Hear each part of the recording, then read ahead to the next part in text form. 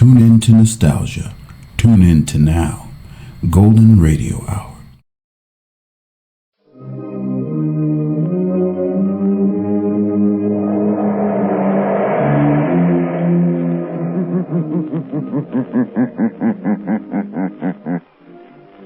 The shadow knows.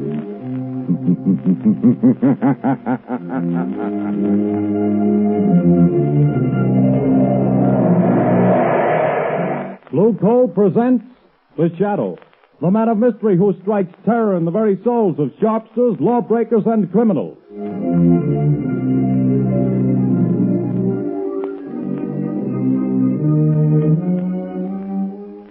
Friends, there's no longer any need for you to rely on guesswork when it comes to buying fuel.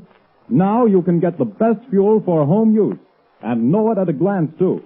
For Blue Coal, the finest of Pennsylvania hard coal, is colored a harmless blue at the mines for your protection, so that you can identify it instantly. To be sure that the fuel you buy is the safe, healthy, economical fuel, get America's finest anthracite.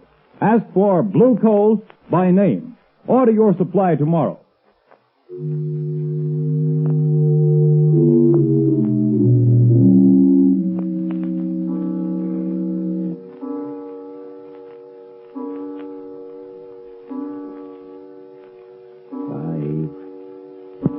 Arthur, don't, 7, please. 8, 9. This is the hour, my dear. I can't stand it, I tell you. Always at 9 o'clock it comes. But if I hear that horrible thing again, I'll go crazy.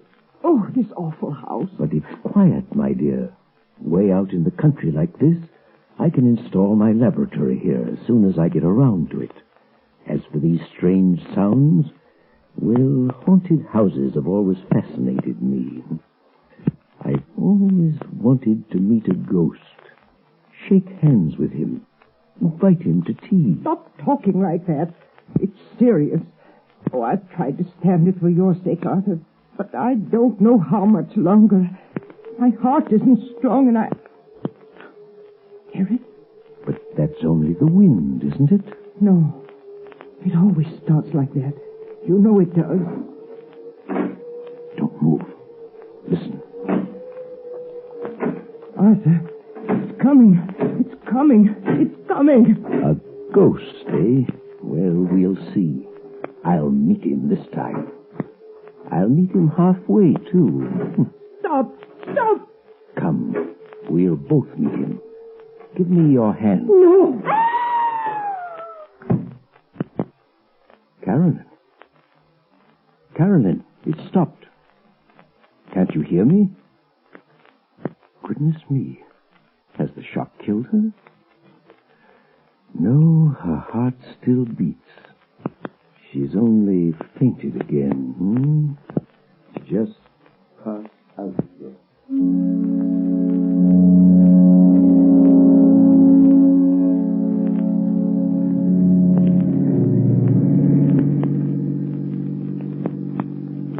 Turn the next corner, Lamont. It's that big house set on the hill. May I ask, Margot, the reason for this late call on Carolyn Sneed? Well, I'd like to know what's the matter with the poor woman. I got an awful shock when I saw her in town last week. She looks positively haggard. I never saw such a change come over a person. Married life may not agree with her. She was a spinster for close to 40 years, wasn't she? I know, but I think she was foolish. Carolyn has nearly $1 million in her own name. She didn't have to marry. Yes, but right now I'm not the shadow. Remember, I'm just your patient chauffeur, darling. Lamont Cranston, in need of a rest from my famous mystery man role. That last adventure took a lot out of me, you know. Well, a marriage problem is hardly as... Seriously, though, nobody knows anything about this man she married. He came into town 6 months ago, met Carolyn in some accidental manner at the county fair, and proceeded to rush her off her feet. I've met him only once, but I don't like his looks. Something sinister, I gather. Hence the shadow idea. Well, who is he anyway? Professor Arthur Sneed, I believe he calls himself. He has a small office in town where he's supposed to be working on inventions or something. Well, here we are. Usually pretty level-headed, Margot, but Don't let your aversion for this man we're seeing be too apparent.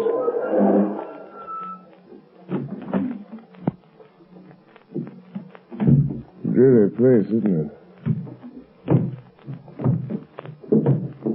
I don't see any bell. I guess you're supposed to use the knocker. Here he comes. Well, who is... Oh, it's you, Miss Lane. Yes. Good evening, Professor Sneed. I hope we aren't too late. Too late? Too late for what? Why, I phoned Carolyn that we'd drop in just to say hello. Well, she didn't tell me. Carolyn isn't feeling well at the moment. I'm sorry. Good night. Oh, but please, I only want to see her for a moment. That is, unless it's something really serious. Well, it isn't as serious as she pretends to think it is, but, well, come in. Thank you. This is my friend Lamont Cranston. Come in. I'm very happy to see Mr. Cranston. I've heard a lot about him. How do you do? You say Carolyn is ill? She didn't mention it when I... It came on suddenly. She's been in a nervous condition lately, but it's mostly imaginary. I made her go to bed. Well, would it be all right if I saw her? I suppose so. Go on up if you like. Well, thanks. I'll only be a few minutes, Lamont. What seems to be the trouble with your wife, Professor Sneed? Oh, she's run down, I guess. Frightfully nervous. She has some absurd notion that this place is, well, haunted. Haunted? It's only the wind, of course, and the creaking of an old house. Ghosts. She keeps talking about ghosts. And I can't persuade her that there are no such things. Of course, old houses have a habit of getting themselves haunted, Professor. As for myself, I'm not so sure there aren't such things as ghosts. But surely, Mr. Cranston... Oh, not the conventional sort, perhaps, but... I mean people's spirits. Souls, whatever you want to call them. Haunting the places where they've been unhappy. Very interesting, I'm sure. But a lot of tosh. I put no stock in it. No? I'm just noticing that rather rare book on the table, Professor. Neuroses of Death. What? If you're interested in that, I'm sure you must be interested in ghosts. I understand its morbid analysis of the factors of violent death are quite interesting. What do you know about it? Oh, I read all sorts of things, Professor. Professor Sneed. Oh, yes, Miss Lane? Carolyn wants her sedative. Oh, yes. I'll go up and give it to her. Did you find her comfortable, Miss Lane? Well, I think Carolyn is seriously ill. Yes, but more nerves than anything. Excuse me just a moment, won't you? Lamont, there's something wrong here. I was afraid there was. I don't know what it is, but it's something terrible. What's the matter with Carolyn? Well, she hardly recognized me, and she talks like one in a trance, as though she were in the grip of some deadly fear. When I suggested sending the doctor over, she shook her head, but I'm going to just the same. I can't help feeling it's that man, her husband. Yes, he isn't very pleasant, is he? His skin has an odd pallor. You see it on men who've spent some time in prison. There are many little traits of his behavior that interest me as a psychologist. A remarkable man. But you don't mean... I don't know. But I think we'll investigate this more or less formally, Margot. I'll visit the professor tomorrow at his office in town. If there are ghosts involved here, perhaps the shadow can bring them to light.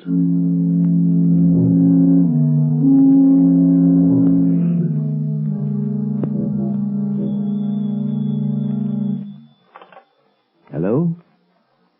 Yes, Carolyn. Well, don't worry, my dear. I'll leave the office here at 5, and I'll be home before 6. Yes, I understand. Goodbye, dear. Well, who is it? Is that you, Miss White? Who's opening that door? Don't get up, Professor. I'll close it after me. What? I thought I might find you in. Who said that? Who are you? Your conscience speaking, Professor. Or have you a conscience? I'll show you what I've got. Don't excite yourself. I'm only a voice. A voice they call... Professor, have you ever heard of the Shadow? The Shadow? Yes. You seem to have heard of me. What do you want? I've come to warn you, Sneed. Warn me? Warn me about what? I know what you're doing. What? And I know how it's going to end. The end is death. Death? I have something here I'll toss in your lap. There. Do you hear it? Why, you... Get out of here, I tell you. See it? Look. It's half of a playing card. The ace of spades. When you find the other half, that will be the end. Get out and leave me alone. All right, Sneed, I'll go, but don't forget. The Shadow knows.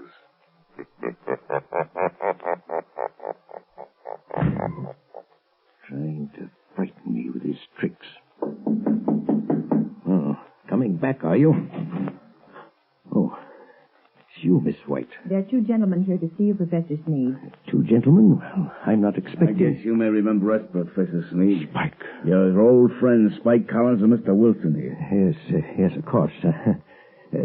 Please take those circulars on your desk, Miss White, and mail them at the post office right away. Yes, sir. Lock that door, right? Okay. And what are you staring at, Sneed? We ain't ghosts. I thought you two were doing a stretch at Leavenworth. Yeah, we were. But we framed a getaway. And now we come to see an old pal. Well, now listen, Spike. I'd help you if I could. Nuts. But... We've been watching you, and we know your game. We ain't got no time to stall. This old dame you married has got plenty I of... don't know what you're driving at. Well, you'll know if we squawk about that dame you married out in Idaho that croaked without anybody knowing what was the matter with her. Cards on the table, Sneed. Is this one signed our money over to you? Yes. She fixed her will in my favor. Well, what are you doing to get it? Well, she has a weak heart, and... I know. Playing ghost and scaring her to death, eh? That's too slow, Sneed. I got a better scheme. We break into the house, stage a burglary, see? In a scuffle, the old dame gets shot, dead. It's quick. No, you can't do that. No, you'll see.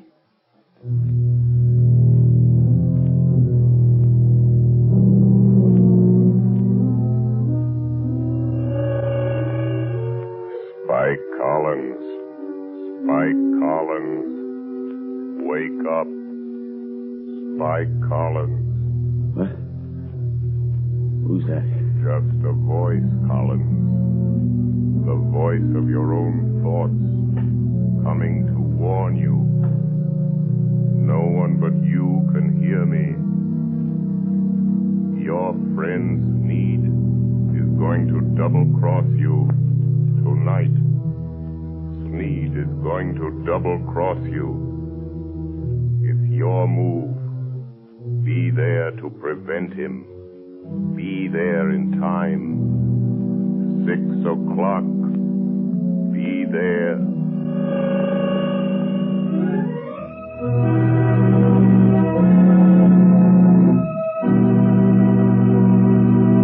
The Shadow will return in just a few moments. While we're waiting, ladies and gentlemen, I want to tell you about the ever-increasing popularity of Blue Coal, America's finest anthracite.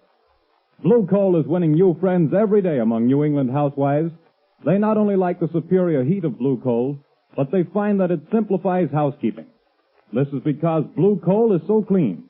It burns completely and does not send any particles of unburned carbon through the house to be deposited on furniture or woodwork. The drudgery of daily cleaning is reduced to a minimum with this clean fuel. Blue Coal is the largest single brand of solid fuel prepared especially for home use. Each car is laboratory tested at the mines for purity and size before shipment. Blue Coal is Pennsylvania's finest anthracite. So that you can personally identify this excellent fuel, it is actually colored blue at the mines. Order it by name. You will find the name of your nearest Blue Coal dealer listed in the Where to Buy It section of your classified telephone directory under the name Blue Coal.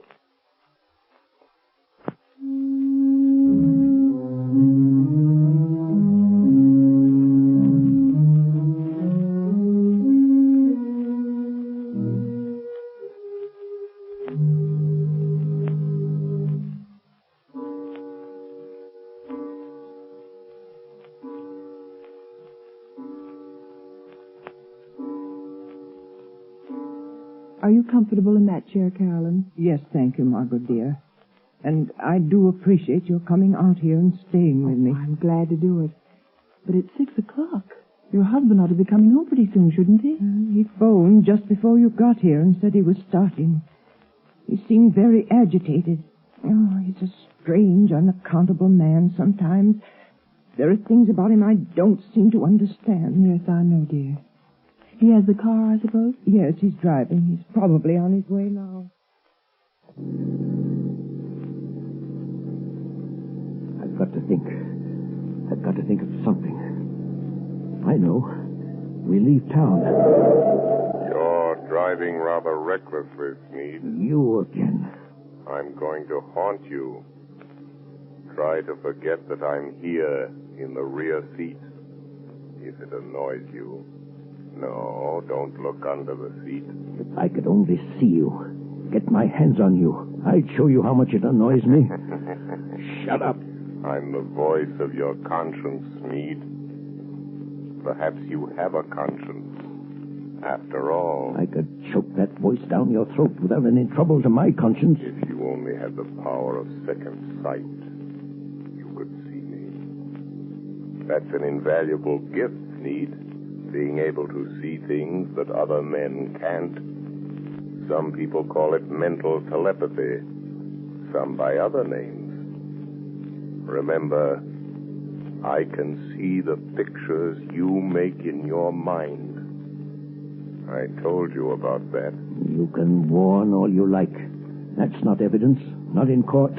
A lot of wild guesses that don't mean anything. Well, doesn't it frighten you a little, Sneed? I simply will you not to see me, and you don't. Careful.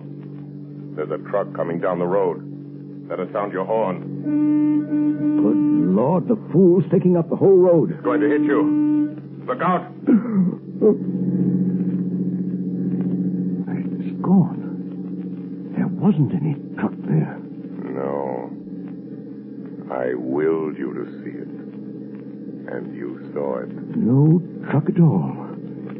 Just hypnotism. Gosh, I'm having hallucinations. But that's the way to dispel hallucinations. Drive straight through them. Be careful. We're near your house. And this old mill road is tricky. What about it? Look, Sneed. There's a man in the road ahead of you. There is, eh? Really? Why, it looks like one of your two pals that called on you today. I knew he would be here, Sneed. Really? You're going to hit him if you don't watch out. More of your hallucinations. You think that I'll believe you again, don't you? Well, I won't. Look out. I hit him. This time, it was no hallucination, Sneed. He was in front of you.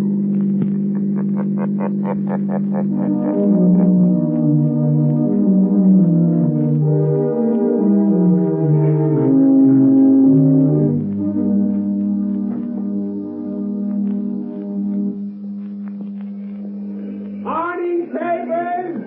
Morning papers! Ex-convict Spike Cullen found dead last night on the old mill road. Spike Cullen, wanted by the police, found dead. Here, son. I'll take one. Here, sir. What's it all about, Lamont? Read all about Found dead on Old Mill Road. But that's out for the Sneed's place. Yes, I believe it is. Notorious criminal struck by automobile and killed. He was certainly struck by an automobile. I wonder if Sneed knew anything about it. He acted very strange when he got home last night. Strange? What way? Well, he was pale and shaky, and he hardly seemed to know I was there. He told Carolyn that he'd had a message from out of town, and they'd have to pack and leave. Well, did he say when? Well, they thought they could get their trunks and things ready by this afternoon sometime. You're not going to let Carolyn go with him, Lamont? Not if I can help it.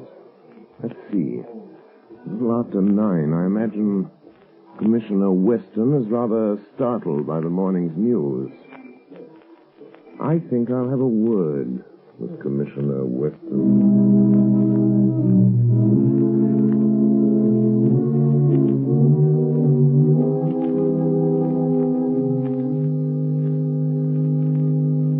Commissioner Weston, they're sending Collins' body into the morgue. You went out there this morning and checked all details, Captain? Yes, sir, I did. And whoever hit him certainly smashed him up good. His face was all out of shape and couldn't recognize him. But we found these in his pocket. Now, let's see. A letter from his girl out west, looks like. Insurance policy. Library card of Leavenworth Penitentiary. And this ring, sir, that Collins always wore, with the figure 8 on it. Oh, yes. Well, it's a good job done, whoever did it. Tag that stuff and file it. Yes, sir. Let me know when the wagon gets here. Yes, sir. Police Department, Commissioner Weston speaking. Good morning, Commissioner. This is your good friend, the Shadow. Oh, yeah? Well, what the blazes do you want? To be of a little assistance, as usual. Yes, I see. I'm getting tired of this rigmarole, though heaven knows things happen when you phone. And what's the assistance today? Why didn't you investigate the ghost that haunts Sneed House, Commissioner, on the Old Mill Road? Well, you missed up on that one, Mr. Shadow. I don't put much stock in ghosts, but we went out there and checked up, searched the house. There's no evidence. No. Go again today, Commissioner. And this time, I think you'll get your evidence.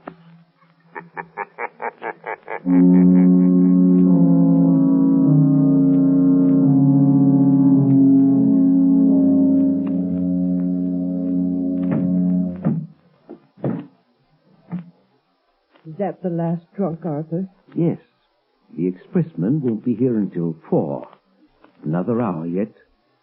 Why don't you go up and lie down a while, Caroline, Yes, I will. I'll try to sleep a little now that it's daylight. You told the milkman we wanted to pay him. He's coming back before we leave. Good. Well, that must be him now at the back door. Get back. Get back. What's the matter, Sneed? Think you're seeing a ghost? Stop. Don't come near me. Nuts. Snap out of it, will you? This is me, Spike Collins. You? Alive? It wasn't me you hit with your car last night on that back road. Well, I guess you wish it had been, huh? Who was it then? It was Rat Wilson. Fool got half pickled trying to get up his nerve for the job. Staggered out on the road before I could stop him, and wham! It was all over. Wilson, eh? So there was my chance, see? Him and me about the same size, his face and hands all smashed flat. I put my stuff in his pockets, my ring on what was left of his finger. There I was, dead. And all that time you was giving me the double cross. And maybe I am a ghost, but I can still deal with you, Sneed. Who is it, Arthur? Just a minute, Carolyn. Now listen, Spike. There's only one way to see this thing through. You and I have got to stick together. The Shadow is after us both. We've got to get out together, away from this Shadow. Don't kid me anymore about the Shadow. You see this cat? I'm here on business and I'm going through with it. Put the old lady out of her misery. Good Lord. What's the matter? There. On the table. Nothing but a torn playing card. The ace of spades, or half of it. You've got to stop it, Spike. You've got to stop. Arthur, what's the matter? Who's this man? Carolyn, this is a friend of mine. Friend? Sure, a friend. But I don't understand. The pistol, Yeah, that's my way of doing business, lady. Your husband does it different. He's been scaring you to death, ain't he? Making you think the place was haunted. You know how he always does it? Stop it, Spike. He used to be an electrician, see? He rigs up a sort of electric sound box with a remote control switch. He usually puts the switch over here by the door. Yeah, here it is. What's it all about, Arthur? The ace of spades. The end. Death. When he turns the switch, you hear the ghost dance. All you have to do is turn this knob. That's the way it works, lady. But I hear it.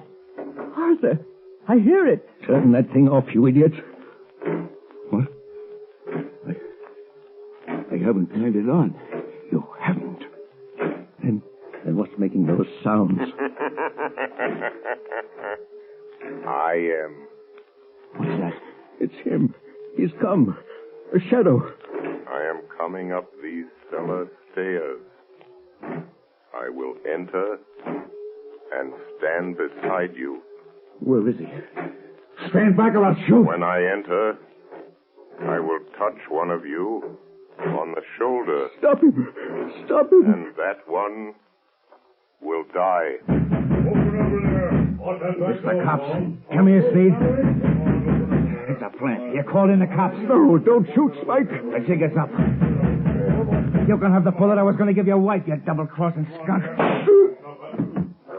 Oh, you killed him. Come on, here we are. Go through that side room, boys. Okay.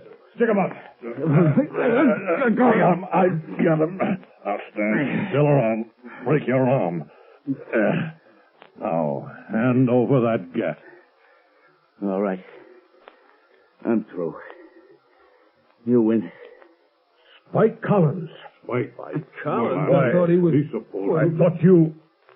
Say, what is this? Who was that guy that got killed over here last night? Come clean, Collins. Whoever it was, I didn't do it. Who's that? Where are you? Don't be alarmed. I am here behind you, in the shadow. Oh. So you're here, Shadow, eh? Maybe you know who got killed here last night. The man killed last night, Commissioner, is a ghost. Oh, yeah? There are now 2 ghosts in this little adventure.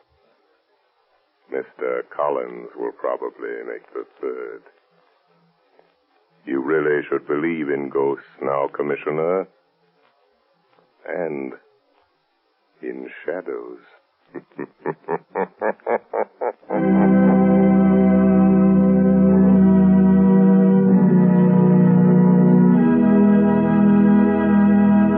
And now, before today's adventure with the Shadow comes to a close, John Barclay, Blue Coal's own heating expert, is here to give us another of his practical talks on automatic heating. Ladies and gentlemen, Mr. Barclay. Good evening, friends. In former Sunday night talks of mine, I've shown you the importance of having the temperature of the home properly controlled with a Blue Coal automatic heat regulator. That is, in terms of health and convenience. Now, tonight, I'm going to give a third important reason for automatic heating: economy. Most authorities will tell you that the proper degree of heat in the home is 70 degrees. Naturally, you can't by hand keep your fire from giving off more than 70 degrees of heat, but the Blue Coal automatic heat regulator can and does. But here's how that saves you actual fuel dollars. Heating engineers have discovered that for every degree you raise the temperature above the desired 70 degrees, your fuel goes up in cost 1.5%. So you see, friends, by automatically shutting off that heat, that extra, wasteful, unhealthy heat regulator automatically saves on fuel costs. Why not investigate this Blue Coal heat regulator further? Ask your local Blue Coal dealer to give you a demonstration. The cost is only $18.95 plus a small charge for installation. You'll find it well worth every cent of that and more. Moreover, if you have any heating problems, discuss these also with your Blue Coal dealer. He is the best informed heating authority in your community, and assisted by his John Barclay trained serviceman, can, I'm sure, help you save money and have a more comfortable home this winter. This service is free. It cost you nothing. Thank you.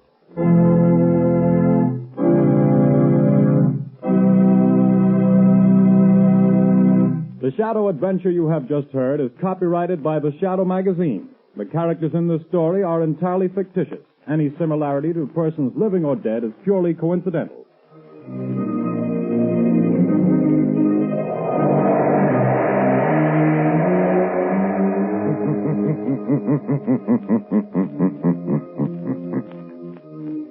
The weed of crime bears bitter fruit. Crime does not pay. The Shadow knows.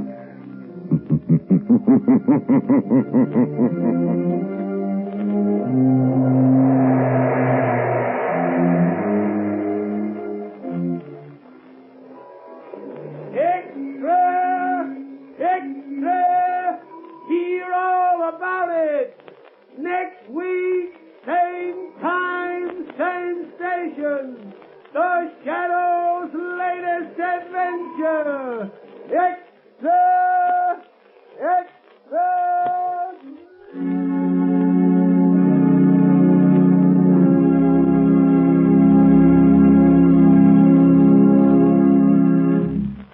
Your announcer, Arthur Whiteside.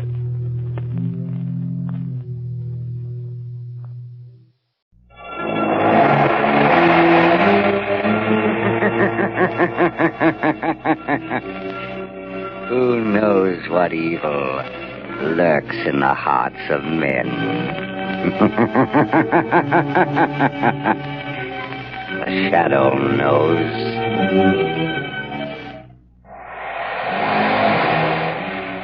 Blue Coal presents The Shadow, the mystery man who strikes terror in the very hearts of shopsters, lawbreakers, and criminals.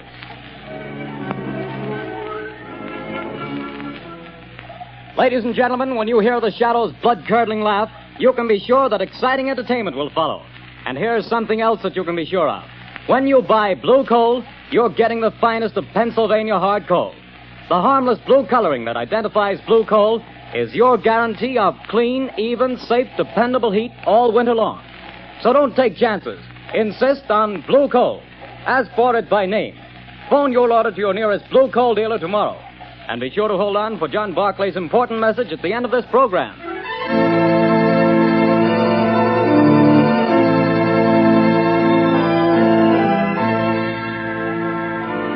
The plot murder announced for today has been postponed. Today, the Circle of Death.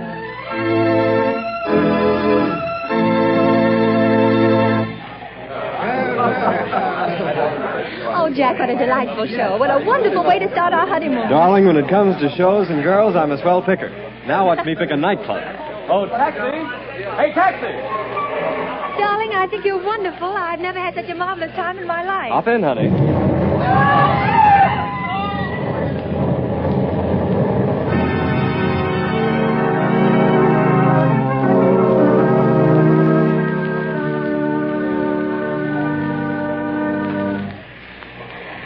Well, things are pretty quiet around the theater district tonight, Bill. Yeah, pretty thin crowd. I don't blame folks for staying away. After those 3 bombings and 15 people being blown to pieces, I wouldn't be here myself if it wasn't the commissioner's orders. Same here. Boy, has this town got the jitters. Commissioner Weston's hopping around like a cat on a hot stove. I hear the Midtown Association is going to ask for his resignation if he don't catch the nut that's scattering bombs around here like confetti on New Year's Eve.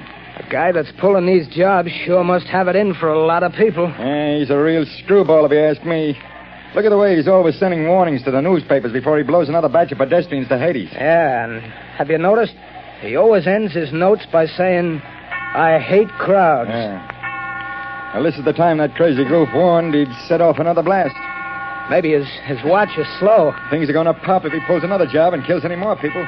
Well, maybe all the cops have him scared off. Maybe. Maybe not.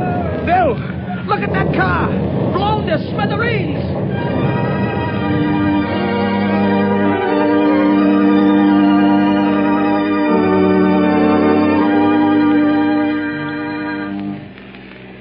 Mass killer strikes again. 5 more dead. Get your paper here, pants. Be Read all about the mad maniacs later, Swan. It's horrible, Lamont, horrible. It's senseless and insane, Margot. Crimes like this always are. Turn on the radio. It's time for a news bulletin. There's a switch on the dashboard. All right, Lamont. Back upon the inefficiency of the police department. Tonight at Midtown Hall, a meeting of businessmen of the entertainment world and property owners is in progress. Police Commissioner Weston has been asked to defend his department and produce results or resign. That's enough, Margaret. Washington, D.C. Now listen carefully. Yes, Lamont. I want you to go to that protest meeting right over there at Midtown Hall. Commissioner Weston is speaking, and the crowd is pretty certain to heckle his explanation of the failure of his department to catch this fiend. I'm sure of Now, it. here's what I want you to do. Keep quiet and watch your chance. Then I want you to cry out that Shadow could solve this crime without half trying. Aren't you flattering yourself? Never mind that, Margot. I have a very definite reason for doing this. A lot depends on your getting the crowd to take up your suggestion. I'll do my best, Lamont. But where are you going? I won't be far away. Hand me that leather case on the floor. Right. Here you are. Am I permitted enough womanly curiosity to ask what's in it? Just a little wiretapping device. Telephone? No. Now, Commissioner Weston will be talking over the loudspeaker system in Midtown Hall. Don't be surprised if the Shadow interrupts his speech. Now, remember, Margot, cry out at the psychological moment. Hundreds of lives depend on it.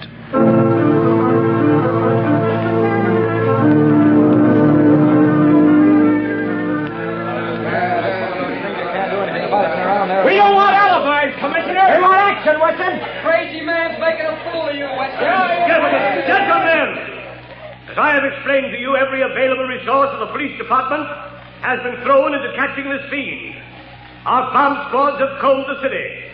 Every known criminal with psychopathic tendencies has been rounded up and questioned. Not one fragment of a bomb has been found. No buildings have been damaged.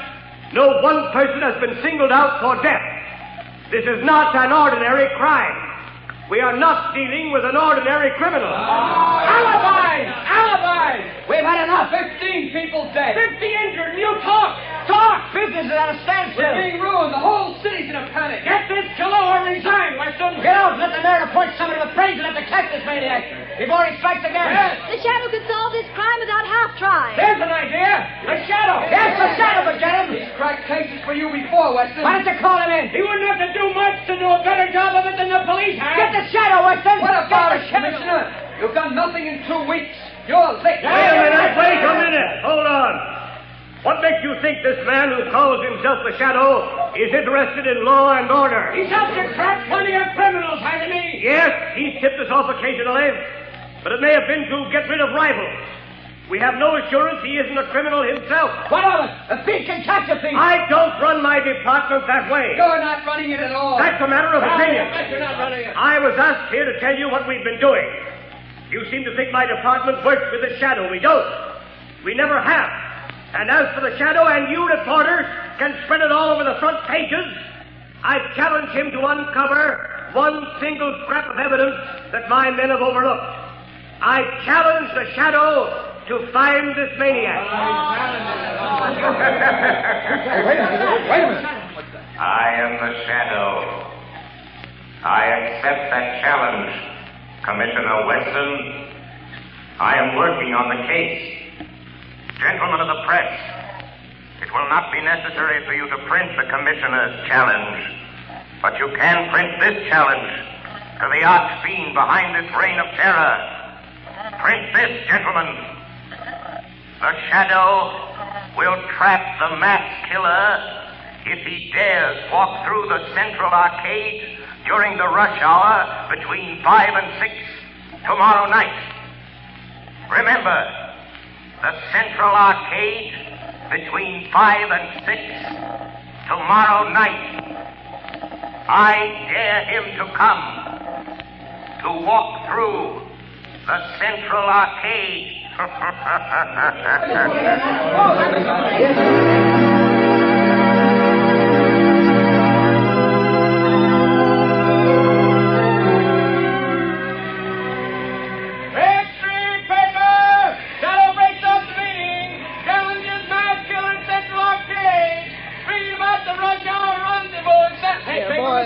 Boy, you here.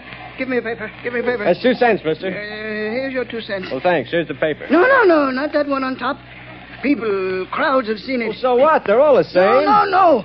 Give me that one underneath. Okay, the customer's always right. Hey, you mass murderer, challenged by the shadow. That's your extra paper. The Central Arcade tomorrow. So he's daring me, this shadow fellow. He knows I hate crowds, and people pushing and getting in my way, voices talking and shouting. I hate them.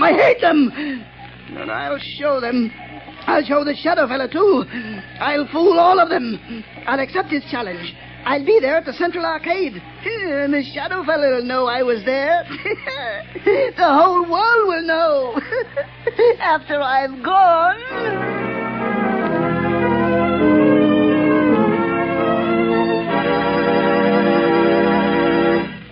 Your orders have been carried out, Commissioner Weston. Good. There'd better not be any slip-ups. 200 patrolmen are stationed in the neighborhood of the Central Arcade. 50 picked men of the plainclothes and bomb squad will be in the crowd. If there is a crowd. There'll be a mob after all the publicity. If I could get my hands on the shadow, I'd wring his neck for this. What time is it? A little after 4, sir. We better get down there pretty soon. Yes, sir. Shall I take that call, sir? No. I've been waiting for this. And if it's who I think it is... Hello. Listen to me, Shadow. No, Commissioner Weston. You listen to me. I'm listening. Quick, Collars, trace this call. Yes, sir. Don't bother, Commissioner. You can't trace this call. I've tapped a line. Just as I tapped the Midtown loudspeaker system last night. So that's how you pulled that crazy stunt. You're a fool, Shadow. Don't you realize you've endangered the lives of thousands of people? Nothing will happen if you do not interfere. I don't take my orders from you, Shadow. You're not running the police department. I'm not giving orders, but I need your help. Just do one thing for me, and you and not the Shadow will get the credit for the capture of the mass killer. Oh, yes? Well, what do you want? Just keep the crowd moving through the narrow arcade. Just keep them moving. Keep them moving. Everything depends on that. What are you trying to do, Shadow? To find a needle in a haystack. A man in a million. You haven't a chance.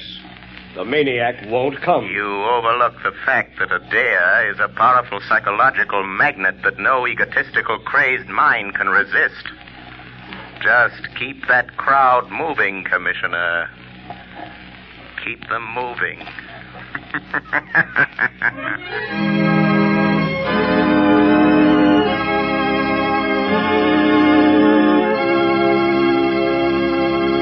When you start figuring ways and means to save money for Christmas gifts, fuel is probably the last thing that comes to mind.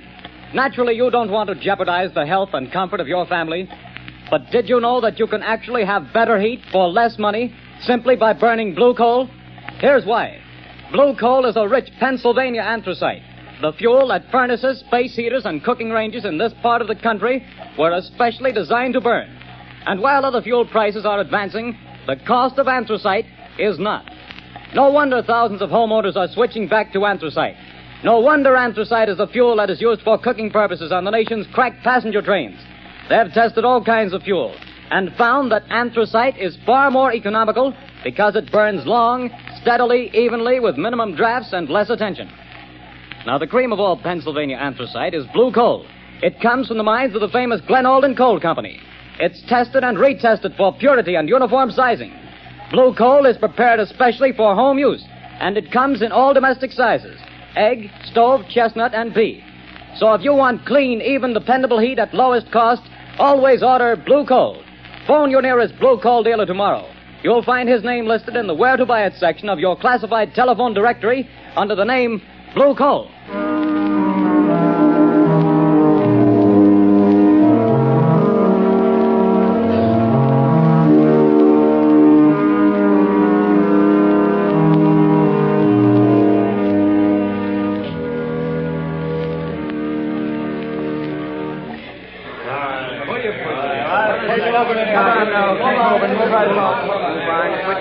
Arcade. Keep moving. Well, the time's almost up, Commissioner Weston. Yes. 2 minutes to 6. Oh, this is the longest hour I've ever spent in my life. Can you beat it the way people have flocked here on the chance of seeing somebody else blown to bits by this maniac? Looks like the shadow was right. The way they've been swarming through this arcade. Yeah, and watching each other like a bunch of wild animals. You see what happened to that poor guy with the Christmas box? I nearly killed him before we got him out. All he had was a doll for his kid. I saw it. Well, the time's up, Commissioner. Yes. Thank heavens. Any orders, sir? Just keep the men on duty till this crowd thins out. They'll be going home now. Commissioner Weston, look. What is it? The maniac. He's been here. Look at this piece of paper. Where'd you get it? In the arcade. He must have dropped it. Oh, what's it say, Commissioner? Tell that shadow fellow I'll kill me a lot more people at 11 o'clock tonight.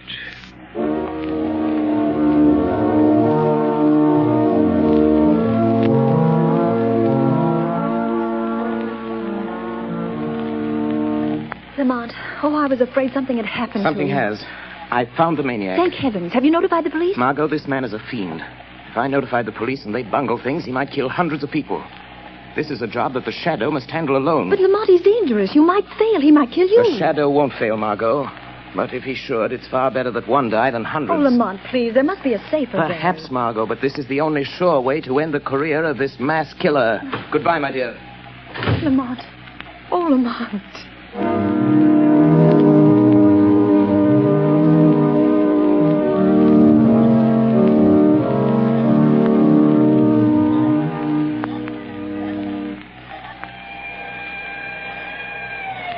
Look lively, Connors. Here comes the headquarters car. Yeah, it's Commissioner Weston's car. He's plenty worried about this maniac threatening to kill another batch of people at 11 tonight. Well, he'll sure have to go out of the theater area to kill him. They won't let anybody in the district here without a police permit. Wait a minute. Here comes a guy. Hey, you.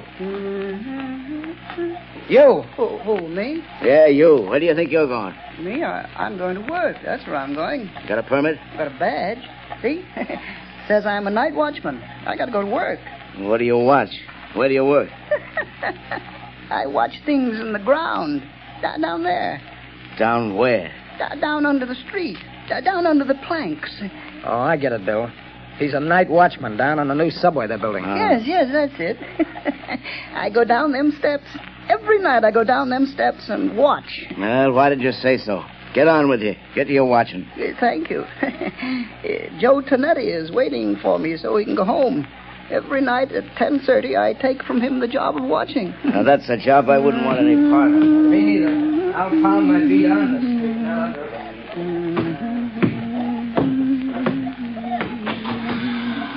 Oh, Joey Tonetti. Joey, you can go home now. I'm here to watch. Hey, what's the matter? You're half a big speakerback fella. You're 5 minutes late. I want to go home. Here's the keys to everything now. You watch out. Don't you go to sleep. The police don't want to let me come to work, but I show them the badge.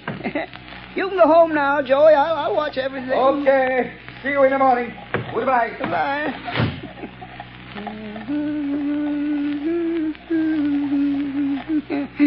Oh, those people. So many people always pushing me. But I'll show him. I'll fix them good. I'll kill him. That shadow fella, I'll show him too. Now I'm alone. All alone. Not quite, Anton Spivak. You are not quite alone. I am with you. Huh? Do you hear my voice, Anton? Sure. I always hear voices. In the dark, on the street, and here under the street where I watch every night. Yes, Anton. But you've never heard my voice before, have you? Well, maybe. I don't think so. What's different about your voice? It's the voice of the shadow. Oh, you're a pretty smart voice. How'd you find me? Where's that shadow fella the newspapers talk about? I am more than just a voice, Anton Spivak. I am the shadow. You're the shadow? Yes. Where are you hiding? I am hiding under the cloak of invisibility. You cannot see me because I have clouded your mind, so you cannot see That which is here. How did you get down here in this subway excavation? I followed you down the steps. How'd you know where to find me? I picked you out of the crowd in the Central Arcade. How did you know I was the one? Your eyes showed me. I knew then how much you hate crowds. My eyes show you? Yes. You passed close to me as I stood in the shadows. Huh? The arcade is narrow. You didn't see me. No one saw me. But I saw you. How'd you find out my name? I followed you to the place where you live. I found out you work here. In the tunnels. Then you followed me here from my home tonight? Yes, Anton Spivak. All the way. Good. You're a very clever Shadow. But you must go now and let me do my work. I ain't got much time. Now go quick before I get mad. You're plenty smart. I'm glad to know you, Mr. Shadow, but no, you have to go. Yes, I'm smart. But you're smarter. You bet. Let me stay. I want to learn. You can teach me things. Then maybe we can work together. You hate people, too? Yes. I hate crowds. Let me watch you and learn. All right. I'll let you watch. What are you going to do? Yeah, you just watch. What's in this shed? You see? Dynamite. Sticks and sticks of dynamite. Is this what you use to kill people with? Mm-hmm. Yeah. My precious dynamite. They kill the crowds I hate, see? Now, look here. Here's a stick of dynamite already fused. There's 1, 2, 3, 4, 5, and 6 sticks of dynamite to go with it. Now, you watch. See, Shadow, I tie them in a bundle. But how do you take that dynamite to the place where you killed all those people? It's a block away. How do you carry it? That's where I'm smarter than you, Mr. Shadow. Show me. I'll show you. Now, look, see, it's almost 11 o'clock. Now, here. You see this little hook? I hooked the dynamite to it. Then what, Anton? Wait, you hear that car overhead on the boards? Yes. Well, if the light is red, it will stop right over our heads. Now listen. There, you see? The light is red. Now I take this crowbar. And I go up this ladder. Come on, you come with me. Yes, I am still here. Although you cannot see me. Now you watch. I pry the end of this plank back, see? And I hook the dynamite on the brake rods. I strike a match. And I light the fuse. And when the light changes, the car takes the dynamite with it. And when the dynamite explodes a block away, I'm still here. While the... Oh, no, you put out the fuse. You've tricked me. And here is the dynamite. Oh, you took it off the car. It's gone without the dynamite. And I promised I'd kill a lot of people tonight. Now I have to wait. Tomorrow the crowds will be still pushing me. Scaring me. You tricked me. That's what you did. You tricked me. Where are you, Shadow? Shadow. Come here, Shadow. Nice, Shadow. Nice, Shadow. I'm here, Anton Spivak. Yes, I hear you. Nice, Shadow.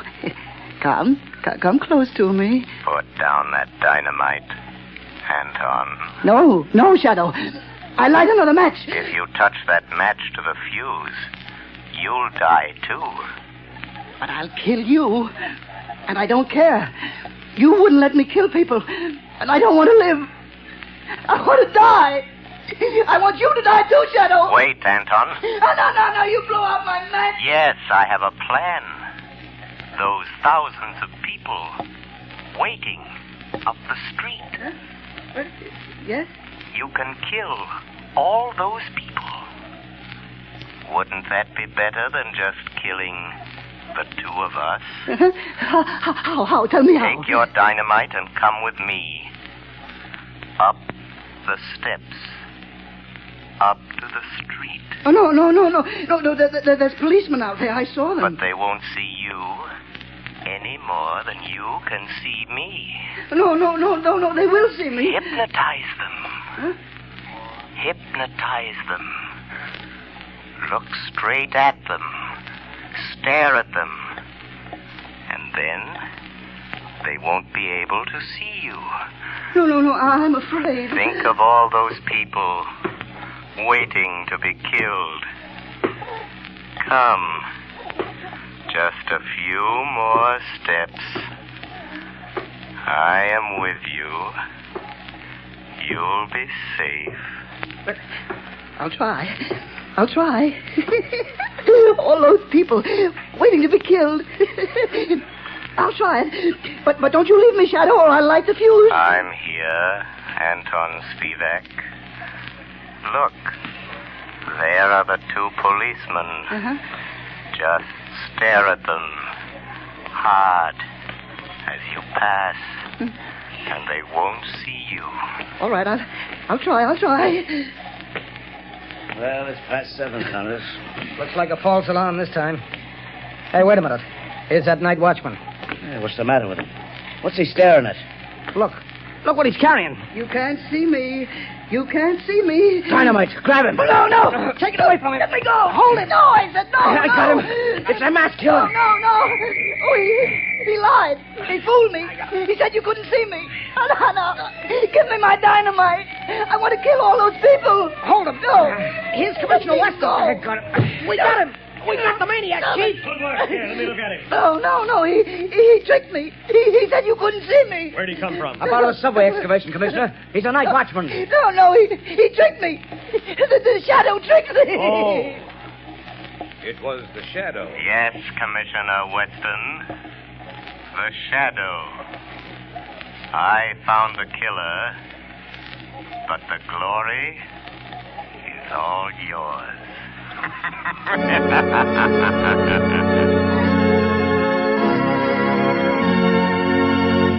Before we tell you of the Shadow's next exciting adventure, here's John Barclay, Blue Coal's famous heating expert, with an important message I promised you. Ladies and gentlemen, Mr. Barclay. Friends, there are just 2 more days left in November. That means that homeowners have only 2 more days in which to phone their Blue Coal dealers and get the full details on how they may have a Blue Coal heat regulator installed in their homes for a free trial period of 2 weeks. To me, this is the most unusual offer ever made. The free use of a Blue Coal heat regulator for 2 whole weeks without any obligation on your part to buy. Believe me, friends, until you've used one of these marvelous thermostats, you don't know what real comfort is. Imagine having your home warm and cozy from morning till night without once having to make a trip down to the furnace. And that's not all. You'll find you burn far less coal with this regulator, too. But don't take my word for it. See for yourself. Phone your Blue Coal dealer tomorrow. I thank you. Friends, for your own sake, do as Mr. Barclay suggests. Phone your Blue Coal dealer tomorrow and get full details of this amazing free trial offer. Prove to yourself what thousands of satisfied owners already know, that with a Blue Coal heat regulator, you get more uniform heat, more economical heat than the most expensive oil burner can give you. But don't wait. Phone your Blue Coal dealer tomorrow.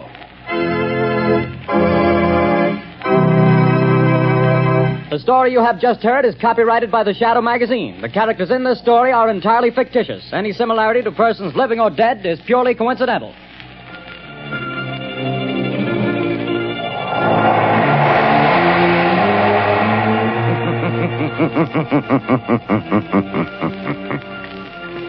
The weed of crime bears bitter fruit.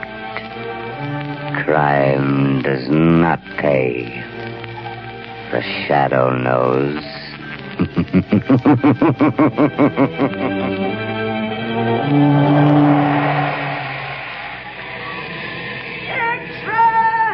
Extra! Hear all about it! Next week, same time, same station. The Shadow's latest adventure. Extra!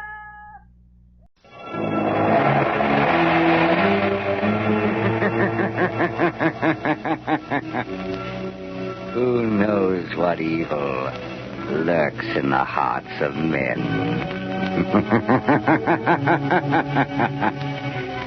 The shadow knows.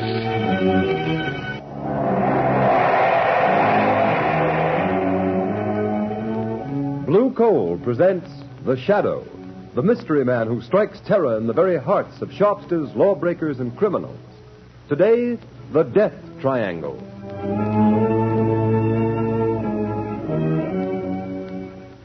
Ladies and gentlemen, The Shadow will be with you in just a moment. In the meantime, I'd like to remind you of a well-known fact. Coal-colored blue means better heat at less cost. For when you buy blue coal, you're getting the cream of old Pennsylvania anthracite. The harmless blue coloring with which blue coal is trademarked is your guarantee of clean, even, safe, dependable heat all winter long. Such heat ensures the health of your entire household. So when you order coal, specify blue coal. Ask for it by name. Phone your order to your nearest blue coal dealer tomorrow.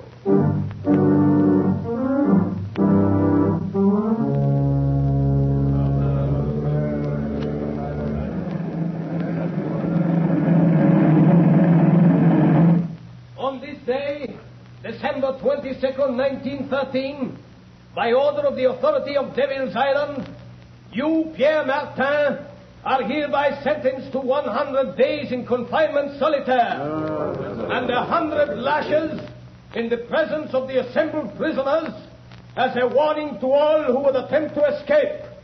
Let the punishment begin. I will find the devil who betrayed me. 1. I will learn his name. 2. I will kill him. 3. I'll find him. I'll kill him.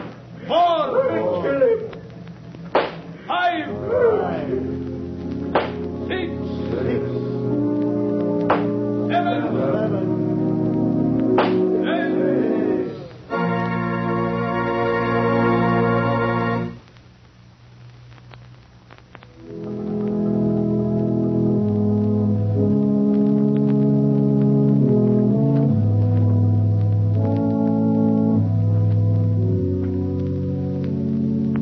Ladies and gentlemen, we interrupt this program of organ music to bring you a special news flash from our affiliated press service. New York, December 12th, 1937. The Shadow has been found. Dr. James Evans, world-famous child surgeon, told reporters this afternoon that a wounded man who claimed to be the Shadow forced his way into Dr. Evans' private clinic and at the point of a gun forced him to remove a bullet. The wounded man then revealed that he was none other than that mysterious character who has waged a one-man war against crime, the Shadow. Before Dr. Evans could report the case to the police, however, the Shadow mysteriously disappeared. The famous surgeon believes the Shadow has little chance of surviving his wounds. Our organ recital now continues.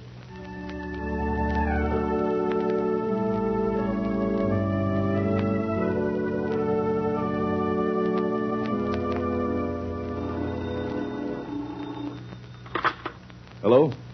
Dr. Evans speaking. Dr. Evans, the man you claim to have operated upon was a fake.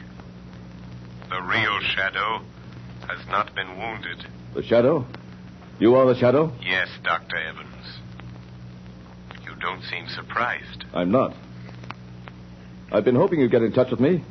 That statement I issued was false. False? Come now, Dr. Evans.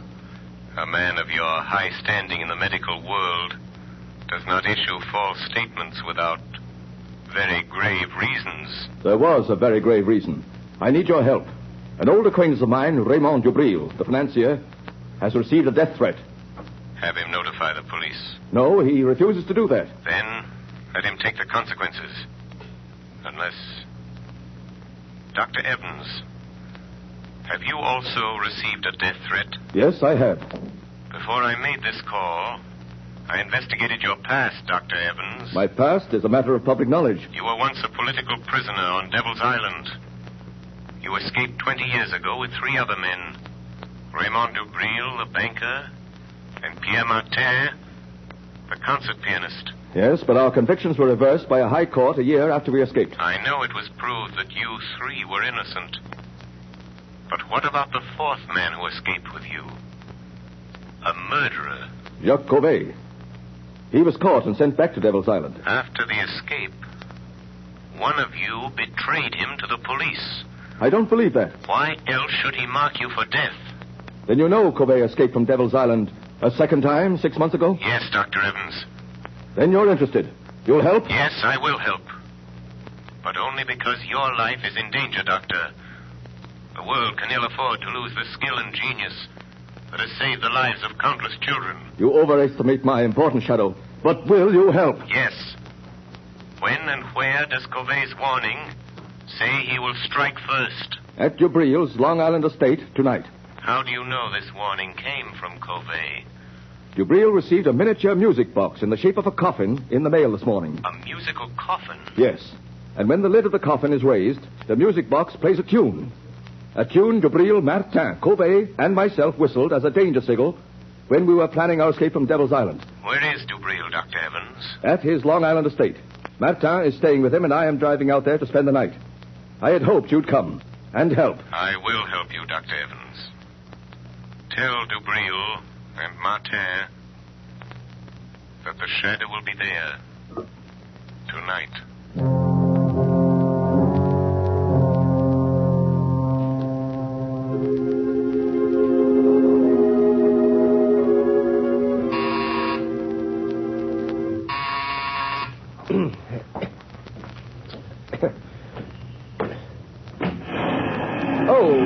Good afternoon, Miss Lane. Is Mr. Cranston at home? No, Miss Lane, he's not. You know where I can reach him? Well, he may be at his club. No, I've tried there. His office? Yes, everywhere. Nobody's seen him all day. Oh, is there anything I can do? Be sure and stay here in case he comes home. I'll call you on the phone later. Yes, miss. I've got to find him. I've got to. I've just got to.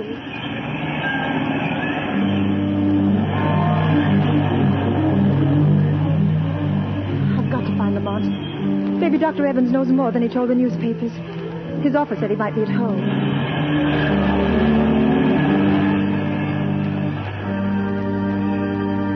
Number 33. Yes, this is it. Oh, Lamont, I knew they'd shoot you someday. Yes, miss? Is Dr. Evans here? I must see him. I beg your pardon, miss, but are you another reporter? Yes, and I must see Dr. Evans. It's important. It's a matter of life or death. I'm sorry, miss, but Dr. Evans has nothing to say to the press. He's not at home. But I must see him. I must find him. I'm sorry. That car. That's Dr. Evans' car. Yes, miss. Where's he going? I'm not at liberty to say, miss. Never mind. I'll find out myself. Taxi! Taxi! Okay, miss.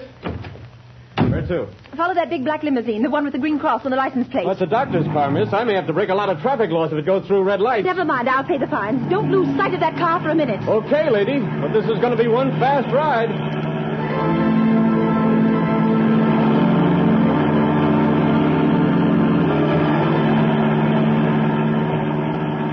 Driver! Driver, slow down. That car's turning in at that estate. What do you want me to do? Go through the gates after? No. Stop here. Okay. Here's $5. Hey, thanks, man. I wonder if this is just a wild goose chase. Lamont couldn't be way out here, not if he's wounded, dying. That car, it sounded like... Oh, but it couldn't be. It is. It's Lamont. Lamont! Margot, what in heaven's name are you doing here? Oh, Lamont, then it wasn't true. You weren't shot. Dr. Evans didn't operate on you. Oh, so you heard that news flash, too. The papers are full of it. I tried to find you at the office, at home, at your club, everywhere. I'm sorry, Margot. I should have known you'd worry, but I've had a very busy afternoon. How did you get here? I followed Dr. Evans' car. He just drove through those gates. What's happening, Lamont? Are you trying to find out why he said he operated on the shadow? Is someone impersonating you? No, Dr. Evans did that, knowing I'd get in touch with him. He needs my help in a very special manner. But why? Is someone after him, threatening him? Yes, also the owner of this estate, the banker Jubril and Martin, the concert pianist. And you're going to help them? I'm interested in helping Evans. He's a great doctor and a great humanitarian. His life is in danger. Lamont, now that I'm here, is there anything I can do? Yes, Margot. Wait in my car. Keep your eye on the house.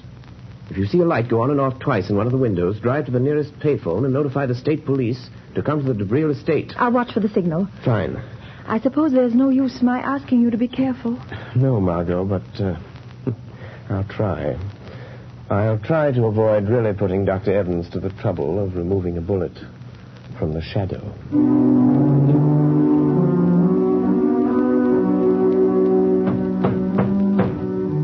Jabril, stop pounding on the table and cursing Covey. Oh, that's all very well for you to say, Evans. Your turn hasn't come, but it will.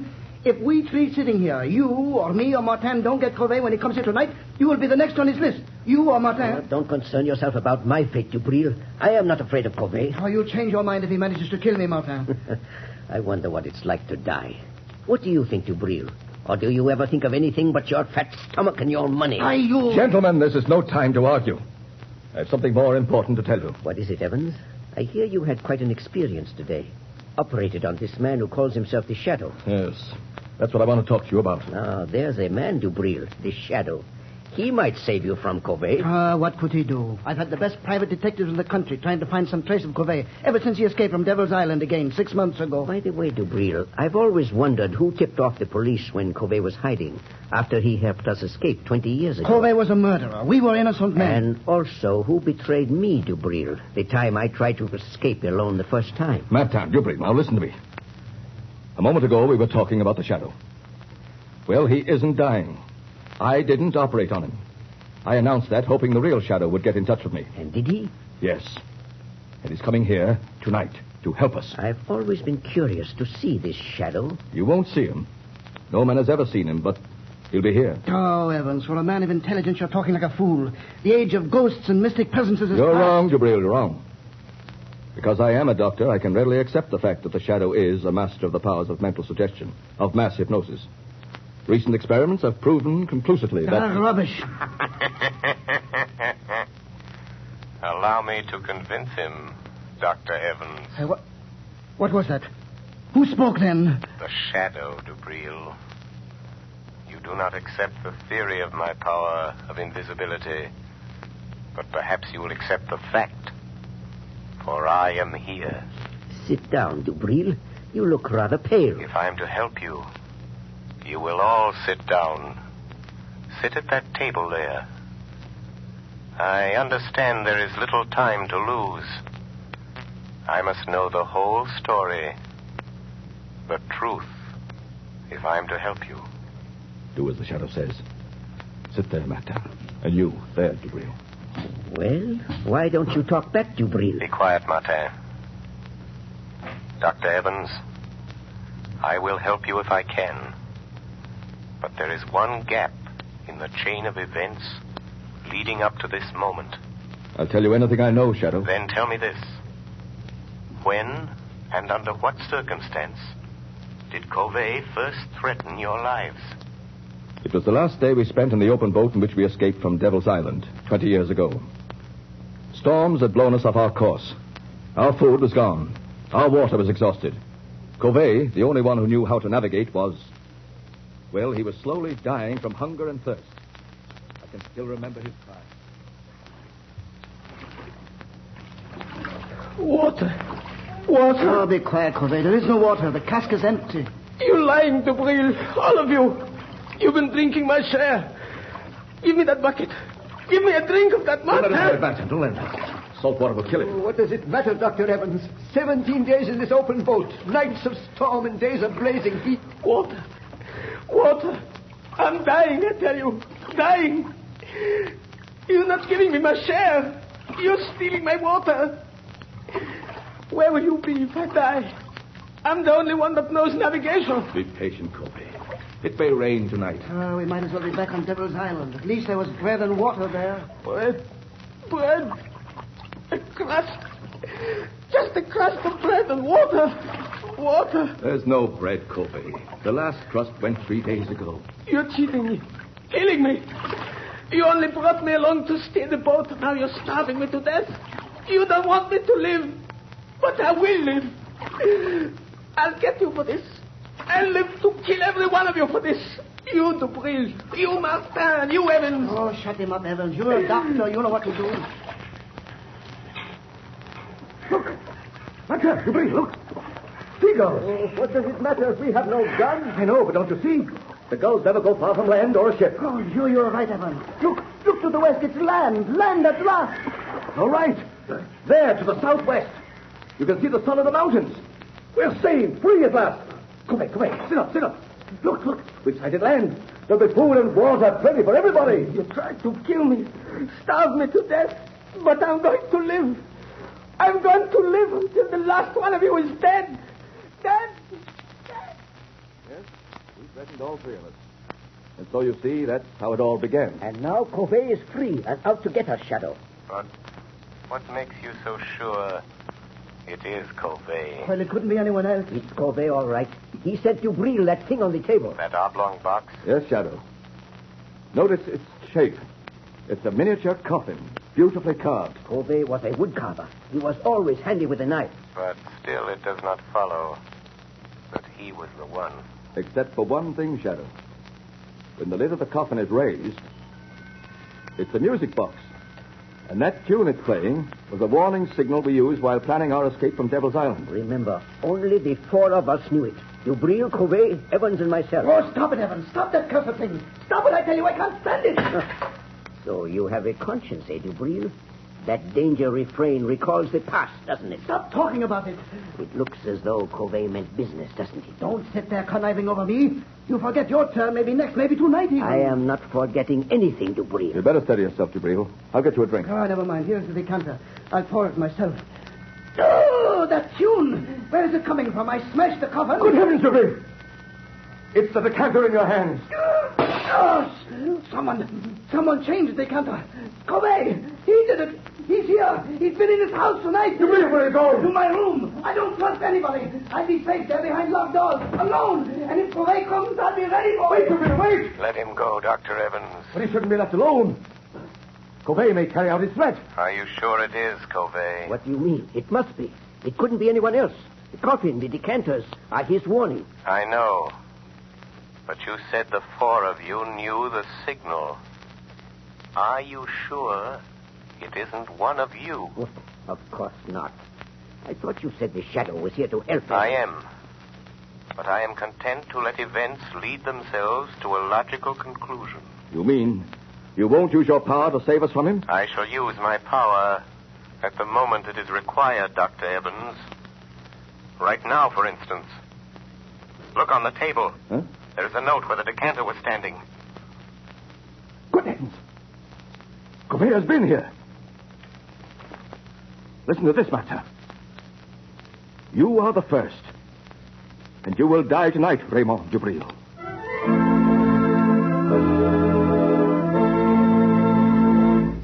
Ladies and gentlemen, the Shadow will return in a moment. There are thousands of families living around snowbound Buffalo today who are as snug as a bug in a rug thanks to blue coal. You have read how the whole city of Buffalo has been literally snowed in. In that entire area, business practically came to a standstill for several days. But those families who laid in their supply of blue coal kept comfortable. The icy, biting winter blowing outdoors made no difference to them. These storms are reported to be coming eastward, so take a tip and get ready. Put in a supply of blue coal tomorrow. It is the most economical fuel that you can use. Furnaces, parlor stoves, and cooking ranges in New England were designed to use anthracite. And blue coal is America's finest anthracite. Blue coal is mined by the Glen Alden Coal Company and is especially prepared for home use. It is available in all domestic sizes: egg, stove, chestnut, and pea. Every carload of blue coal is laboratory tested for purity and sizing before shipment from the mine. Blue coal burns steadily and evenly, sending a full supply of heat to the living quarters of your home, even in the most severe weather. Get set for winter tomorrow by ordering blue coal. You will find the name of your nearest blue coal dealer in the Where to Buy It section of your classified telephone directory under the name Blue Coal.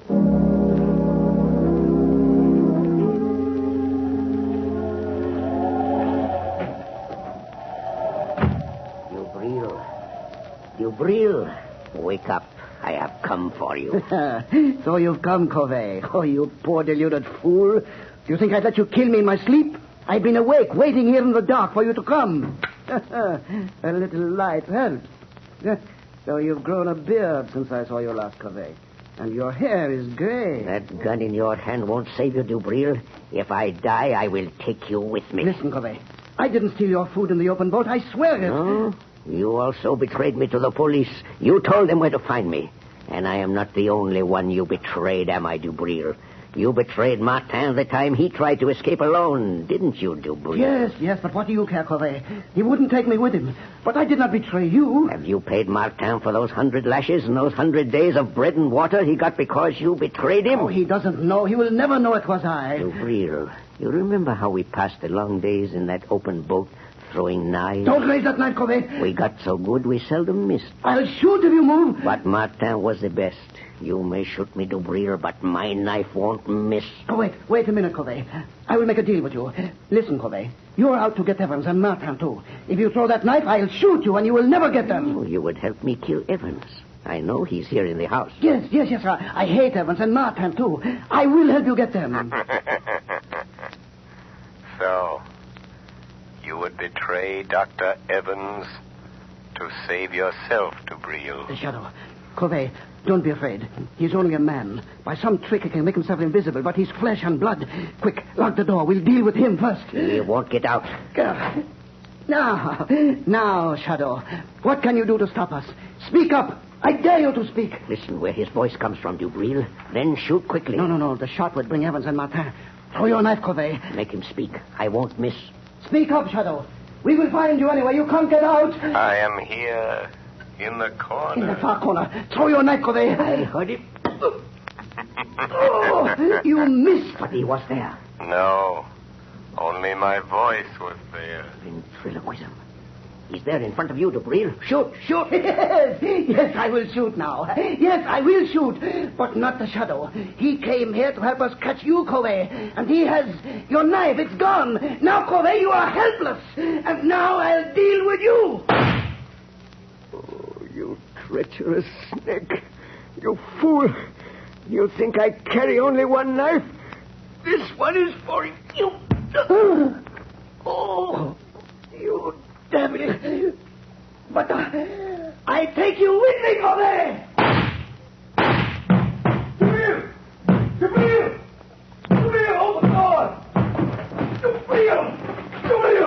open the door. Dubril is dead, Dr. Evans. Dead? Corvé's kept his word. Where is he? Look there, on the floor by the window. Corvé?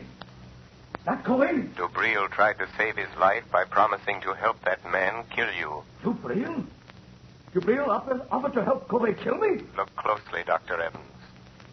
Remove the gray wig and the false beard. Wig? Beard?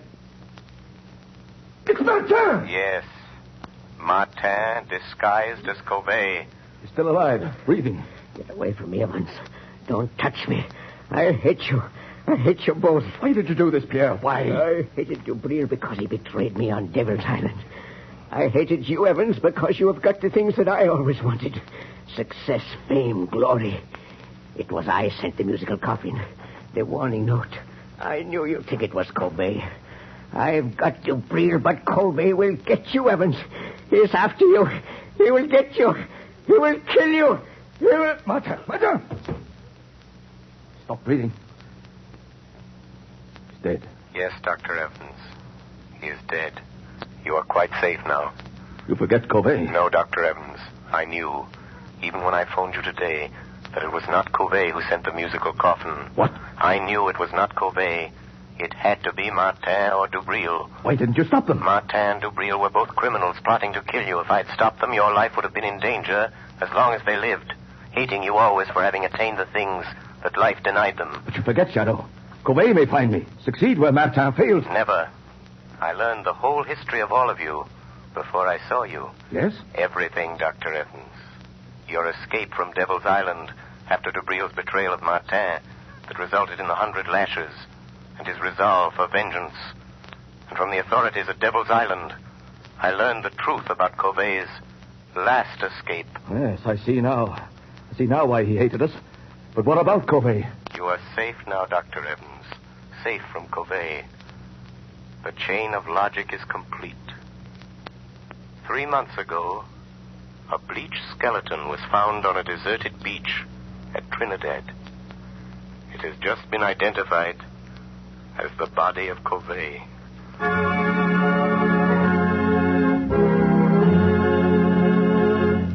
The Before we tell you of the Shadow's next exciting adventure, here's John Barclay, Blue Coal's famous heating expert.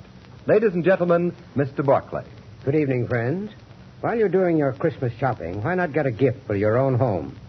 Something will not only make it a cheerier, happier place in which to live, but also make it easier to run. To my mind, the perfect gift for any home is a Blue Coal heat regulator. This marvelous thermostat provides the last word in comfort. For example, there's no running up and down stairs to open and close dampers. The Blue Coal thermostat does that tiresome job automatically.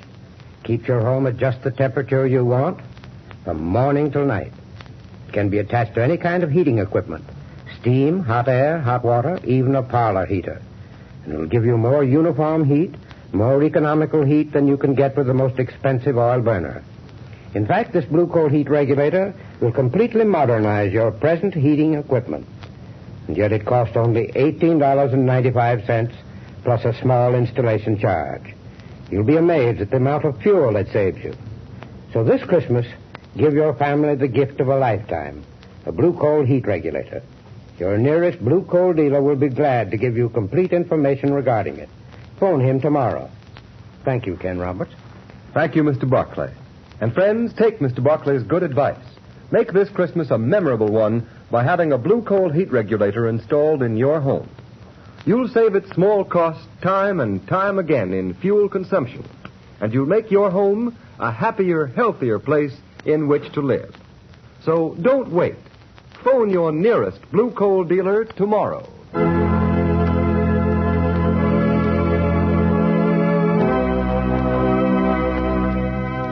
The story you have just heard is copyrighted by the Shadow magazine. The characters in this story are entirely fictitious. Any similarity to persons living or dead is purely coincidental. And at this time, may we remind you to mail your Christmas presents and cards early to secure delivery before December 24th.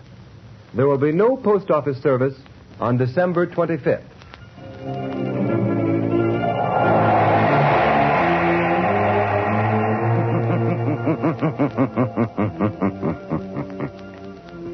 The weed of crime bears bitter fruit. Crime does not pay. The Shadow knows.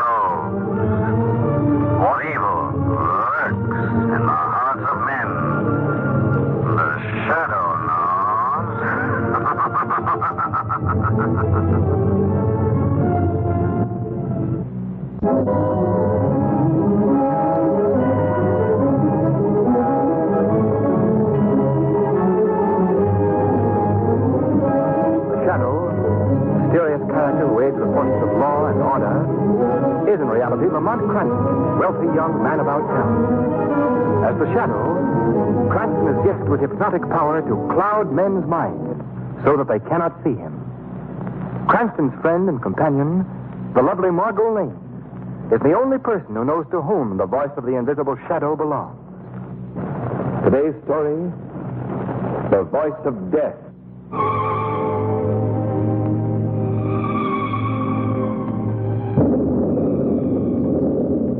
Sam? Yes, Annie. You almost finished reading your paper? Yes, Annie. Time to go to bed, ain't it? Yes, Annie. Better make sure all the windows are shut. Sounds like a real mean storm coming up. Yes, Annie. Sam? Yes, Annie. Did you hear that? What? You hear it? Sound just like little kittens. Yeah. Well, I wonder where they come from. Well, the poor things outdoors on a night like this. Sam, will you go out and find them? Go on, will you? No, Annie, you don't. Just listen to them little critters. Ain't you got no heart, Sam? Oh, all right. Where's my raincoat? Well, here you are. I'll set up a little box for them by the fire. All right. Now, stop your crying, kittens. I'm coming. Just wait. I'll heat up a bit of milk, too. Do you see him, Sam? No, not yet. Here, kitty. Annie, out. Sam, what's wrong? What in the name of holy? Sam, what is it? Sam, what happened? Sam, blood. You're all covered with blood. Rose. Lee. Torma. Sam, how could kittens do... Sam is dead.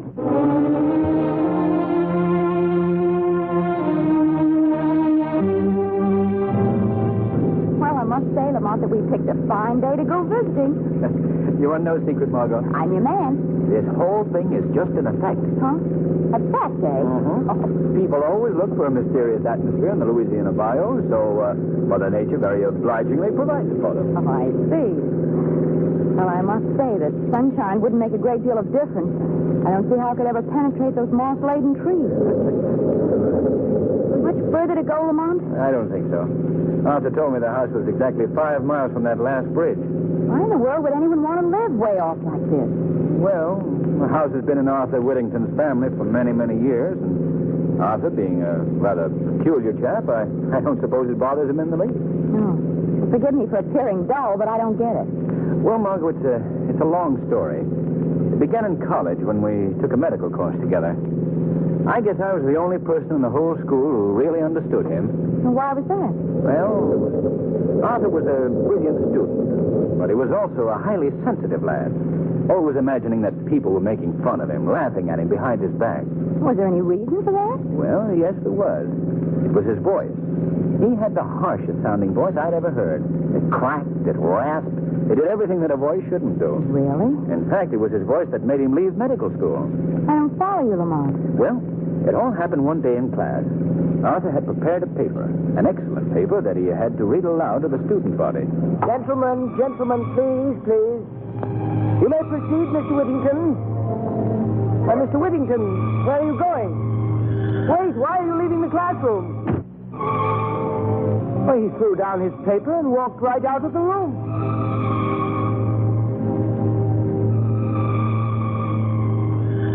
Oh, Margot. Oh, the poor boy. I've never heard of him since. But we've corresponded. And then, as you know, when he learned that we were down here in Louisiana fishing, he got in touch with me and invited us out to see him. Well, that goes a long way toward explaining his living out here so far from civilization. You know, he still must be sensitive about that horrible voice. Yes, I'm sure he is.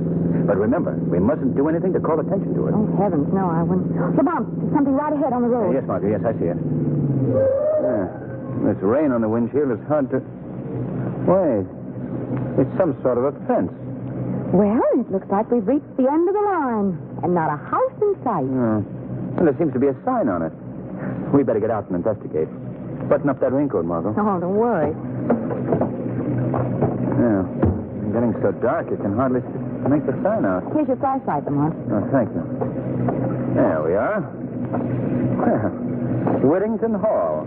Keep out. That's a nice welcome. Oh, I'm sure that doesn't mean that. Well, looks like we'll have to walk down this path to get to the house. I think I can just see it through the trees. Lamont, did you hear that? Yes. Sounds like little kittens. Oh, the poor things out in weather like this. I'm going to find them. They seem to be under that bush. Here, kitty. Margot, you'll get so climbing around in that underbrush. Well, I'll have them just... Oh, Margot! Come on, quickly! Margot, what in the name? Dog, giant dog! Get down, you! Get down! Get down! Run for it, Margot! This car will take care of it! Get down, you! Get down! There. They're running away. Margot, you all right? Yes, I guess so. They didn't hurt you? No, one of them ripped my coat, that's all. Lamont, I don't understand. They sounded like little kittens. Yes, I know. Oh, what do you make of it, Lamont? I don't know. But one thing is certain. We're going back to the car and get my revolver.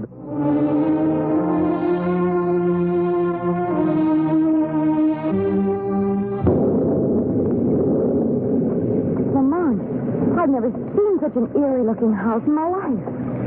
The broken shutters and the crumbled stairs, those unpainted walls. Don't tell me that this is the Whittington mansion. I guess it is, Margot. We wish we were back in New Orleans. Well, if you'd rather we Oh, no, we've come this far. Go ahead and knock at the door. I promise you, if a ghost answers, I won't be surprised. No. Frankly, nor will I. You going to tell Mr. Whittington about the dogs? Of course. Why not? Well, it may sound a bit strange in the telling. Dogs that sound like little kittens. Well, he may know who's... What do you want? Oh, good evening. We'd like to see Mr. Whittington, please. What is it about? He's expecting. There are no guests expected here tonight. Well, if you'll say that Miss Lane and Mr. Cranston are I here... tell you that Mr. Whittington is not seeing anyone tonight. Jasper, what is it? People here, Mr. Arthur. Oh, Arthur. It's Lamont Cranston. Lamont, come in. Come in. Jasper, you old fool. I told you we were expecting Mr. Cranston. Sorry, Mr. Arthur. Come in, sir, please. Well, Lamont, I'm glad you were able to come. It's good seeing you again. Well, thank you, Arthur. I'd like you to meet a friend of mine, Miss Lane. This is Arthur Whittington, Margot. How do you do, Miss How do you Lane? do, Mr. Whittington? Well, come, take off those wet coats. Yes, we're more or less swimming in these. Jasper, show Miss Lane and Mr. Cranston into the living room. There's a fire there, Lamont. You can dry off. All the comforts of home. Yes. Now, if you'll excuse me for a moment, I'll go and arrange for dinner. Oh, yes, of course. You will come this way, please. Thank you.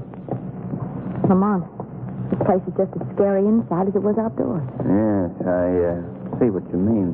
Those musty walls and that worn furniture. And candles and old-fashioned lamps. I don't understand how anyone can live here. There's something else that's more difficult to understand, Margot. What do you mean? That man that greeted us was Arthur Whittington. But it was not Whittington's voice. No, Lamont. I saved this wine for special occasions. Very special occasions. Well, we're flattered. I suppose my mode of living is a bit mystifying to you, Miss Lane. Mystifying? Well, my staying here in the wilderness, in a house that's almost in ruins, living alone with just a servant. Well, I think it might have its advantages, too. Well, I'm glad to hear you say that. Some people might not understand. I must say, though, Arthur, for a man who's roughing it, you set a highly civilized table. Well, I'm like a Britisher in the tropics, I guess. I still like to maintain the... Master Arthur. What is it, Jasper? Why are you interrupting my meal? Master, they are loose again. What? I told you to keep that door locked. I know, but they got out. You fool. They must be someplace near. I keep hearing them. Excuse me, please, Miss Lane. Lamont, I'll be right back. Come along, Jasper. Yes. Oh, don't mind us. Lamont, you know they're worse people. What's all this about? I'm not sure, Margot. But it could be those savage dogs. Lamont, do you think they belong to Mr. Whittington? Perhaps. You know, I'm letting you in on a little secret. I wish we could leave here. Well, why, Margot? Well, the way Arthur Whittington acts, the way he talks, the way he looks at you. I don't know, it just sends shivers up my back. But we can't leave now. Not until this storm is over, at any rate. Oh, I certainly wish that we'd never... Lamont, do you hear that? Yes. That same sound. They're near the house this time. Why should he have such beasts around here? And how did they get the voice of a cat? That's something we'll find out when Arthur returns. I'll just go... What was that? It was a human voice. It sounded like it came from someplace here in the house. Yes. Oh, I don't like this place, Lamont. When he comes back, I think you should ask for an explanation. I think we should know about those dogs and that mining, too. Yes, when Arthur returns... I have returned, Lamont. I didn't hear you come in. What was that about, my returning, Lamont? Well, Arthur, both Margot and myself are very curious to learn something about two giant dogs that we encountered on our way in here. Oh, yes? What about them? Well, we wondered just how it was possible that these huge animals had the vocal cords of tiny kittens. Oh, Lamont. I shouldn't have given you that last glass of wine. No, but it's true. I saw and heard them, too. Oh, now come, Miss Lane. I'd say your imaginations were working overtime. Who is that, Arthur? What? Well, what are you talking about? There, hear it? That voice. Someone in this house. Arthur, we've got to... Yes, I know. Now that you've heard him, I'll have to explain his presence. Well, who is it? Why did he cry out like that? Miss Lane, that was a cousin of mine, Frank Harper. He's in one of the rooms off this corridor. He's locked in that room because he's not right mentally. Oh. I'm sorry you had to learn about this. Family skeletons are never very pleasant topics. Harper. Yes, you see, my dear cousin Harper. I've gotten free of my cell at last. Oh. And now... Get out of here, do you hear me? No, I won't. Help me, you two. Help me. He can't keep me here like this. Look, fool, get back to your room. No, let me go. Take it easy, Arthur. I must handle this my own way. Don't let him send me back. Help me. Shut up, you fool. Come in here with me. No. Lamont. Oh, Lamont, that was horrible. Yes, and it was also very revealing. What do you mean? The voice of that man Harper is the same one that used to belong to Arthur Whittington.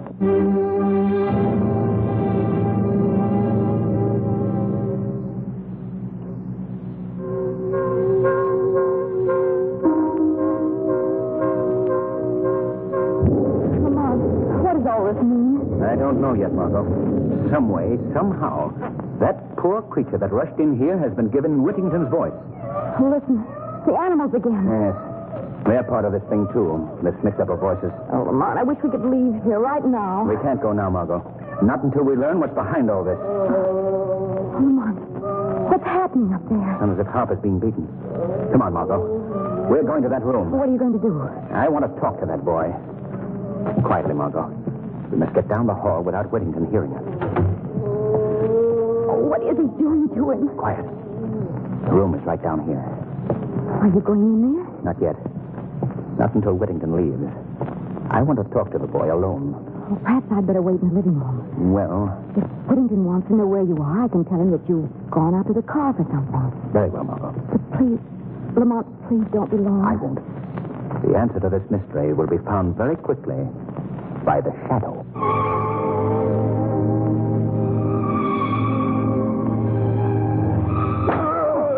That'll teach you not to go running around this house. Now you stay here and be quiet, understand? Either to obey me in the future.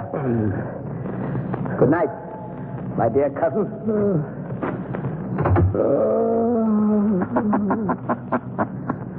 Harper. What was that? I've come here to help you, Mr. Harper. Hearing things. I'm hearing things again. No, you're not. Who speaks to me? I am called the Shadow. I see no one. I'm standing right here beside you. But you can't see me because I've used my hypnotic power to cloud your vision. I don't understand. Listen to me, Harper. I'm here to help you get out. But first, I must learn something from you. You'll help me? Yes. But tell me, why are you here? Why has your cousin kept you locked in this room? He's jealous of me. He always has been. How did he get you into this house? I came to visit. Just like that couple I saw in the dining room tonight. But I never got out. They never will either. Why do you say that? He will use them just as he used me. For his devilish work. Why was your cousin jealous of you? My voice. Yes? What about your voice? I used to have the voice that Arthur has now. I knew it. What did he do? How did he accomplish this transference? Came to my house one night. Had dinner. Then I felt drowsy. I'd been drugged. Yes, then what happened? Well, when I came to, I was in his laboratory. He has a laboratory here in the house? Yes. I was strapped to a table. I fought to get loose, but it wasn't any use. Then he clamped an ether cone on my face. I passed out. And when you came to? When I came to, it must have been days later. I had his voice, this horrible voice of his, and he had mine. And you've been kept prisoner here ever since? Yes, always in this cell. In this same cell. Even the dogs get out, those savage dogs that he gave the voices of little kittens. Oh, I see. That accounts for the dogs. Well, I promise you this, Mr. Harper. You shall be free to leave this cell of yours after tonight.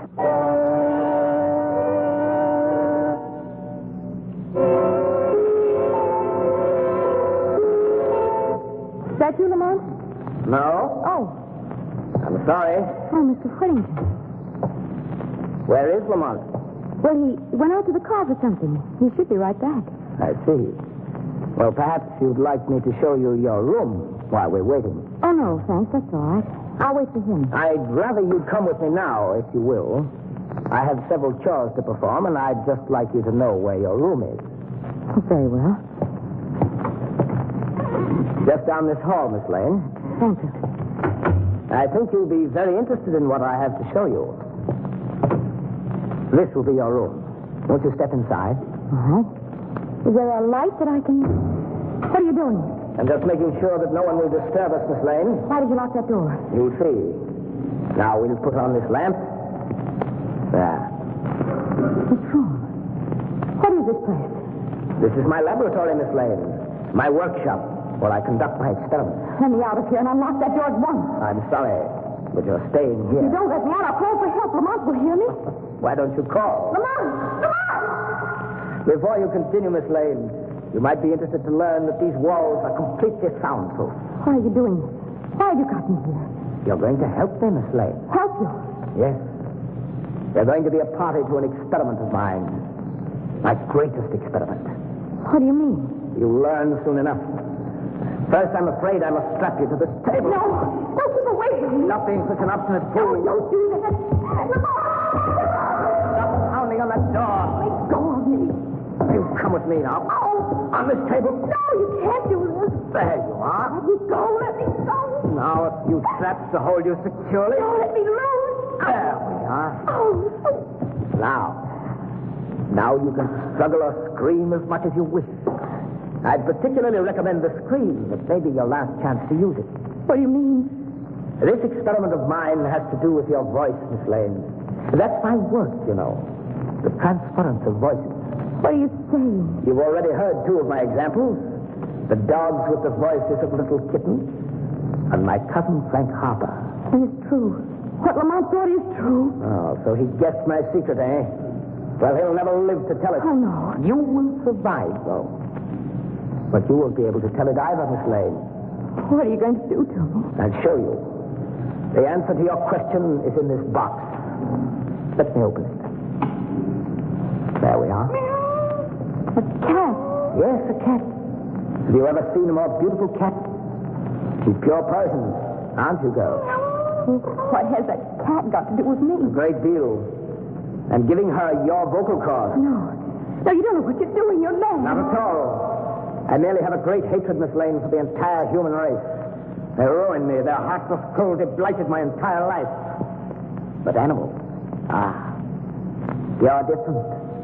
Aren't you, my little pet? No, you can't mean what you say. But I do. The lady knows that, don't you, girl? She knows that after tonight, we'll be able to converse. Be able to tell one another all the things that we've kept stored up. You can't do this. And you, Miss Lane, as befits your sex, you will have the vocal cords of a cat. No. Now I think we can proceed with these. No, keep away. There will be no pain. This ether will take care of that. Are you ready? No, please. No, she isn't ready, Mr. Whittington. Who is that? Who spoke? I spoke to you. Who are you? I am called the Shadow. Don't try to find me. I've made myself quite invisible to your eyes.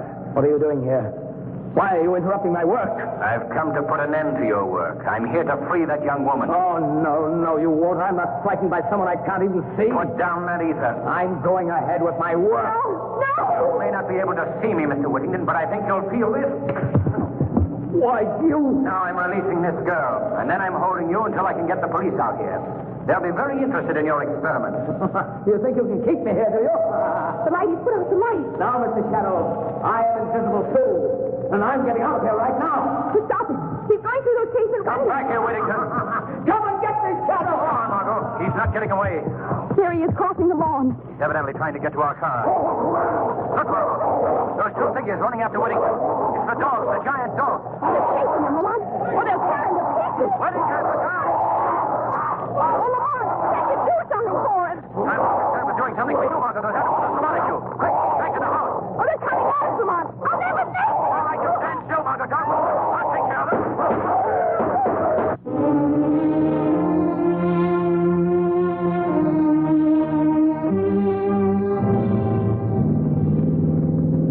Well, now that we see that Mr. Hawley's in good hands, I don't mind saying I'm certainly glad to be leaving that place, Lamont. You do know such interesting people. Well, you can't say they're dull. No. Did you tell the police about the dogs? Yes. They've destroyed them. And Whittington's body is being removed to town. You know something, Lamont? What? Whenever I see an alley cat from now on, I'll think to myself, there, but for the grace of the shadow, go I.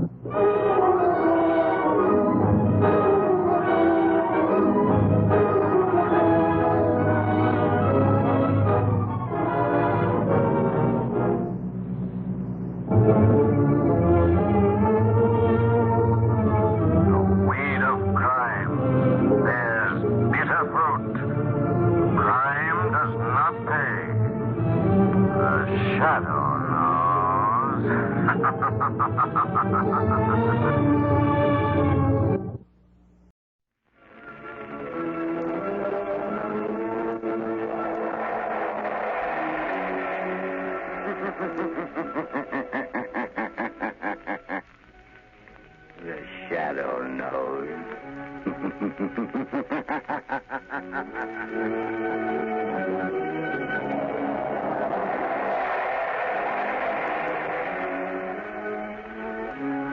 Blue Coal presents The Shadow, the mystery man who strikes terror in the very hearts of shopsters, lawbreakers, and criminals.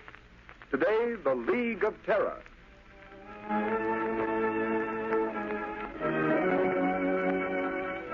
Ladies and gentlemen, The Shadow's exciting adventure starts in just a moment. But first, I'd like to ask you homeowners a question. Do you want to cut down winter colds, protect your family's health during this dangerous winter season? Then burn Blue Coal for clean, safe, healthful heat all winter long. Blue Coal is Pennsylvania's finest anthracite, and its harmless blue coloring is your guarantee of better heat at less cost. So when it comes to fuel, insist on Blue Coal. Order it by name. Your nearest Blue Coal dealer will be glad to send you a trial ton. Phone him tomorrow.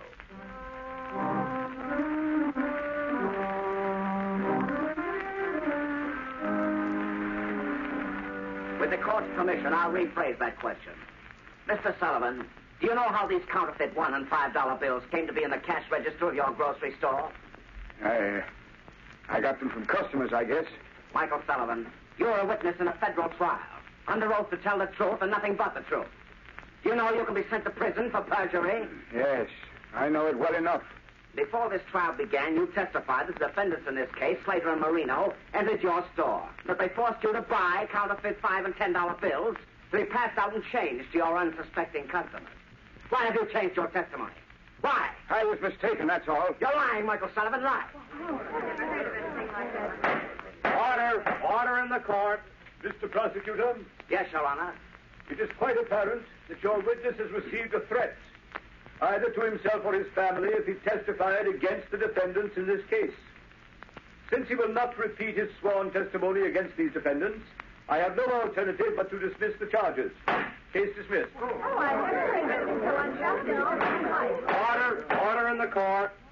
Your Honor, I demand that Michael Sullivan be held on a charge of perjury. Michael Sullivan, much as this court may sympathize with your reasons and motives for shielding these criminals who prey upon an unsuspecting public in the wholesale commerce of worthless counterfeit money, I have no alternative but to sentence you to 1 year in prison. 1 year in prison. But, Your Honor, there's my wife and my daughter, Mary. I'm afraid of what the dirty rats would do to them if I told the truth. I'm sorry, Michael Sullivan, but unless you testify... I can't. I tell you, I can't. Very well. The sentence of 1 year in prison must stand. Court's adjourned. It ain't fair. It ain't right.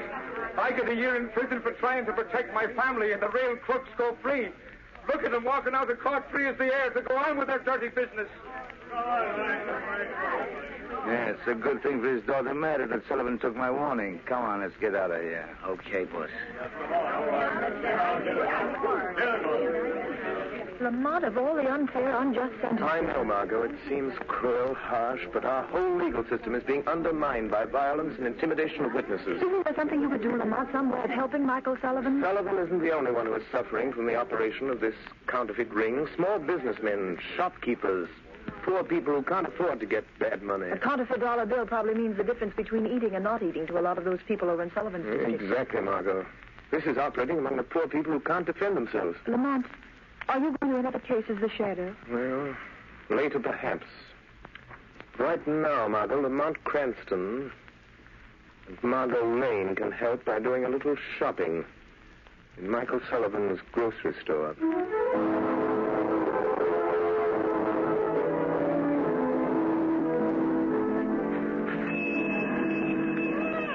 Oh, good evening, Mrs. Giovanni. Good evening, Miss Sullivan. How's little Maria? Oh, she's sick. All the time she cries. Oh, what's the matter? I don't know. The doctor, he says she don't get enough to eat. I don't know. I'm sorry. Oh, it can't be helped, Miss Sullivan. Oh, I'm mighty sorry they send your papa to jail because he won't talk none. Father would have talked. He ain't afraid. Not for himself. He was afraid of what they do to Mother and me. How is your mother? She's not so well. She's been sick all along, and now with Father in prison. She can't understand it. I'm afraid for her. She's so sick. None of us don't understand. We're all afraid. Well, I'm not. I've got Father's gun here under the counter. And if any of that counterfeit gang comes around here again, I won't depend on the law to protect me. Oh, no, Miss Sullivan. You can't fight them. They're too many. Well, there'll be a couple less if they bother us again. Hush, Maria. Oh, hush, Bambino, baby. No. Miss Sullivan, you have so much trouble. I don't like to bother you, but... What is it, Mrs. Giovanni? The landlord, he say that $5 bill that Mr. Sullivan gave me, it's no good. He say I got to pay the rent and put the money or get out. Look, he give it back to me. Another counterfeit bill, huh? I'm sorry, Mrs. Giovanni. Give it to me. Here. Here's a good bill. At least I think it is. The counterfeit bills are so good you can hardly tell they're fakes. Oh, thank you. Thank you so much, mister. Here we are, Margot. I'll be with you in just a moment. Well, thank you. If you hear of anyone else who has any of these bad bills Father had to give out, let me know, Mrs. Giovanni. I'll make them good if it takes every cent we got. Oh, bless you, miss. Well, goodbye. You be mighty careful, Miss Sullivan. I will, Mrs. Giovanni. Good night. Good evening.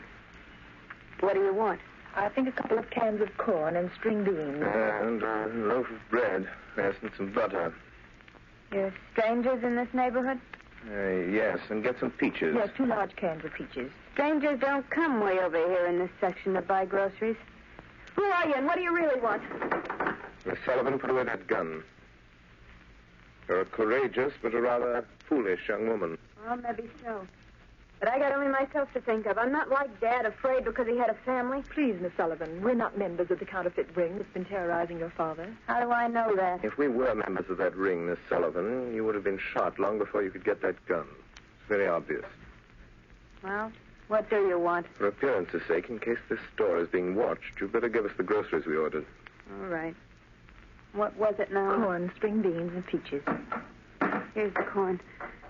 Who are you? Newspaper reporters of the police. Would you like to save your father from that year in prison? Yes, anything. It's killing my mother. Well, there's a man watching the store across the street in a doorway. I expected as much. Who are you? How can you save my Get the father? groceries.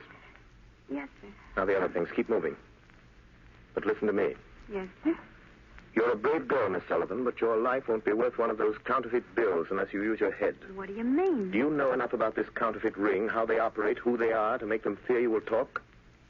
I know how they operate, but Slater and Marina are the only ones who ever came here. Slater and Marina will be out of the picture for the present. Don't stand there. Get me things. Anything at all. Make a package. My father never saw anyone else either. None of the big shots. I'll put this stuff in a paper bag. There's 2 men in that doorway across the street now, Lamont. Let me know if they start this way.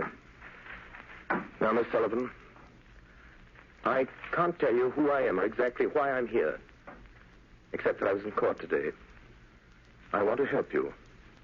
I can if you're willing to take a great risk to help your father. I'll do anything for Dad. If I don't get him out, I'm afraid my mother'll die. If I only knew who's behind Slater and Marino, who's their boss. You can find out. But you know what happens to those who know too much. I'll take that risk. How can I find out who they are? By pretending to know more than you do. I don't understand. Those men across the street will undoubtedly come in here in the minute we leave. They'll question you. Pretend you know how they operate. Yes? That you want to be paid to keep quiet. The chances are they'll take you to a higher up. Maybe not the ringleader, but someone who knows the real leader. But Lamont, they'll kill her. Not until they find out how much she knows and who else shares that knowledge. Anyhow, I don't care. It's only fair to warn you. You're taking a desperate chance. What have I got to lose? They'll probably try to put me out of the way anyhow. The whole neighborhood knows how I feel about them. I've said I'd kill them for what they'd done to my father if I ever found out who they were. Those men are starting this way. You've got to go, Miss Sullivan. Better think over what I've said before you act. Oh, no, I'll do it. My mind's made up. Come on, Margot. Lamont, aren't you letting that poor girl take a terrible risk? Margot, that girl was marked for death before we came here. What are we going to do? Look, Lamont, those men, they're going in the store. Margot, get a taxi and get out of this district. Be sure you're not followed. Go to my office and keep the shortwave radio tuned in on the band I always use. All right, Lamont. But won't you tell me what you're going to do? There's no time, Margot. I've got to see where they take her. From now on, the fate of Mary Sullivan is in the hands of the shadow.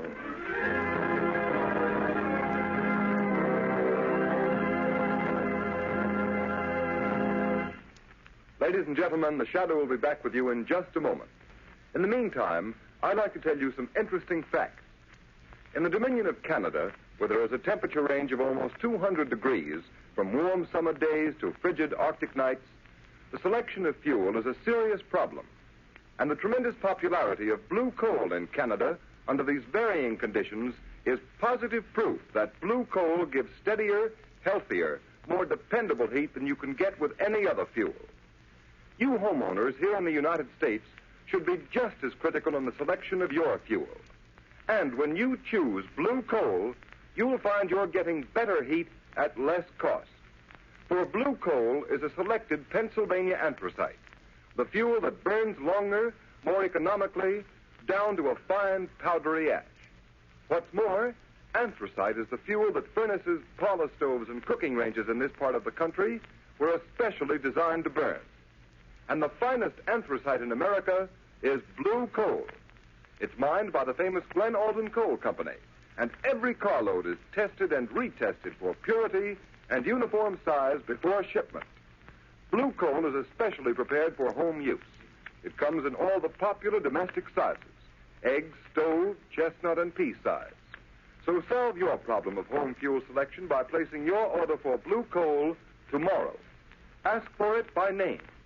Phone your nearest blue coal dealer the first thing in the morning. You'll find him listed in the Where to Buy It section of your classified telephone directory under the name Blue Coal.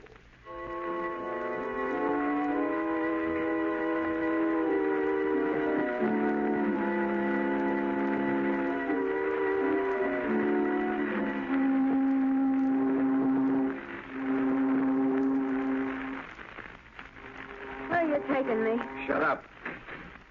Get in, kid. Sit down and keep quiet. Oh.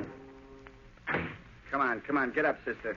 Here, I'll take the blindfold off your eyes. Why'd you bring me down to the waterfront? I do as I'm told. You better learn the same thing. Where are you taking me? Maybe this is the end of the line for you, Mary Sullivan. You wouldn't. Wouldn't we, though? But not without orders from the big boss. What do you know about the big boss? Plenty. Then your number is up, all right, kid. Them that know plenty about the big boss don't live long. You're still alive? Yeah, sure. Because I don't even know who the big boss is, and I don't want to know. It ain't healthy. Trigger. Who's that? It's me, Rankin. You got the Sullivan thing? Yeah. Here she is. Yeah. So I see. She's a nice looker. Listen, Rankin, she says she knows plenty about the big boss. I'll say I do. You're a liar, Mary Sullivan. But you do know too much about the rest of us. You better get in touch with the big boss before you do anything to me. We don't bother him with all the details of this counterfeit racket. Well, you better bother him about this. Hey, you know, Rankin, I think she knows something. Shut up, Trigger. I'll do the thinking around here. But maybe she does at that. I know plenty. And I'm not the only one. Say, what happened to that fellow in dame that was in a Sullivan grocery just before we snatched her? The guy got clean away somehow. Yeah, what about the dame? Yeah, she took a cab. Smitty trailed her, but she gave him the slip. Switched cabs in traffic somewhere. Maybe you better take this kid to the big boss. Not till I find out how much she knows. Come on, Trig, make her talk. You know how. All right, kid. Do you spill what you know, or do we have to get it out of you the hard way? Let go of my arm. I won't talk to anybody but the big boss. And he'll pay me plenty to keep quiet. You can't scare me like you did my father. She wants Doe to keep quiet. Shut up, Trigger. Twist her around. Give her a sample of what's coming to her if she don't talk, and talk fast. All right, kid. You asked for it. No, I won't. Hey, you dope. She's fainted. I guess I twisted her arm too hard. Hey, Rankin, did you hear that? Yeah, I heard it. What was it? It's a trap. The cops must have found us here. Come on, let's take it on the lamp. No. Wait, we can't leave that dame here. You take the Sullivan kid. I'll shoot out the light. Don't draw your gun, Trigger. Don't move, Rankin. He knows who we are. Trig, there's something screwy about this.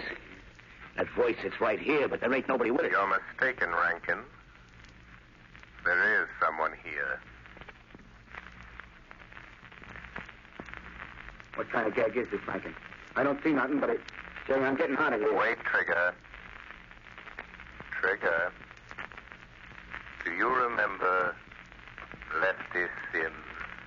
Sure. The best singer man in the East, but... He tried to shoot it out with a voice. The police got him. But when he went to the chair, there was only one name on his lips. Remember? The Shadow, Rankin. That's what it is. It ain't the police or the feds. It's the guy nobody's ever seen. The Shadow. They say he throws a sort of spell over a guy's mind so you can't see him. Shut up, you crazy. Yeah. It's just somebody throwing his voice. I've seen him do it in vaudeville. Come on, you pop that light and let's break for it. Wait. I'm not going to stop you. But before you go, take this message to your leader. You better listen to him, Rankin. You can't outsmart that guy. Nobody ever has, not for long. Tell the man who controls this counterfeit ring that preys on the poor and helpless. Tell him that if anything should happen to Mary Sullivan, he will answer to the Shadow. Drake, he's right in front of us somewhere. Take a couple of pot shots. Maybe you can get him. No, not me. Can't you see the Shadow set to shake down the big boss? If you won't shoot, I will. I'll get him even if I can't see him. A gun won't help you, Rankin. Oh, no? We'll see about that. Yes, you got him. Talk about luck. Yeah. Well, let's get going while our luck's still good. I don't know if I killed him or not, but I must have winged him. Come on, grab that Sullivan dame and let's get back to the big boss and tell him what's happened. Yeah, how? Where are we going? I got a speedboat waiting under the wharf. Come on, we're heading down the bay.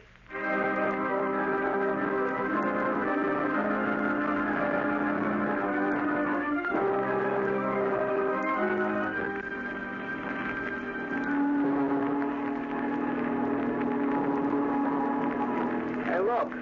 What do you think the big boss will say about bringing the Sullivan dame to his hideout? Yeah, I hate to think about it. You're about to steer the boat. You watch that Sullivan dame. She ought to be coming too by now. Yeah, she's coming out of it. Hey, how much farther we got to go? Yeah, we're practically there. You see that yacht laying at anchor out there? Holy cow.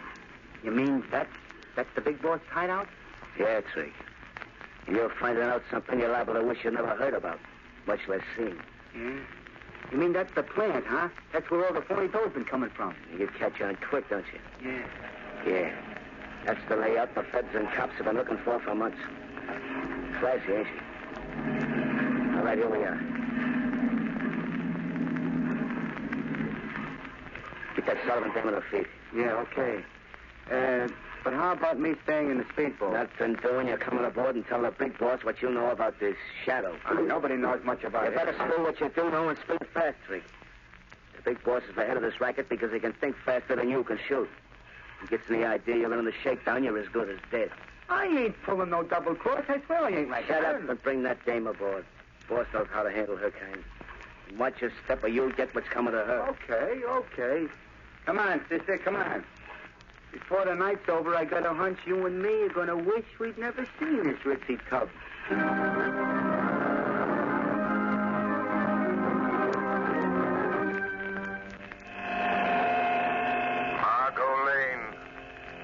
Margot Lane.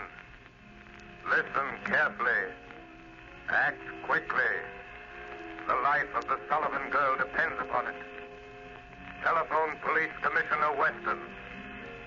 Have him notify the harbor patrol boats that they will find the leader of the counterfeit ring on board the large yacht anchored off Diamond Point. Hurry.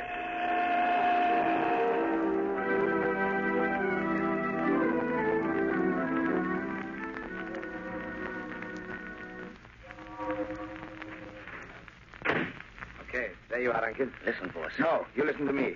I've warned you never to come to this yacht without orders. But, boss, I had to... What's the idea of bringing Trigger and that Sullivan girl here? You know what happens to those who break the rules of my organization? I couldn't help it, boss. This is important. She ain't seen anything. I locked her in one of the cabins. I decide what's important. Why didn't you report first? There wasn't time. I was going to report, but then this Shadow started talking to us in the warehouse. The Shadow? Yeah. You tell him, Trigger. Never mind. I've heard all about the Shadow. So he's on the trail, eh? Yeah, it's a shakedown, boss. Shut up and listen to me. If the Shadow's behind this, it's no shakedown.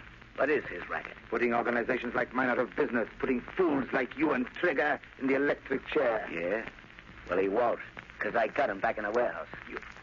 You what? Yeah, boss. Rankin took a couple of wild shots at where the Shadow's voice was coming from, and we heard him fall. How do you know that fall wasn't a trick? How do you know he didn't follow you here? No boat trails. No, I suppose it didn't occur to you that he might have been hiding in the speedboat with you? Where's that Sullivan girl? Bring her in here. I'll get her, boss. She's locked in the next cabin. Rankin, you're a fool. You let Trigger and the Sullivan girl in on something they're not likely to forget. And you know what to do. Take care of them. You mean fix them so they won't talk? Permanent? Do you know of any other way? But listen, boss, the Shadow said if anything happened to Mary Sullivan, you'd answer to him. You leave the Shadow to me. The Shadow? He ain't dead. I didn't kill him. That is a reasonable assumption, Rankin. Boss, he's here in this cabin.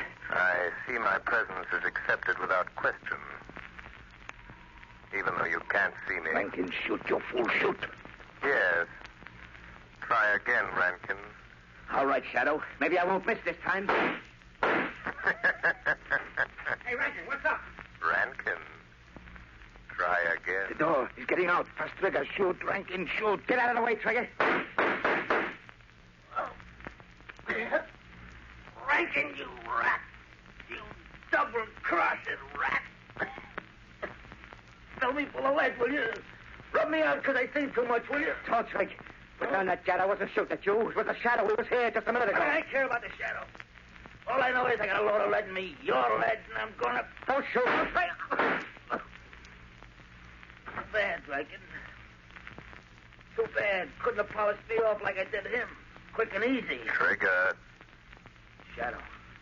Trigger. That man there, the big boss, ordered Rankin to kill you.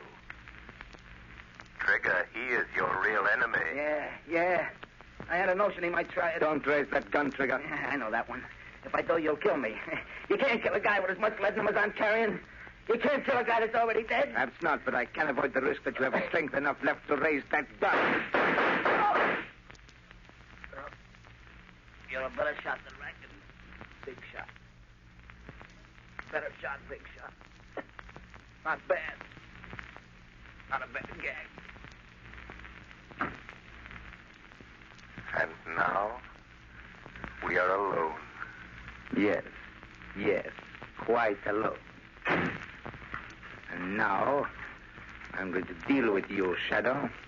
Your hand is shaking. Is that the way for a mastermind to act? You devil. If I could only see you. But you won't get away. And neither will you. I've notified the police.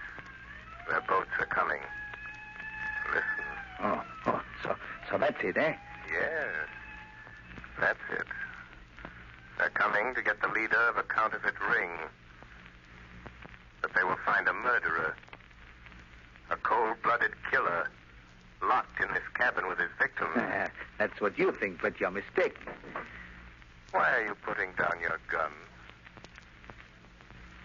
Are you giving up so easily? Listen, Shadow, I've heard a lot about you. You're clever. Well, I'm clever, too. Clever enough to know when the game is up. I've anticipated just such an eventuality.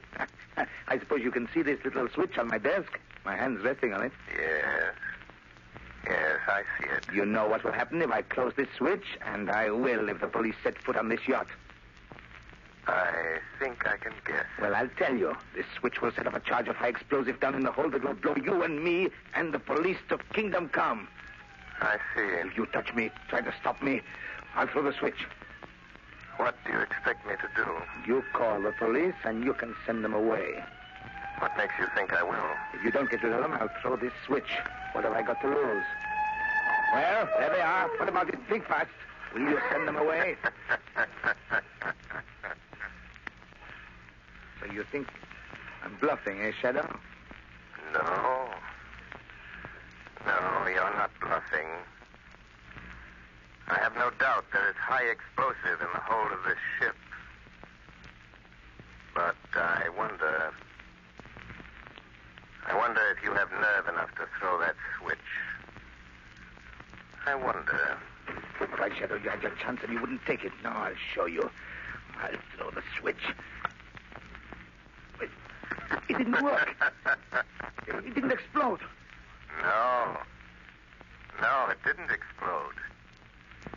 The switch doesn't work because I've cut the wires. See where they run along the wall. You devil. I'll get you. They may get me now, but I'll get you. You'll never take me alive. That's the handcuffs on him. Get him out of here. Go on, get him out. I guess it's the man we're after, Commissioner. All right, you, come on, get going. Yes, Commissioner Weston, that is your man. That is the leader of the counterfeit ring you've hunted so long. You win, Shadow. The Shadow. I might have known. I had a hunch it was you again when the mysterious call came through. Commissioner Weston, there's a girl in the next cabin. She says she isn't a member of the gang. She is Mary Sullivan, daughter of Michael Sullivan, convicted of perjury in the counterfeit trial. Sullivan's daughter? Yes. She risked her life to find these men. Reward her by getting her father out of prison. He'll be freed in the morning. You have my word on that. It looks like you're due a reward for this night's work, Shadow. My reward, like yours, Commissioner, is in protecting the defenseless from those who have not learned that crime does not pay.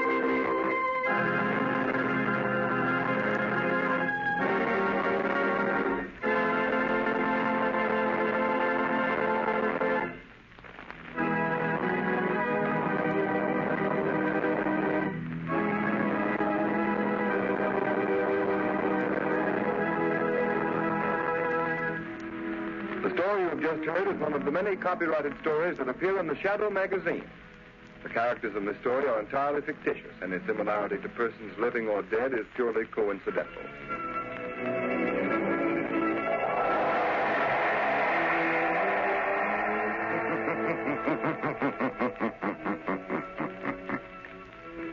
The weed of crime bears bitter fruit. Crime does not pay. The Shadow knows.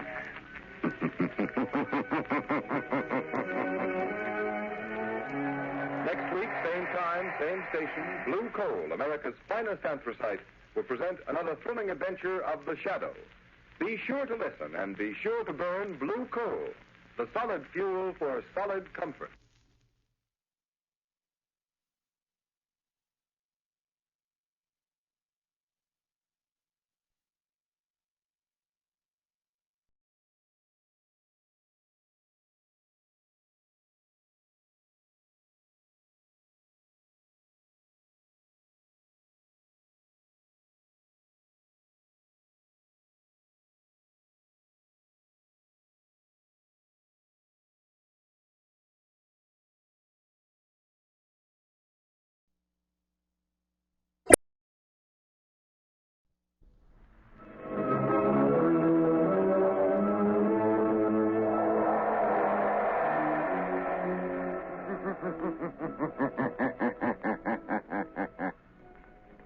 The Shadow knows.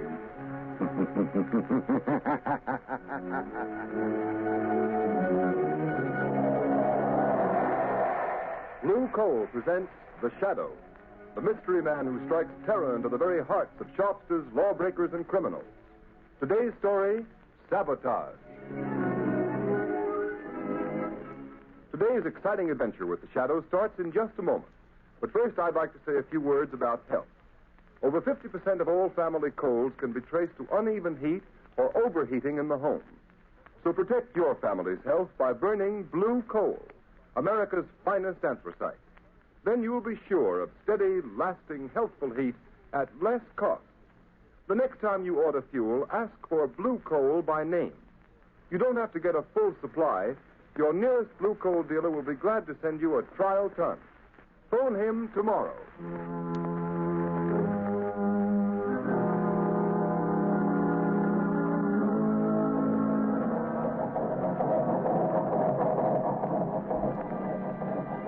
Engine room. Stand by for test number 11. Engine room standing by, Commander. Ship full speed ahead.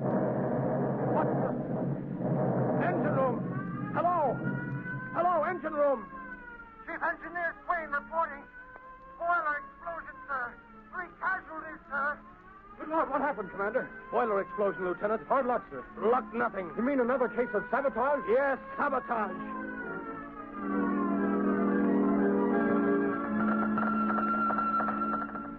Submarine L-21 calling submarine base. Submarine L-21 calling submarine base. Submarine base answering L-21. Go ahead, L-21. Submarine L-21 in distress. Submarine L-21 down off Diamond Head. Cannot rise. Emergency. Emergency. Pumps damaged. Looks like sabotage. Looks like sabotage.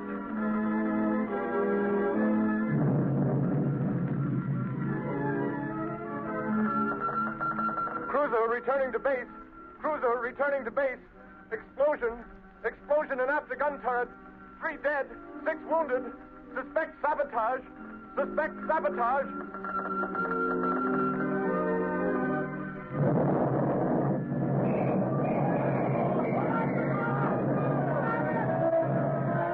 Good Lord. Hello. Hello.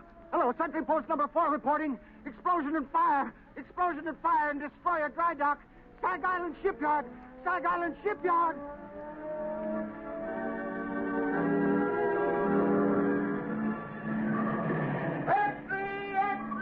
Sabotage ring strike Sag Island Shipyard. Read all about it. Mysterious explosion and fire.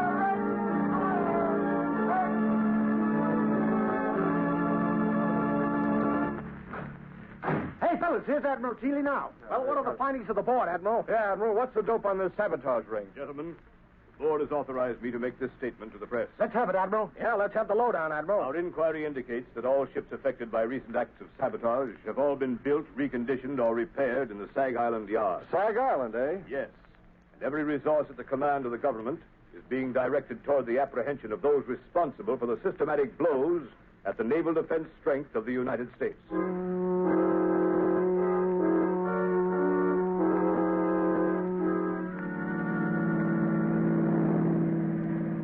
Lamont Cranston, would you mind telling me where you've been for the past 5 days? I was nearly frantic until I got your call asking me to meet you.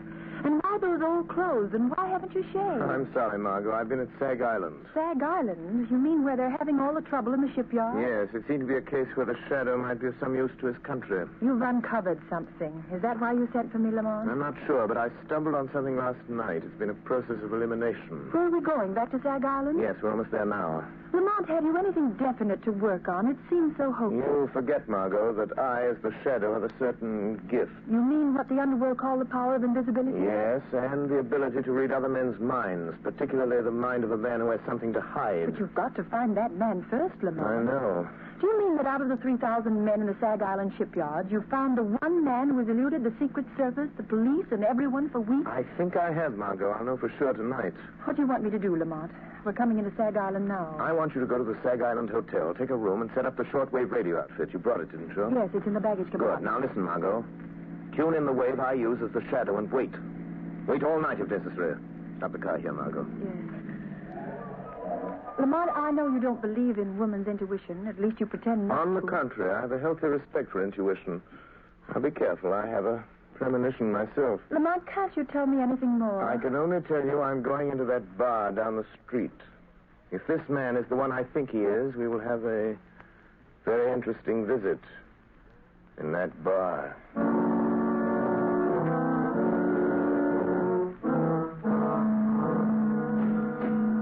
Hey, bartender, set him up again. Yeah, one more round. I'm doing, boys. It's closing time. All right. Come on, Jake. Okay. Good night. Come on, Bill. Let's go. Good night, boys. Good night.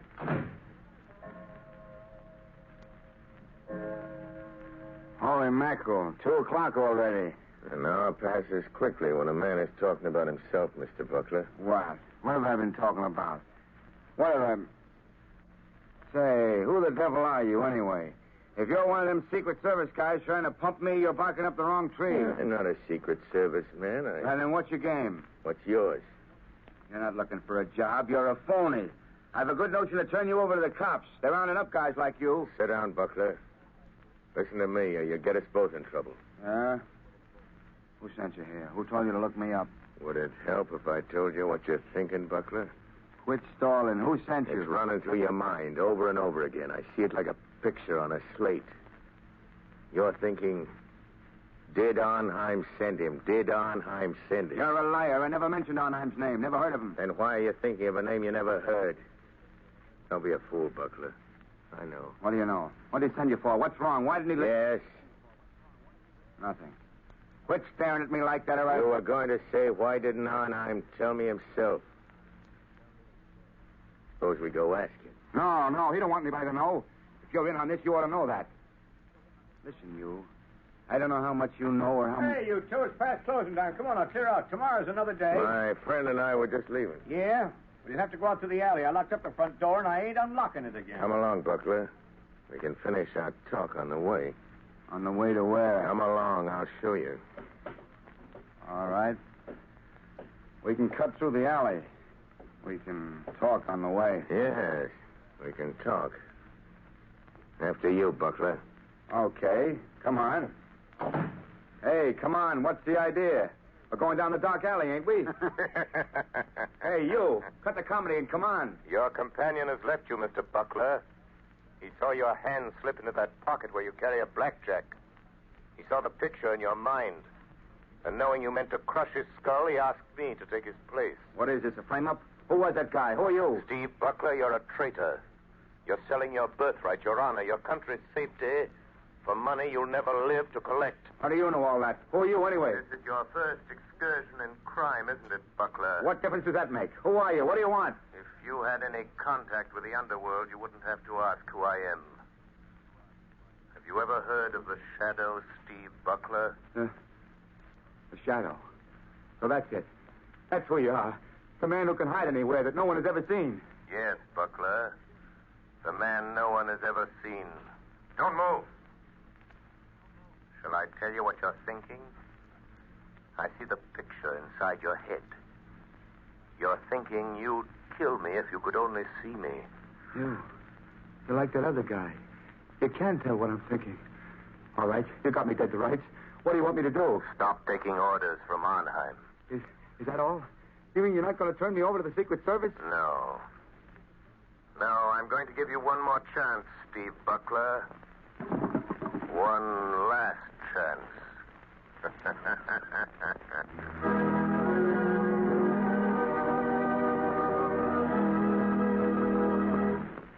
The Shadow's adventure will continue in just a moment.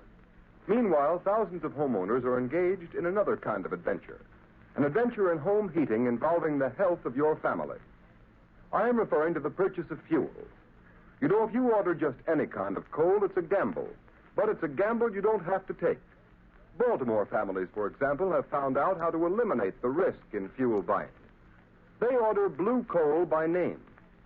That's why the sale of blue coal in Baltimore so far this winter is 40% ahead of sales for the same period a year ago. And this is happening in many other cities. Here is real proof that blue coal, the cream of Pennsylvania anthracite, is by actual test the best of all fuels. It is the only solid fuel actually trademarked with a harmless blue color so that you can tell at a glance that it is the fuel that gives low-cost heating. It is the fuel to buy for cleanliness. Baltimore homeowners like the steady, long-burning qualities of blue coal. This is a decided advantage compared to other fuels requiring so much attention. The Glen Alden Coal Company prepared blue coal especially for home use in 4 home sizes: egg, stove, chestnut, or peat. So I urge all homeowners throughout this area to find out what thousands of Baltimore families have already learned about the greater comfort, convenience, and economy of blue coal. Order your trial ton of blue coal tomorrow. You will find the name of your nearest blue coal dealer in the Where to Buy It section of your classified telephone directory under the name of Blue Coal.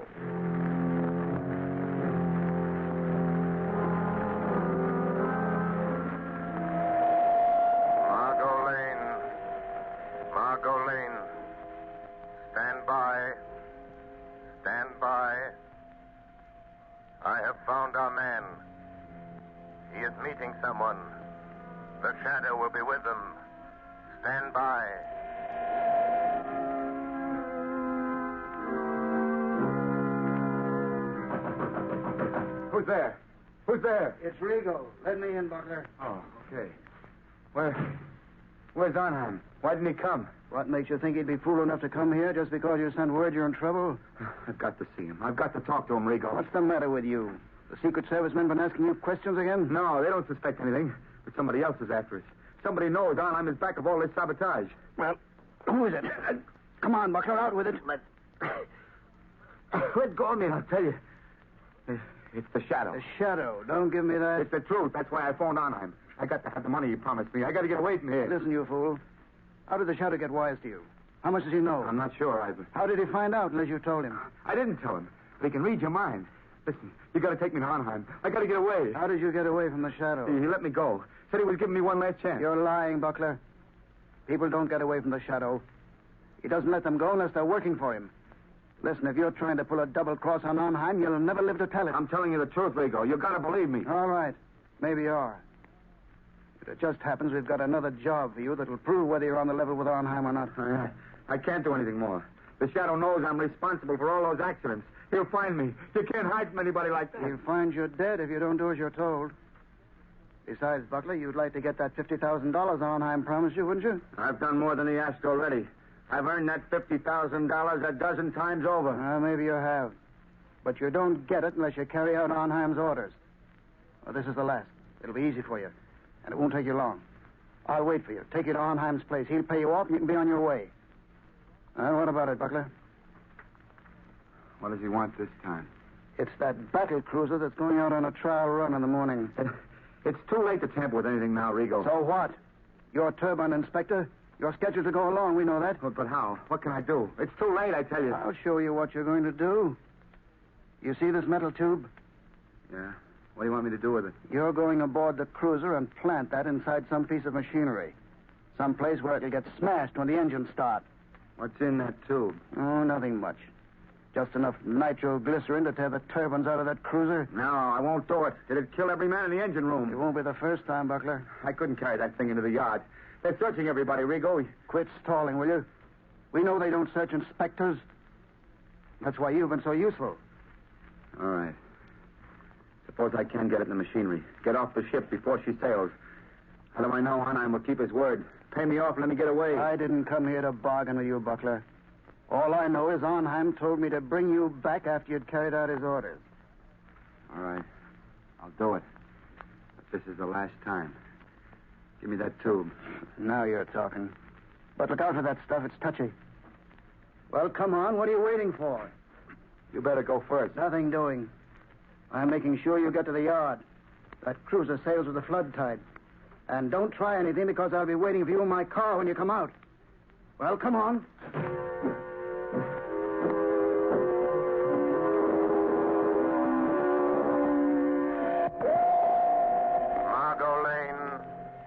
Margot Lane. Drive to shipyard. Watch for black sedan parked in front of red brick building. Our man is Steve Buckler, ship inspector. I am following him into shipyard to prevent another accident. Margot, don't lose sight of that black sedan. It will lead us to the real head of the sabotage ring.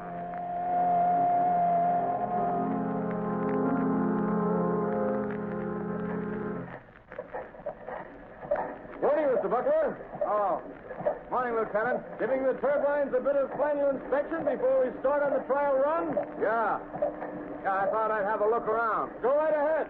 I have to check the gauges. Let me know if you find anything that needs adjustment. I'll let you know, Lieutenant. I'll show Arnheim. I'll show him I'm not afraid to go through with this. There, now. Just wait till those turbines start spinning. Till they smash that metal tube of nitroglycerin. Just wait. Everything look all right, Mr. Buckler? Yeah, everything's fine. Just fine, Lieutenant. Fine. Yes. Everything will be just fine. In just a moment. As soon as I've removed this tube of nitroglycerin that Buckler put in the turbine.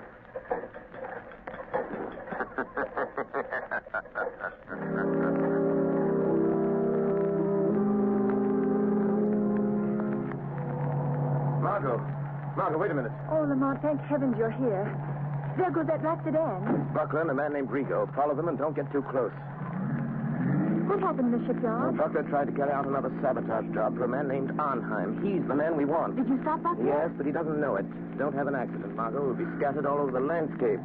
Careful, Margot. What do you mean? Just that this metal tube I'm carrying contains enough nitroglycerin to blow us to kingdom come if it's jolted hard enough. Where'd you get it, Lamont? From Buckler? Yes, he left it in a gearbox at the battle cruiser. Oh, so that's why you followed him into the shipyard. Slow down, Margot. You're getting too close to that car. Yes. I had to stop that murderous scheme, even if it meant losing track of Buckler and Rigo. But do you think they'll lead us to this man who seems to be behind all this, Arnheim? I'm sure of it. Look, Lamont, they're turning in that big estate. Quick, Margot. Pull off the road and stop. Yes. Lamont, look at the sign. Redland Sanitarium. This doesn't look like a place where Arnheim would have his headquarters. That's probably why he selected it. Well, Margot, this is it. Lamont, you're not going in there alone. Yes, the Shadow is going to return this little metal instrument of death to Dr. Arnheim in person. Doctor? Yes, just look at that sign, Margot. Redland Sanitarium, Dr. Felix Arnheim, resident physician. Oh, please don't go in there alone, Lamont. Let's notify the state police. We can. I have the radio transmitter in the car. Good, and I want you to call the state police on the regular wavelength 5 minutes after I've gone in the house. Well, why not call them now? Margot, we're not dealing with amateurs. They're undoubtedly prepared against police raids. If the police blunder in there, they'll only find an empty house. I've got to go in there alone. Don't take that nitroglycerin with you, Lamont. Well, Margot, I must. This tube of concentrated death is an important part of my plan to hold those men in that house until the police break in. Oh, don't, Lamont. You said you had a premonition, remember? Don't, Margot, worry. Call the police, and in 5 minutes, which is in the lap of the gods. And in the hands of the shadows.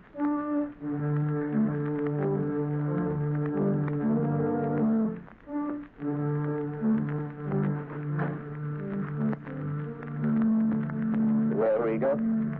Here he is, Dr. Arnheim. So you have to come to tell me you're afraid, Mr. Butler. You wish to go away. Far away. Yes. Yes, I know when I've had enough. And I want that $50,000, and I want it quick. So? Have you carried out my last instructions? Yes, I have. And that's the finish. Pay me off and let me get away from here. I'm afraid we must wait until we are sure of the success of your latest venture in sabotage, Mr. Butler. Listen, Arnheim. Finding that nitroglycerin on the cruiser will be traced to me an hour after the explosion. Every Secret Service agent in this country will be after me. We will see that they do not find you. I'll see to that myself. Listen, you'll give me that $50,000 and let me get out of here now, or I'll... Oh, what? Keep him covered, Mr. Rigo. Don't make a move, Butler. I hate to shoot men in the back. What are you going to do if we don't pay you, Mr. Butler? Arnheim, I'm warning you. Tell Rigo not to shoot. Do you think I didn't know you'd try something like this? Do you think I'd come here without an ace up my sleeve? Go on, Mr. Butler. Just this. This little bottle filled with some of the nitroglycerin you sent me to plant on the cruiser. You know what'll happen if I throw it, and I'll throw it if Rigo shoots. Mr. Butler, you're bluffing. That metal tube was sealed and could not be opened. You're crazy. I opened it. Poured a little out of it. Rigo, I think Mr. Butler has served us long enough. He wants to go far away. I think we should help him. No. Don't. I've done everything you wanted. You can't kill me. You'll be caught. Mr. Butler, this is a sanitarium.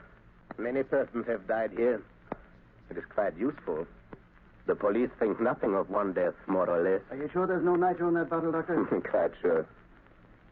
I think now, Mr. Rigo. No, don't.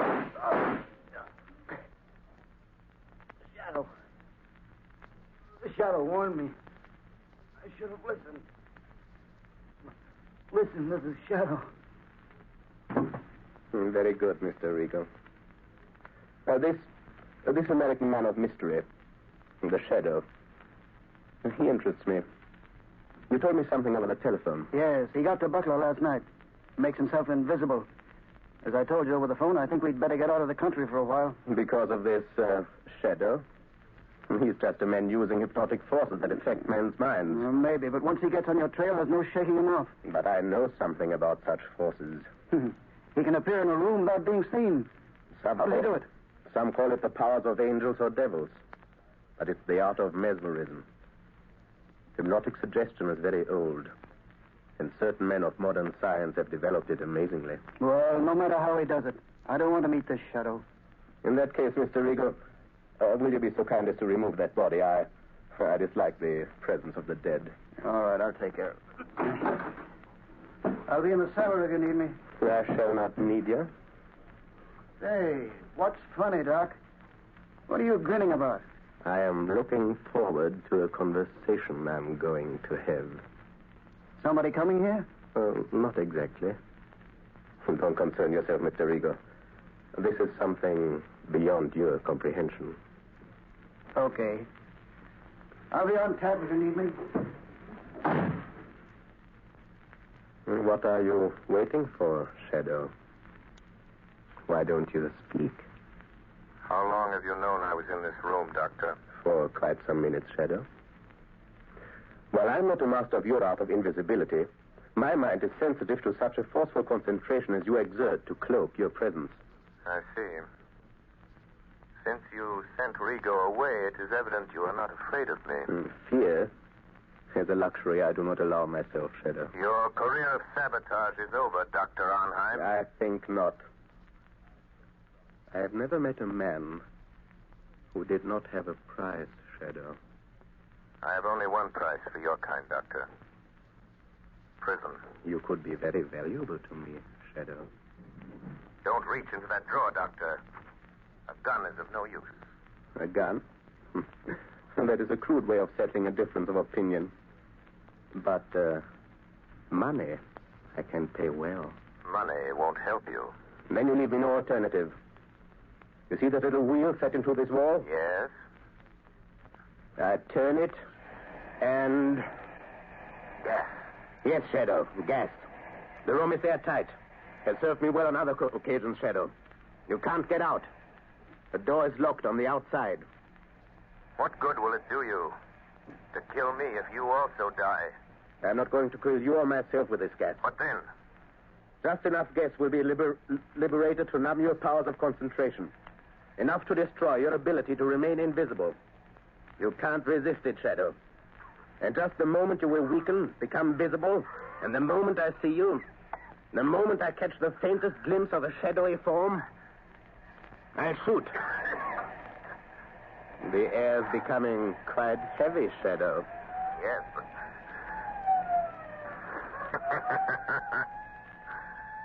Listen, Dr. Arnheim. The police are closing in, Doctor. So, you don't trust your own powers.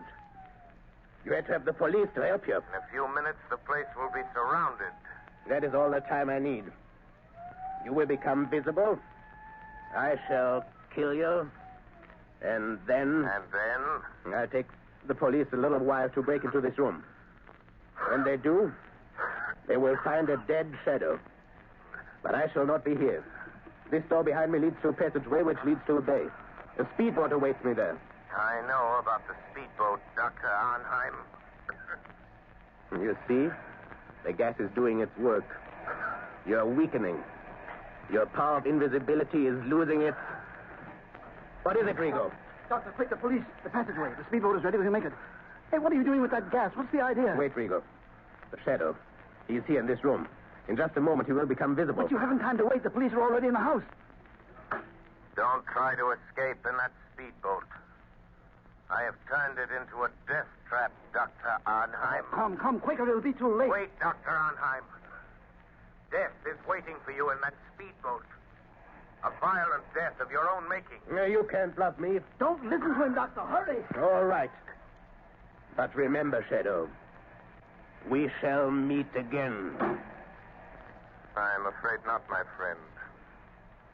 But first, let me turn off this gas. Search the place. Round up everybody you find. Wilson, Arnie, Davidson, you men take me upstairs. Rest of you follow me. Try that room, Sergeant. Okay. Captain, this room's full of gas. Sergeant, an iron door there. Try it. Looks like they skipped. What was that? Sounded like an explosion down near the water. Yes, it was an explosion, gentlemen. And there will be no more wrecking of warships. It was the tube of nitroglycerin intended for the new battle cruiser by Dr. Arnheim, and placed in the gears of the good doctor's own speedboat, with the compliments of the Shadow.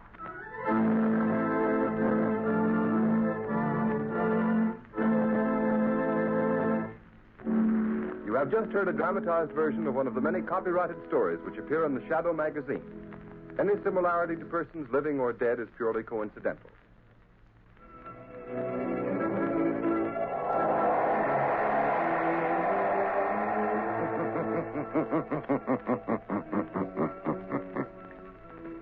The weed of crime bears bitter fruit. Crime does not pay. The Shadow knows. Next week, same time, same station, Blue Coal, America's finest anthracite, will again present another thrilling adventure of the Shadow. Be sure to listen.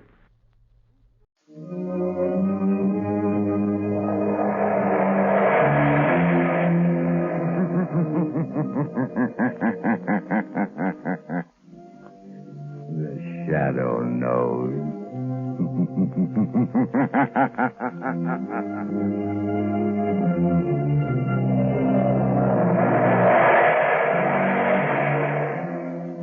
Blue Coal presents The Shadow, the mystery man who strikes terror into the very hearts of shopsters, lawbreakers, and criminals. Today, the Society of the Living Dead. In just a moment, The Shadow's exciting adventure will begin. Meanwhile, I have an important message for all you homeowners. We are now in the midst of the most treacherous season of the entire year. But you can protect your family's health during this danger period by burning blue coal. For blue coal gives you clean, uniform, healthful heat all winter long.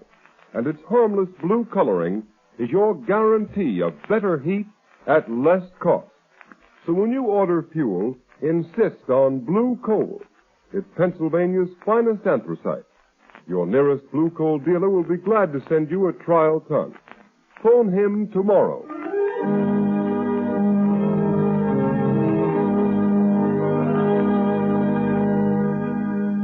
Hello.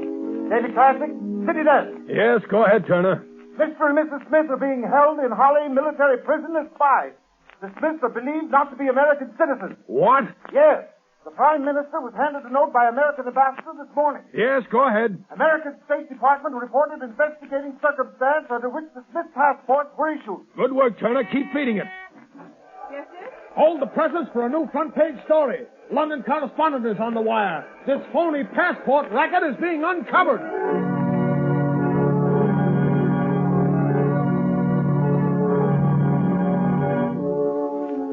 New York, New York. More news on the Smith case. Mr. and Mrs. Smith are not citizens. A fake passport and identification ring is suspected. The name Schwartz was taken from tombstones to secure passports. More startling disclosures are promised by federal agents and local authorities who suspect widespread plot. Will you turn that radio off? All right, Margot.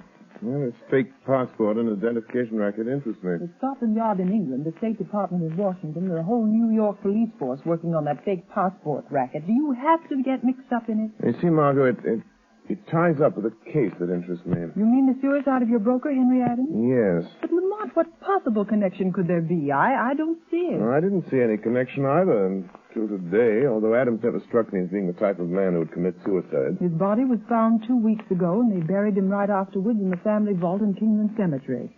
Seems to me that's what you might call a closed case. I don't agree, Margot. I noticed in one of the gossip columns the other day a remark that interested me very much. What is that? An item that said that Irene Adams, the orphan daughter of Henry Adams, was being courted by Ray Kelvin. Oh, Ray Kelvin was Henry Adams' partner, wasn't he? Yes, he was. But what interested me even more was another item which said that Ray Kelvin was very friendly with a man named Berger, who, according to all reports, is a very questionable character. I don't see the connection, Lamont.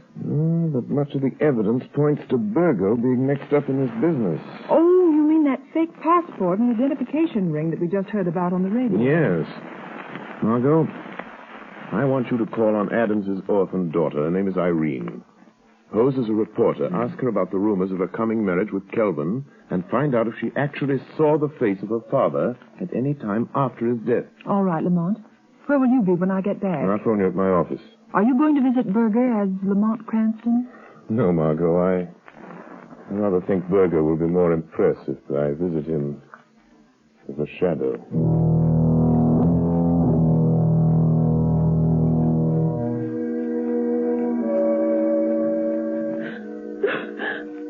I'm so sorry, Miss Adams. I know it's hard to talk to a stranger about such personal things so soon after your father's tragic death.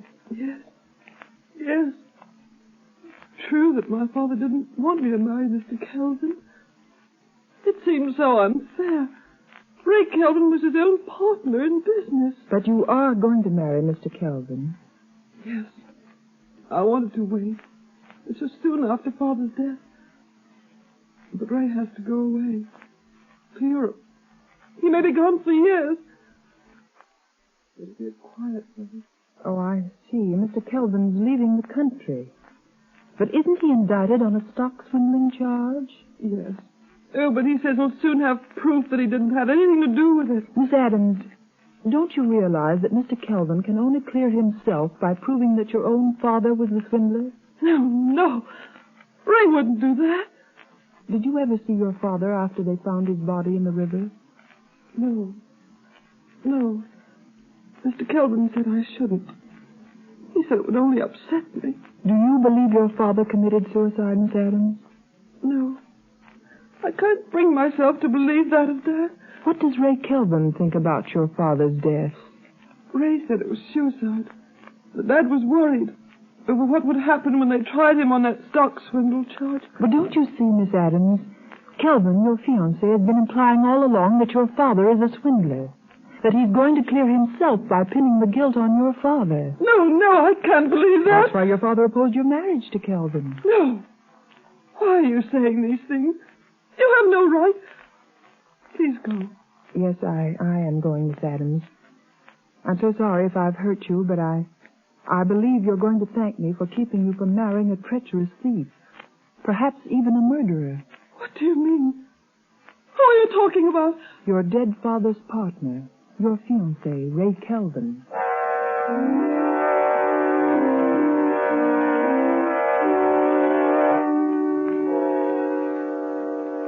All right, Kelvin.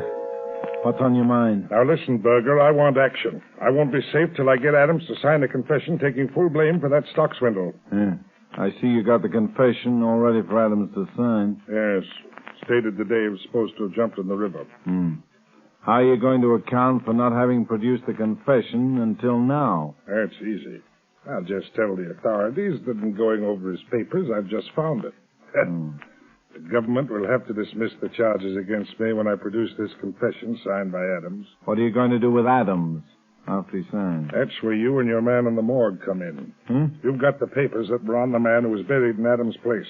All you have to do is put those papers on Adams when we dump him in the river. What? That's murder. I've never gone that far before. And you've never been paid $10,000 before either. Now, come on, quit stalling. Get your hat and coat. We're going to finish this job now. Oh, wait a minute, Kelvin, wait a minute. I'll give you back that money. Every cent of it. No. I'm afraid of this. Berger, what was that? Somebody laughed here in this office. Yes, Kelvin. It is the laughter that has echoed through the mind of many a killer during his last hours in the death house. Who is that, Berger? Kelvin. There's nobody here. Yes, Mr. Berger. The shadow is here. The shadow? Kelvin, did you hear that?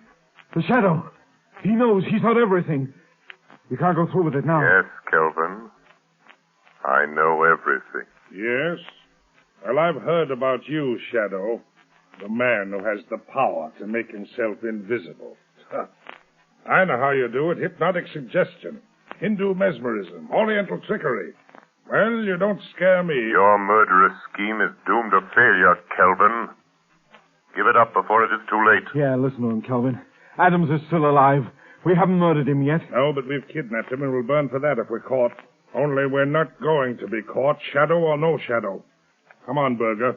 You're coming with me. No, don't make me go through with it, Kelvin. Come on. Don't. I'll show you what I think of the Shadow. Come on, or I'll drill you where you stand. And the Shadow if he tries to stop me. You've had your warning, Kelvin. Remember. Come on, Burger, get going. And as for you, Shadow, here's a warning from me. If you follow us, I'll find a way to kill you. Remember that.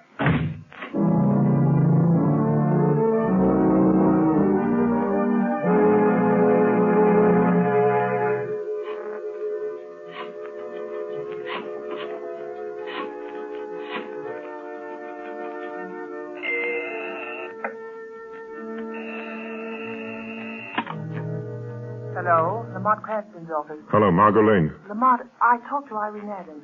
She never saw her father after he died. Henry Adams isn't dead, Margot. Oh, Lamont, are you sure? Where is he? I don't know, but Berger and Kelvin are on their way to the place where they're holding him, and I'm following them. Lamont, Kelvin is planning to marry Irene Adams and leave the country in a few days. Much can happen in a few days, Margot, even in a few hours. Lamont, let me meet you. Go with you. Maybe I can help. You can help me most by standing by with a shortwave radio. Keep it tuned in on the band the Shadow always uses. All right, Lamont.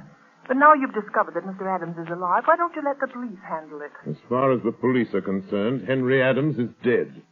Buried, a closed case. I guess you're right, but what about Berger and Kelvin? Do they know the Shadow is on their trail? Yes, and Kelvin has dared the Shadow to follow him. Lamont, it may be a trap, a trick to get you someplace where all your powers won't save you, where you'll be helpless. Lamont, please don't go. Please. Margot, I must follow Berger and Kelvin. If they lead me to Adams, I may need help. Stand by, Margot. Stand by until you hear from the Shadow.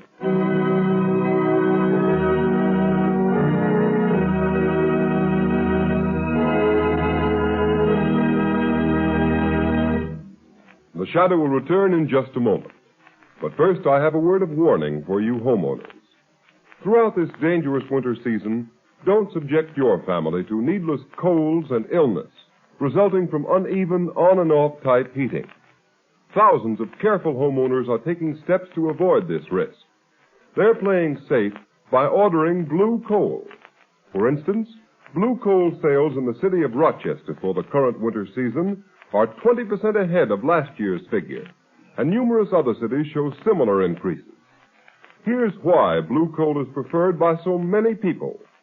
Blue coal is a selected Pennsylvania anthracite, the fuel that gives off cleaner, more uniform, more dependable heat than any other coal. What's more, furnaces, parlor stoves, and cooking ranges in this part of the country were especially designed to burn anthracite. And the cream of all American anthracite is blue coal. The harmless blue coloring with which blue coal is tinted is your all-time guarantee of better heat at less cost. Blue coal is mined by the Glen Alden Coal Company, and every carload is tested and retested for purity and uniform sizing before shipment. What's more, blue coal is especially prepared for home use. You can get it in the 4 popular domestic sizes: egg, stove, chestnut, or peat. So be guided in your fuel selection by Rochester families. For health and economy, too, insist on blue coal. Ask for it by name. Order a trial ton from your nearest blue coal dealer tomorrow. You'll find his name listed in the Where to Buy It section of your classified telephone directory under the name Blue Coal.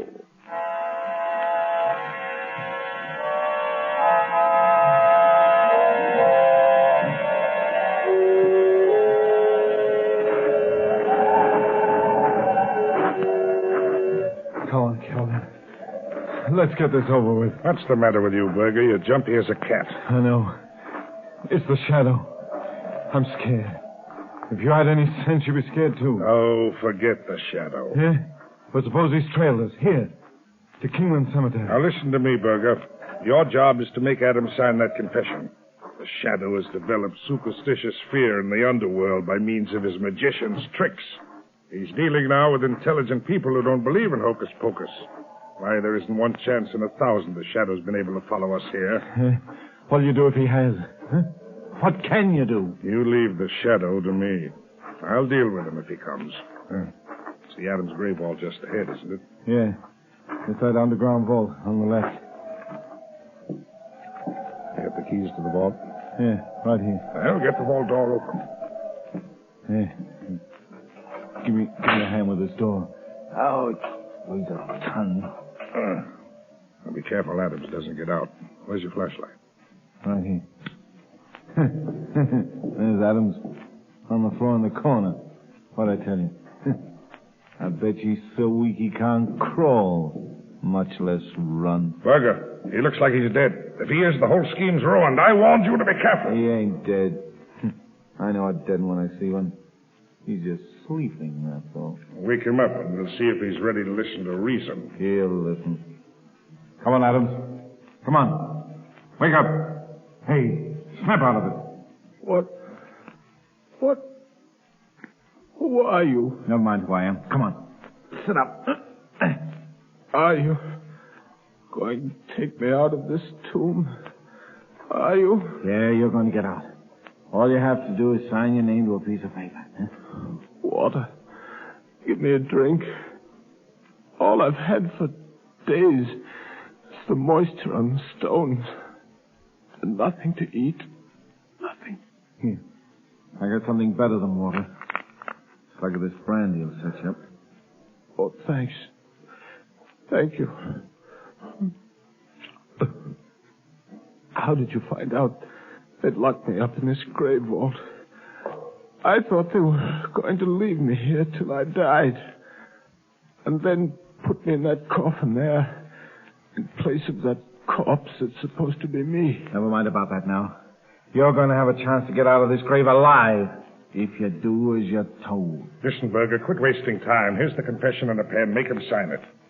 Kelvin, you... I couldn't see you with a flashlight in my eyes. You, my own trusted partner. You're behind this. You've done this to me. You stole those securities. Framed me. Sure I did. You're innocent. But if you want to get out of this family vault of yours, you'll take the blame. Sign this confession. I won't. I'll never sign it. Oh, yes, you will. Cut it out. Cut it out, Kelvin. He can't stand much of that in the shape he's in. Do you want to kill him? I won't sign it. I won't. A confession for me would clear you, Kelvin. Put the blame on me. Leave you free to marry my daughter, Irene. You made her think I drowned myself. I'm innocent of the swindling charge. You're the guilty one. You'll sign that confession or I'll break every bone in your body. Oh. I told you to go easy. Yeah, Adams is out cold. Shut up and help me bring him around. The shadow on our trail, there's no time to lose. Yeah, I know. And I give plenty to know where the shadow is right now. What would you give, Berger? Kelvin! He's here! The shadow's here in the mall with us! Berger, turn off that flashlight. Quick! Now you think we're on even terms. Don't you, Kelvin? You can't see me in the dark of the tomb. And you think I cannot see you? Yes, that's right, Shadow. Kelvin, where are you going? Stay where you are, Berger. And you too, Shadow. I may not be able to see you, but if you come close enough to try to stop me closing the door of this vault, I'll fill you full of lead. Kelvin, don't leave me. You're no use to me anymore, Berger. You can thank the Shadow for that. You ain't going to leave me in here to die. You dirty double-crossing rat. All right, Berger. I'll do you one last favor. I won't leave you to die from thirst and hunger. You'll be luckier than Adams and the Shadow. Come on, Berger. Try to get out before I close this steel door. No, give me a break, Kelvin. I'll never go. Give me a chance. I have the gun on me, you know that. Yes, Berger, I know that. Come on, I was just fooling. Oh, you mean that, Kelvin? You mean... So, Kelvin, you shot Berger and added murder to your other crime. You'll never get out of this vault to tell about it, Shadow. You've cheated me out of a chance to beat that swindle indictment. You've ruined my chance of getting Irene with her Adams money. Well, now you're going to have plenty of time to wish you'd never meddled in this. You'll have the pleasure of watching Adams die. He's almost dead now. And when he's gone, you'll have the company of 3 dead men. 3 dead men waiting for you to join them. Goodbye, Shadow. You can lock that steel door, Kelvin. But somehow the Shadow will still get out. All right, Shadow. Let's see you try it. Shadow. Shadow. Kelvin double-crossed me. I'm done for all right. What about you? Can you get out of this place like you said? The police will be here in a few minutes. You told them to come here, you mean? No, but I'm going to. Right now. Margot Lane. Margot Lane. Notify Commissioner Weston to pick up Ray Kelvin. Have him send a squad of men to Kingman Cemetery. Have them open the grave vault of Henry Adams. Adams is alive, but in a critical condition. Margot, don't come into the cemetery yourself. Kelvin is at large. Notify Police Commissioner Weston at once. So, Shadow, you're calling the cops. Shadow, it's Kelvin. He's at that air vent at the top of the vault. He heard you calling the cops. Yes, I heard you, Shadow. And if you think the police are going to get here in time to save you, you're mistaken. Every minute you waste in gloating brings you nearer the electric chair, Kelvin. Don't waste your sympathy on me, Shadow. I wonder what you'll look like when the cops find you with Berger and Adams. All of you drowned like rats in a trap. Because that's what's going to happen to you. You're going to drown like rats in a trap. Listen. Water! He's going to fill the boat full of water, Shadow! Yes, right up to the top. And it won't take long. Too bad for you I found a fire hose in the groundkeeper's shed. Now let the police come. They're welcome to anything they can get out of any of you when they get here. So long, Shadow. Let's see you get out of that spot. Shadow. He's gone. Water. Water. Here's water. Water. Shadow. The water's an inch deep on the floor already. Yes, and it's rising every minute. Our only hope is that the police will get here in time. Use that radio of yours. Tell them what's happened. Tell them to hurry. Radio transmitter is wet, useless. Just a last appeal for help. Help me, Shadow. Help me. You deserve no help, Berger. You left Adams here to die. Oh, Calvin made me do it. I never did anything like this before. I ran a fake passport and identification racket, that's all. I never killed anybody. I swear to Shadow. The water is getting deeper. Deeper. Water. Water. There's only one high place in this tomb. One high place. On top of the casket. The casket of the man you buried and made the world believe was Henry Adams. Oh, lift me up there. I was drowned here on the floor. Irene. No, Berger, no. Help me. I won't lift you up. Adams is too weak to stand. There's only room for one on top of that coffin. And if anyone is to have a few extra minutes of life, Adams will get it. Oh, what are you going to do? Put Adams on top of the coffin. His life is worth a dozen like yours. Irene. Irene. Forgive me. I was afraid you were going to marry Kelvin. I knew he was treacherous. A thief. Coward. Shadow. In God's name, help me up. Help me on my feet. Lay me against the wall. I'll do that much for me. Yes, Berger.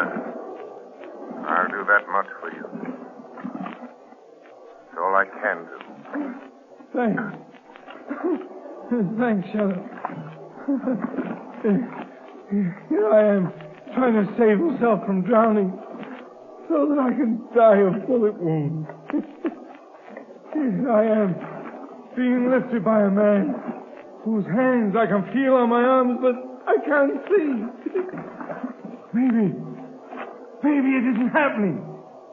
Maybe it's a dream. Maybe this is death. No, Berger, this is not death. This is real. You're still alive, and I am here, and Adams is here.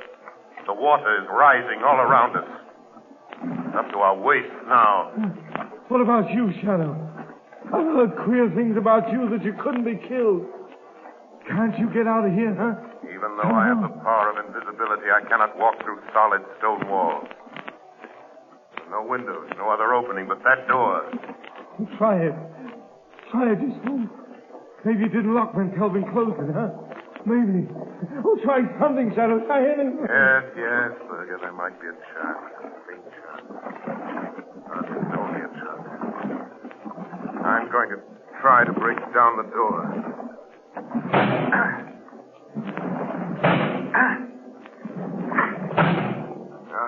Useless, Burger.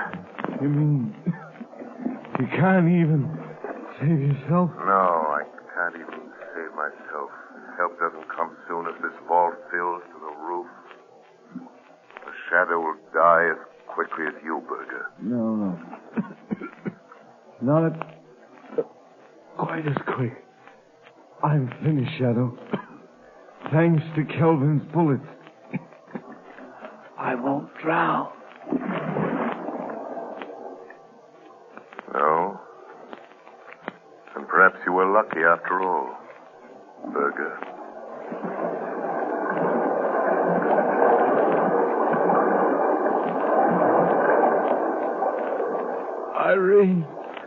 Irene, help me. Listen to me. Listen to me, Henry Adams. Listen. Help is coming. But it will be too late unless you help yourself. Kelvin is filling this tomb with water. It's up to the top of the coffin you're lying on.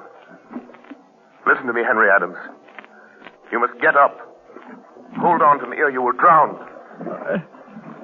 I can't. My strength is gone. You must. For Irene's sake. Who are you? What are you doing here? I am the Shadow. I came here to save you, but I'm afraid I failed. Shadow? A shadow? It doesn't matter who or what I am. Shadow, are you still there? Still alive?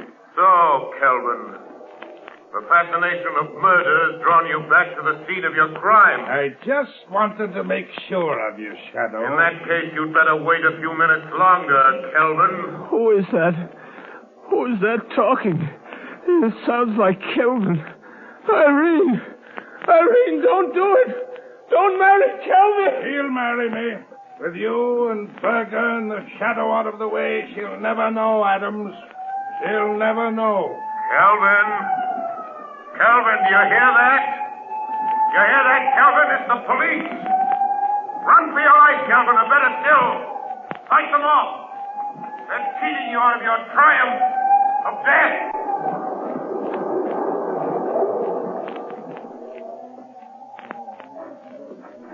They're going to drown like rats. The police won't get me. They won't get you out of there in time. You'll drown! Drown like rats, you will! Get that man! Stop him! Stop! You or I'll shoot! Let him have it! You win, Shadow. I got him. Okay, come on. Come on, men. Get the door of that vault open and see what's going on here. Here are the keys I got from the watchman at the cemetery gate, Commissioner. All right. Get that door open. Right. Commissioner, there's water spurting out around the sides and bottom of the door. Good heavens. The vault's been flooded. Commissioner, there's a street flushing hose attached to the hydrant that's pouring water into that vault. Shut it off, quick. Okay. Sergeant, open that door. Yes, sir. Look out, Sergeant. Good heavens. The vault must have been filled with the roof. Quick. Throw your flashlight on the vault. Yes, sir. Commissioner, there's a man lying on top of that chest. Come on, that man isn't dead. He's trying to get up. Here. Come on, here. Give me a hand with him. Right. Come on. This must be Adams. It is. Adams. Henry Adams. Commissioner Weston. Shadow. It's the Shadow again. Yes, Commissioner, it's the Shadow. You were just in time. So I see. What's back of all this? Henry Adams committed suicide 2 weeks ago. He was buried in this vault. If this man is Adams, who's in that sealed casket? Just one of the many unidentified men and women who find their way into the morgue, Commissioner. Foreign spies and secret agents pay big prices for passports issued in the names of those unidentified men and women. Good heavens, Shadow. But, Commissioner, The fake identification ring is smashed. And Berger, the leader, was killed. Commissioner, this is the end of the Society of the Living Dead.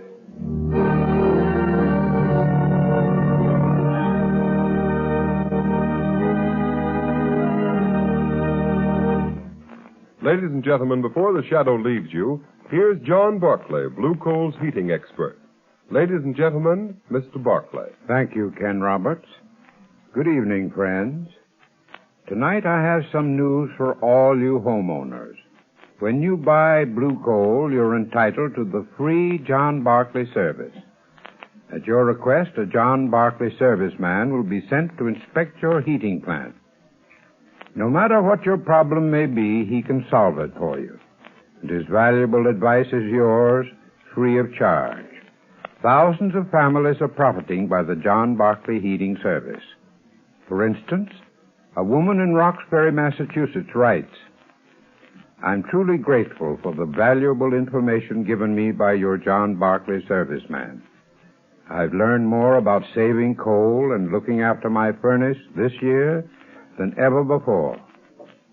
And friends, that's only one of the many expressions of satisfaction I receive every day.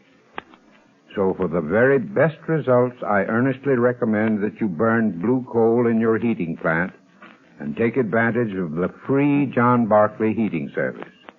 Phone your nearest blue coal dealer tomorrow. And here's another suggestion for you homeowners. Either write me in care of this station or send to Blue Coal, 120 Broadway, New York City, for my valuable free booklet, How to Reduce the Cost of Heating Your Home.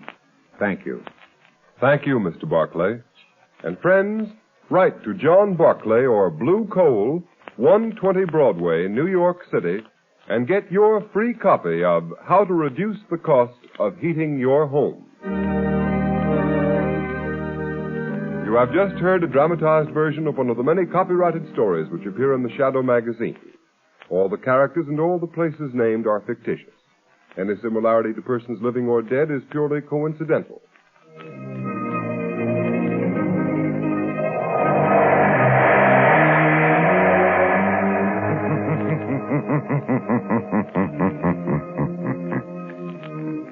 The weed of crime bears bitter fruit. Crime does not pay. Next week, same time, same station, Blue Coal, America's finest anthracite, will again present another thrilling adventure of the Shadow. Be sure to listen, and be sure to burn Blue Coal, the solid fuel for solid comfort.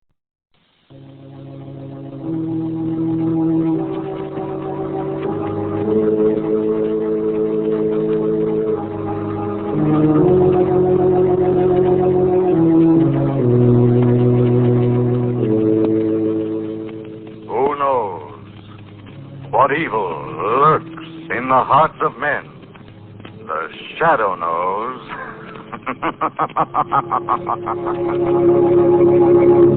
Blue Coal presents The Shadow, the mystery man who strikes terror into the very hearts of shopsters, lawbreakers, and criminals.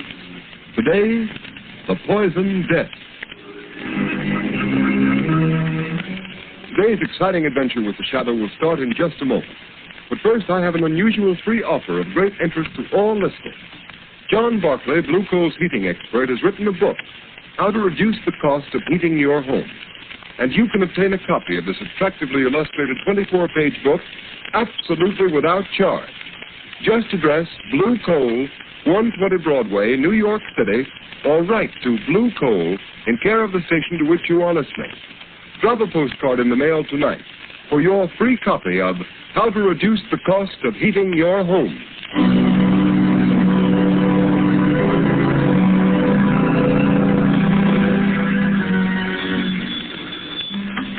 Mercy Hospital. Quick, send an ambulance to 217 Shoreview Road. My children, they're poisoned, dying.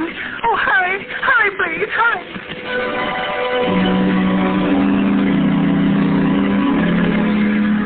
Doctor, no, Doctor, what's wrong with my husband? He's been poisoned. Poisoned? Isn't there something you can do? Some way of saving him? No, I'm sorry, my dear. It's too late. Your husband is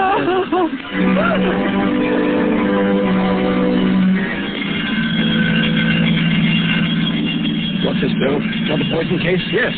The calls are coming in faster than we can answer them. Well, this one will have to go to General. The emergency ward is full. Not a cot left. The same thing in every hospital in town. They're swamped, all poison cases. And nobody knows how they're getting it or what it is.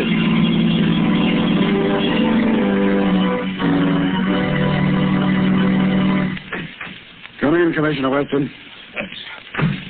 I came over as soon as I got your message, Mr. Mayor. Sit down, Commissioner. You know why I sent for you? Yes. And I hate to admit it, but we haven't one single clue to go on. I've had the entire police force working on this poison epidemic for 3 days, and we're right where we started. When the first ransom note was sent to the newspapers demanding $1 million ransom or this city of over 1 million souls will be wiped out, poisoned, I thought it was a hoax. Mayor, it's a wild scheme of a crazed mind. It can't be anything else. I don't agree with you. The ransom note was signed The Shadow. This same Shadow you claimed has helped you solve so many crimes. But it was never asked for reward or credit. I don't believe the Shadow sent that note, Mayor. No? Then look at this photostatic copy of the original typewritten threat. Listen to the way it's worded. For years, the Shadow has smashed rackets, wiped out criminal syndicates, trapped murderers without reward. And now the time has come for a settlement. The Shadow has saved the city millions. Now the city will pay the Shadow $1 million, or the hospitals will be filled with the dying, and the morgues will be filled with the dead. I'm still convinced that it isn't the real Shadow who's guilty. You say that because the Shadow has helped you so much in the past. I resent that, Mr. Mayor. Well, 8% it. But it's up to you to get busy and find out who's responsible. The fact remains that no clues have been found. Well, I've got to have action. I'm doing everything I can. Maybe you are, but you ought to do better. Look at this report. The hospitals are filled with the dying. The morgue is filled with the dead. Hundreds of innocent people stricken by a poison the health department can't identify. A poison for which there seems to be no antidote. What is it? How is it being fed to the people? Find out or we'll get another police commissioner. Just a minute, there's a phone. Hello? This is Clyde Burke of the Classic, Your Honor. What is it, Burke? We just received another note signed by the Shadow. What this time? Listen to this. I can strike at random, but I can also single out any one of you for death. To prove it, I am going to poison Dan Brinkley, Commissioner of Sanitation. When you get this through the mail, Brinkley will be dead.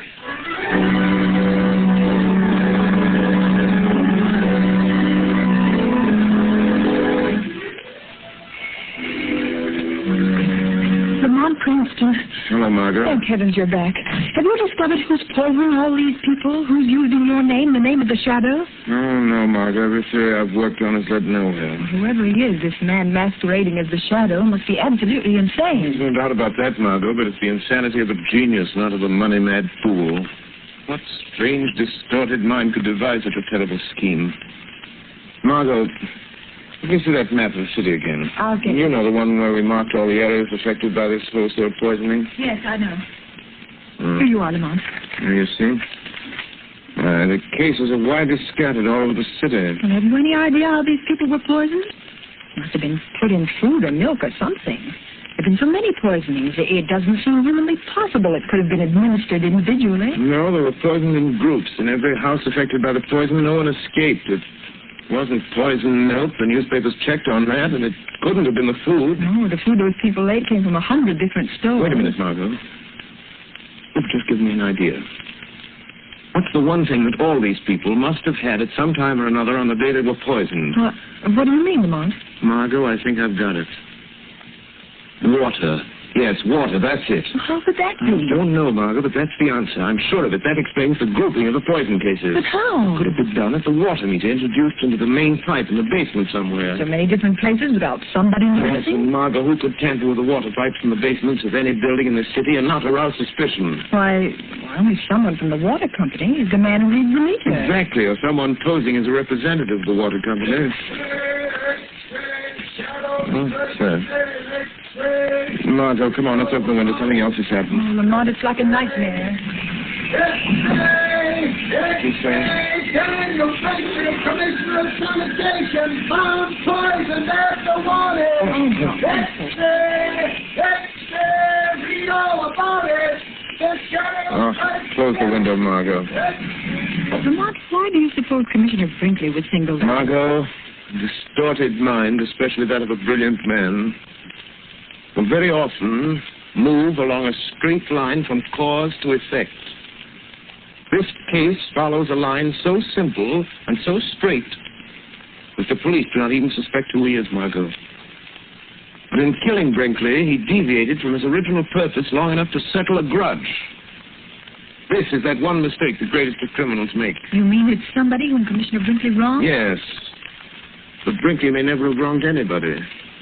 To a man with a warped mind like this, an imagined wrong can inspire revenge just the same. Maybe it's someone who worked under Brinkley, someone in the Department of Sanitation. Margot, the pieces of this crazy puzzle are beginning to fit together.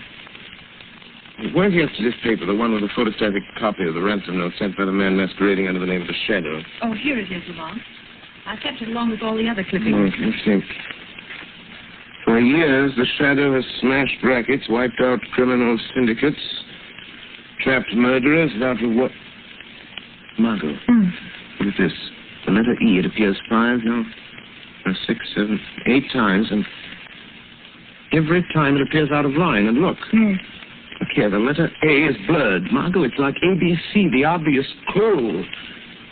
We could only find that typewriter. Lamont, out of all the typewriters in the city, it would be like looking for a needle in a haystack. Don't you suppose the police have considered that angle, tried to find that machine? Well, perhaps they have, but without first logically working out the problem as to the one place where that machine might be, they're wasting their time. The one place is the Department of Sanitation. It's so logical as to be incredible. Come on, Margot. Get your hat and coat. We've got work to do, and there's no time to lose. But, Lamont, you're not going to the Department of Sanitation at this hour of the night. Why not? Well, suppose you were caught. Don't worry, Margot. The real Shadow won't be caught. I need your help if we're going to try out all the typewriters in those offices. It's a job for Lamont Cranston and his assistant, Margot Lane. But if we're caught, how long a sentence can they give us for breaking into a public building? It's worth risking, and far better than sitting here building up theaters and knocking them down again while this mad masquerader carries out his monstrous schemes of wholesale murder. Come on, Margot, let's go.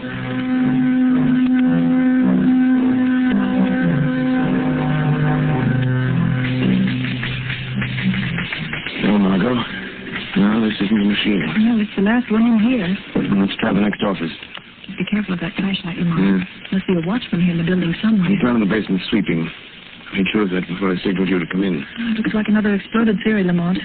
We've tried dozens of machines, and none of them have the characteristics of the letters in those ransom notes. They're not going to stop until we've tried them all, Margot.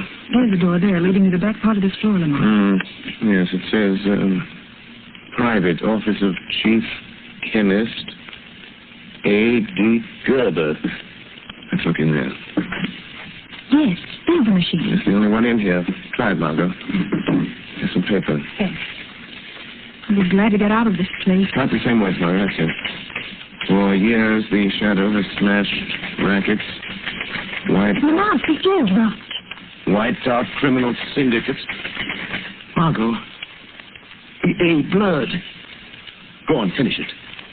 Trapped murderers without reward. Now the time has come for settlement. This is the machine that typed the warning notes to the papers. The office of the city's chief chemist. In Gerber's office. It might not have been Gerber. Other people could get to this machine and use it. Margot, everything's beginning to fit together. Who would know more about poisons than a chemist? You know, I felt all alone. What was that? Someone in the next room. Turn your light over on that door, Lamont. There's lettering on it. Laboratory. Keep out. Who would be in a laboratory at this time of night? Margot, I don't know. I'm going to find out. It may be the man we're looking for, Lamont. Margot, I think it'll be best if you get out of here. Go back to the car. Wait for me. Please, Lamont, let me stay here till you come out, and I might be able to help you if it's that crazy maniac. No, Margot. Go out to the car and wait for me. Lamont Cranston and Margot Lane have done all they can. The time has come for me to be the Shadow. The real Shadow must open that door.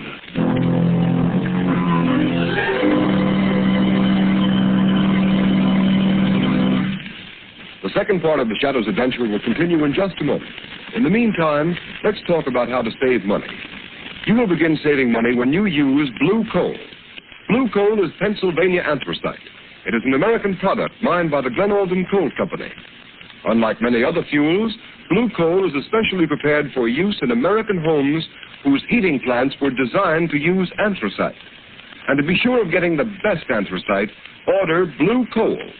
Its blue color identifies it at a glance. Blue coal is a long-burning fuel that sends a steady, continuous flow of uniform heat into the living quarters of the home.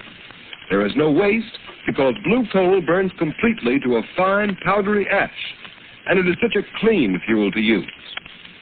These are just a few of the reasons why sales of blue coal in Stroudsburg, Pennsylvania this winter are 22% greater than last winter. Stroudsburg families have been using blue coal in increasing quantities. These are the families that not only enjoy more comfortable homes, but now save money on fuel bills as well. So I urge all families who have not yet tried blue coal to order a trial ton tomorrow. Find out for yourself how much better this specially prepared home fuel is than any other solid fuel. Order blue coal by name in any one of 4 popular sizes: egg, stove, chestnut, or pea. The name of your nearest blue coal dealer can be found in the Where to Buy It section of your classified telephone directory under the name Blue Coal.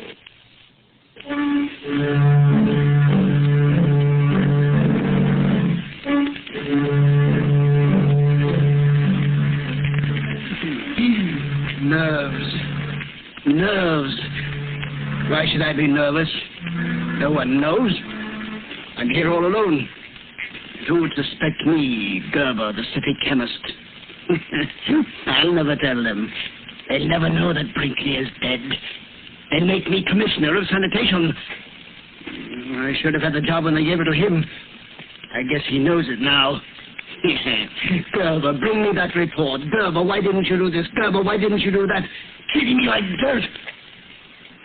All that's over now, though. Over and done with. How did that door get open? Must have forgotten to close it. Must be getting absent-minded. Got to be more careful. Someone might come in. Might ask me what I'm doing. What I'm making. What are you making, Gerber? Really? What was that? Who said that? Who laughed? The shadow spoke. The shadow laughed, Gerber. The shadow? Yes, Gerber. I am the shadow. You know my name. You've been using it as a cloak to cover your excursions into the realm of murder. Oh, you can make yourself invisible, Shadow. Or are you hiding? I happen to be master of the ancient art of hypnotism, by which I can blind your eyes to my presence. But you are really here in this room. Physically, I mean. Yes, I opened that door. I walked into this room. I am here. Quite near you, Gerber. How did you find me? By a process of elimination. Because you made one mistake in your admirable train of logic. A mistake? Yes. When you murdered Brinkley, the commissioner of sanitation, I knew it must be someone who had a grievance against him, real or imaginary. Real or imaginary. Oh, I see. You think I am insane, Shadow? The sanity of a brilliant mind is not measured by ordinary standards, Gerber. Yes, that's it. My co-workers know I'm brilliant. They don't think I'm eccentric because when anybody's around, I'm on my guard. What were you doing when I came in, Gerber? Filling this bottle. What is in that bottle, Gerber? What is that crimson-colored fluid? That is the poison, Shadow. I'm supposed to be analyzing the blood taken from my first batch of poison victims, but instead I've been making more poison. You see? It's all ready now. Would you like some, Shadow? I'll be glad to give it to you. What are you going to do with that bottle of poison, Gerber? Or are you afraid to tell me? No, I'm not afraid. You can't stop me. The devil himself couldn't stop me. Listen. I'm going to drive to one of our fashionable suburbs where all the important people of the city live. There's a high steel water tower there. I'm going to climb that tower and pour this little bottle of poison through the trap door at the top. It will be diluted in the water. carried into the homes of all those prominent people. And by tomorrow night, they will all be dead. It is fortunate I found you in time. In time for what, Shadow? In time to stop you. You can't stop me, Shadow. You're not going to leave this laboratory with that bottle of poison, Gerber. Yes, I am. And I'm going this minute, Shadow. You see this test tube? Yes. It's filled with acid. Acid that will burn you beyond recognition. You forget you can't see me. Yeah, but the only way you can stop me is by physical means, with your body that seems to be not even a shadow. And to do that, you must drop your cloak of invisibility. How do I know that isn't a blind to make myself become visible to you? No, it isn't a blind, Shadow. See, I pour a little on the floor. You see? Think what that would do to human flesh. And you say you are human. Yes. Yes, I am human. Then I dare you to stop me. At the first touch of your hands, I'll throw it at you. It is better that one man be injured than you should kill another entire community. I'm willing to take that chance. All right. We'll see if you're as brave as you sound, Shadow. Stop where you are. No! I'm leaving, unless you stop me physically. Then I have no alternative but to fight you man to man. Oh, you are human. All right. Take this.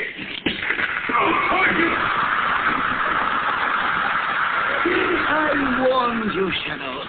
You will be burned beyond recognition. That acid will eat into you to the very bone. Goodbye, Shadow. At last you've met someone who is your match. Now there's no one to stop me putting the poison in that water tower.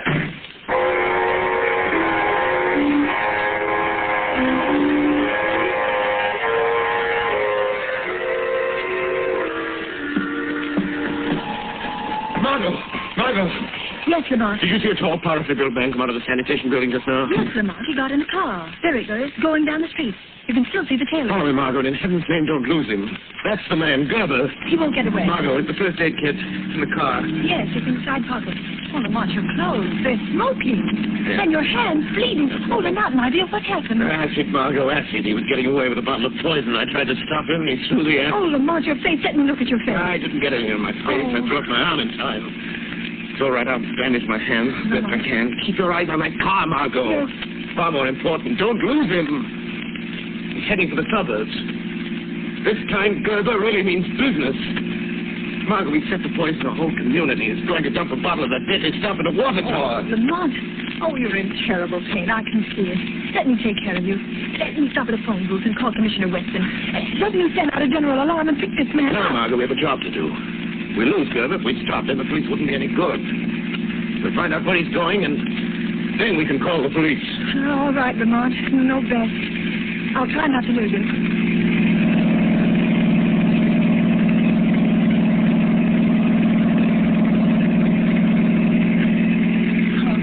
Lamont, is the pain any easier? You've got to get to a doctor as quickly as possible. Infection might set in. I will as soon as... Margot, look. Yes. I think Gerber is nearing his destination. He's taking that road up the hill. If I remember correctly, the water tower's at the top. Lamont, how will you stop him now? You with your bleeding hands. He's a powerful man. Crazy with the strength of a maniac. I've got to do what I can to delay him. Keep him from putting that poison in the tower until you can get the police. The police? Lamont, how is he going to get the poison in the tank? He said there was a trap door on top of the tower. A door they use when they clean the tank. Oh, Lamont, that means you may have to climb that tower. Now, you can't not with your hands in that condition. It's snowing. You'll be out on the rungs of the ladder, and in this wind, you're liable to slip and fall. I've got the chances. Stop, Margot, stop. At the water tower. There's the car. Lamont, look, it's Gerber. Yes. He's starting to climb the tower already. Margot. Go on, I'll get the police. Hurry. Tell them to get someone to shut off the water in this tower in case I fail. Hurry, Margot, hurry. I'm going up there after him. All right, Lamont, I'll get... Who is that? The man you thought you'd left in your laboratory.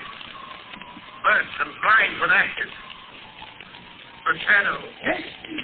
But I thought I had you. But all right. Keep on following me. You're a long way behind me by the sound of your voice. Yes.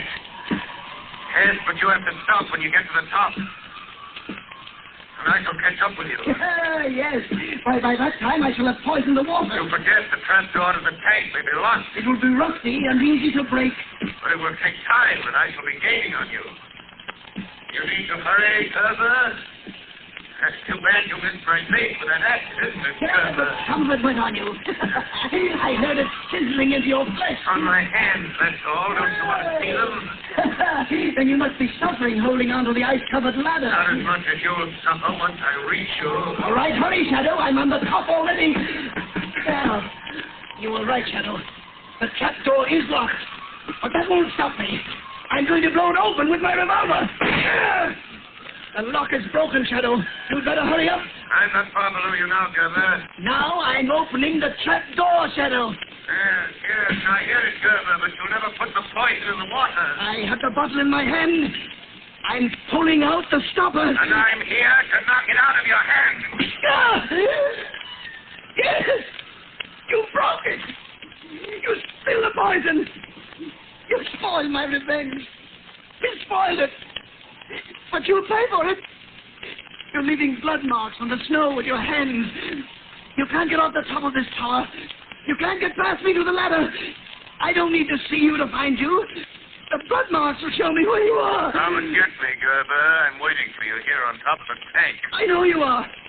And you can't go any further, or you'll slip and fall to the ground, hundreds of feet below. Don't be so sure, Gerber.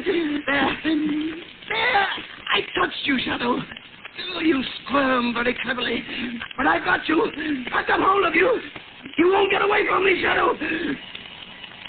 And you won't get away from the police. Hear them coming? You warned the police? Yes. But before they get here, I'm going to throw you off the tower, Shadow. You might fall off yourself if you try to do that. If I do, I'll pull you off with me.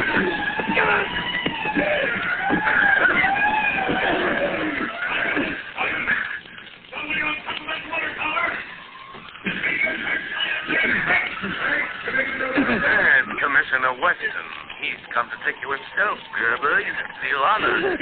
He'll never get me. He'll never take me alive.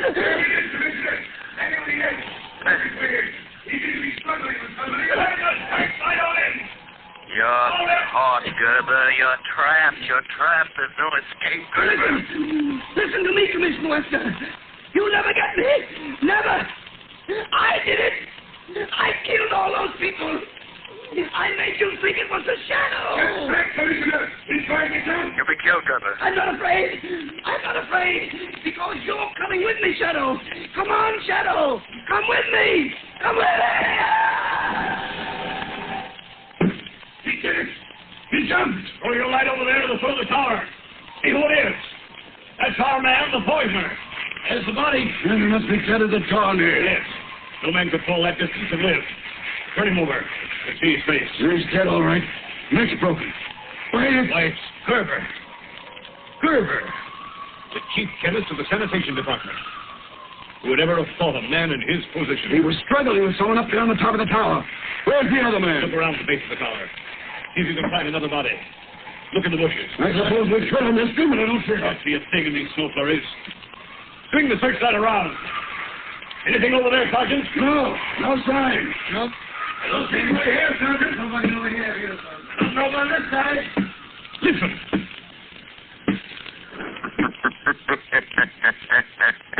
Shadow. Yes, Commissioner Weston. The Shadow. I am walking down. And, Commissioner, don't bother to search anymore. I am the man Gerber was struggling with up on the tower. So, you trapped Gerber? Yes, Commissioner. I trapped him. Gerber's your man. The man who tried to poison the people of this city into paying him $500,000. Well, he won't poison any more by the looks of him. And now, would you do something for me, Commissioner? By all means. If you don't mind, Commissioner, I'd like to publicly take the credit for solving this mystery. Gerber committed his crimes in the name of the shadow. And I rather think the real shadow deserves to be vindicated. Don't you?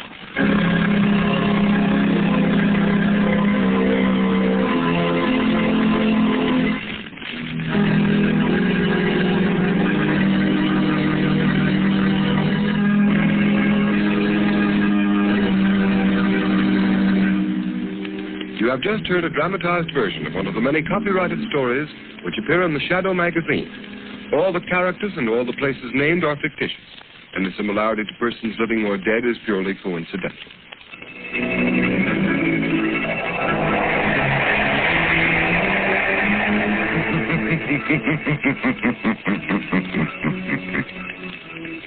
The weed of crime bears bitter fruit. Crime does not pay. The shadow knows.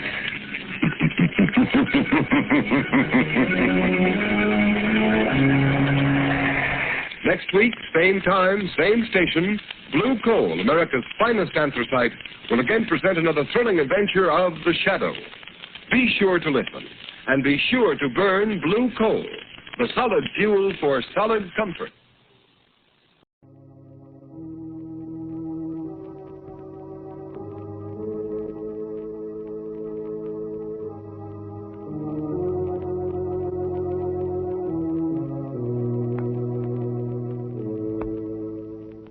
Who knows what evil lurks in the hearts of men? The shadow knows.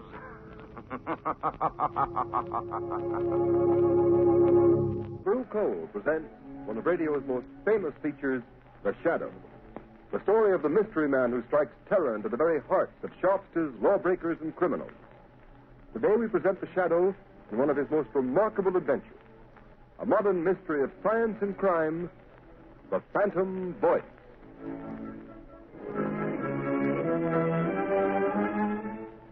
In just a moment, The Shadow begins his exciting adventure. Meanwhile, I'd like to tell you how you can safeguard the health and comfort of your family during these dangerous winter months. Burn Blue Coal. It gives you safe, uniform, healthful heat all winter long. And for valuable heating information that will save you real money regardless of the fuel you're using, send tonight for John Barclay's free 24-page book, How to Reduce the Cost of Heating Your Home. Address a postcard to Blue Coal, 120 Broadway, New York City, or to Blue Coal in care of this station. Don't miss out by delaying. Send for your free copy of How to Reduce the Cost of Heating Your Home right at the close of this program.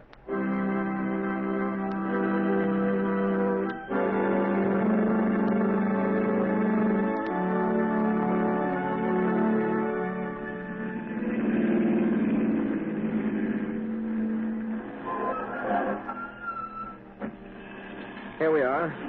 Here, Margot, let me help you on. All right. Thank you, Lamont. This way, Margot. Lamont Cranston, where on earth are you taking me? We're on our way to the criminal court, Margot. The criminal court?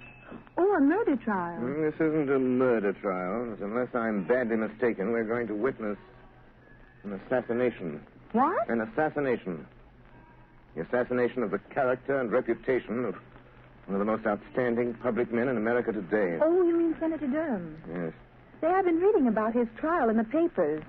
They've certainly unearthed plenty of evidence that he accepted that bribe. Well, unless I've made a mistake in character analysis, that evidence is forged. Durham is more than a political figure, Margot. He's a statesman. He has an independent income. He's devoted his life to unselfish public service. Oh, he's a very wealthy man. Yes, Margot. Senator Durham has given away 10 times the amount of money he's accused of taking as a bribe. Well, if that's true, Lamont, the whole thing doesn't make sense. Why should a man like that take a 15-year prison term for taking a bribe he didn't need? That's the point that worries me. Incidentally, didn't I see that the prosecution expects to spring a surprise bit of evidence today? Exactly. That's why we're here. Come along, Margot. Court's already in session.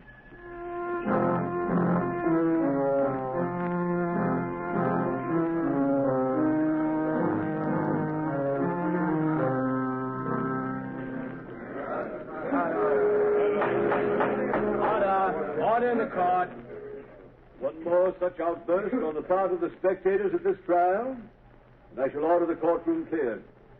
Proceed, Mr. Defense Attorney. Your Honor, I have stated the case for my client. I have shown that by his record, it would have been impossible for him to act as the prosecution claims he has acted. And I have yet to see any proof that Senator Durham has committed any crime. I will now call Senator Durham himself to the stand to deny these lies in person. Senator Durham to the stand. Here I am. You swear to tell the truth, the whole truth, and nothing but the truth, so help you God?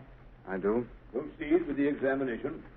Senator, you have heard the prosecution's accusations that you did at some time during last December accept a bribe from the late Mario Rinaldi. Yes.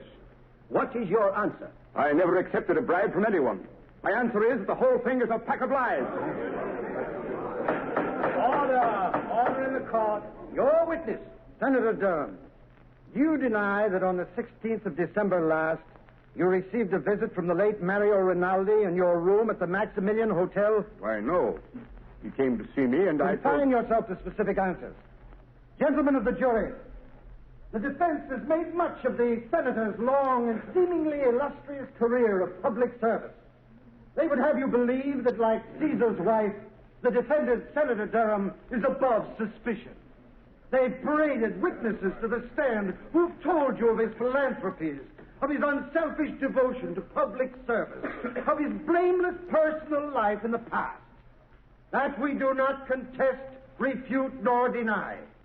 But unfortunately for Senator Durham, he is not being tried for his past. We, the prosecution, need but one more bit of evidence to complete our case. We have that evidence. Order in the court. I beg leave to show the jury a soundtrack motion picture of a meeting between the defendant and the late Mario Rinaldi, whose bribe of $50,000 paid to the defendant is the basis upon which this case was brought to trial. Order in the court. Has this motion picture a direct bearing on this case, Mr. Prosecutor? It has, Your Honor. Has the counsel for the defense any objection to the introduction of this type of evidence without due notice?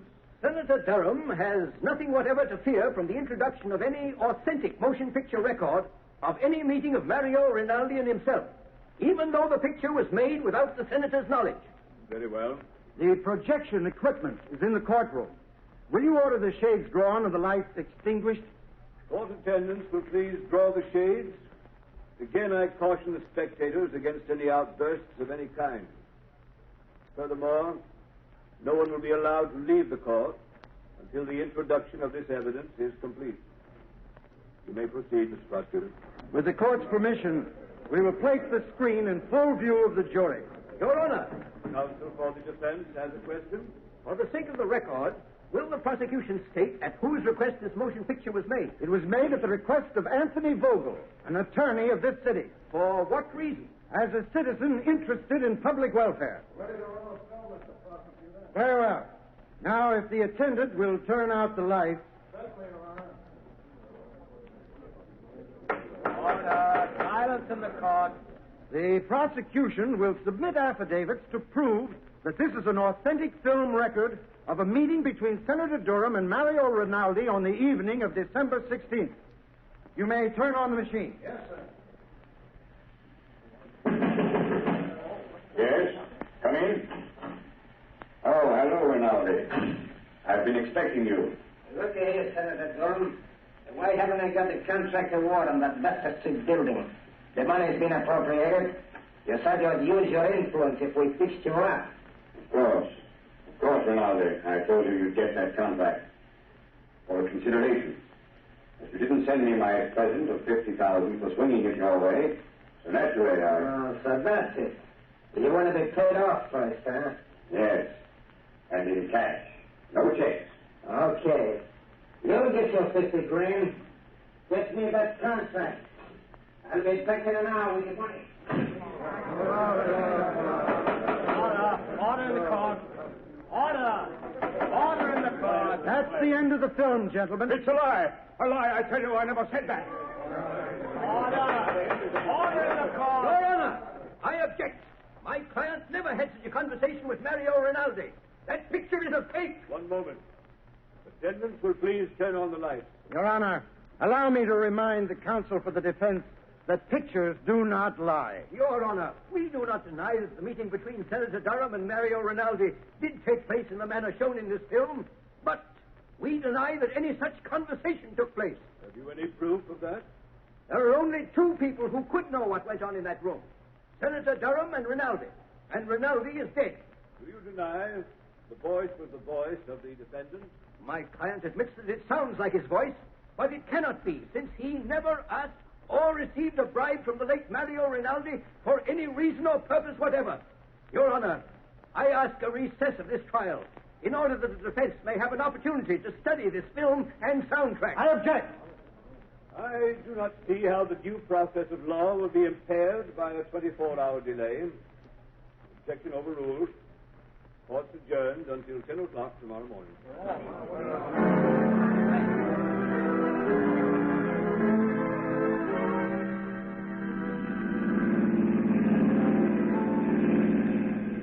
Lamont, after seeing that talking picture of Senator Durham meeting Rinaldi and practically demanding a bribe, how can anyone doubt his guilt? Margot, the Greeks had a philosophy that ran something like this.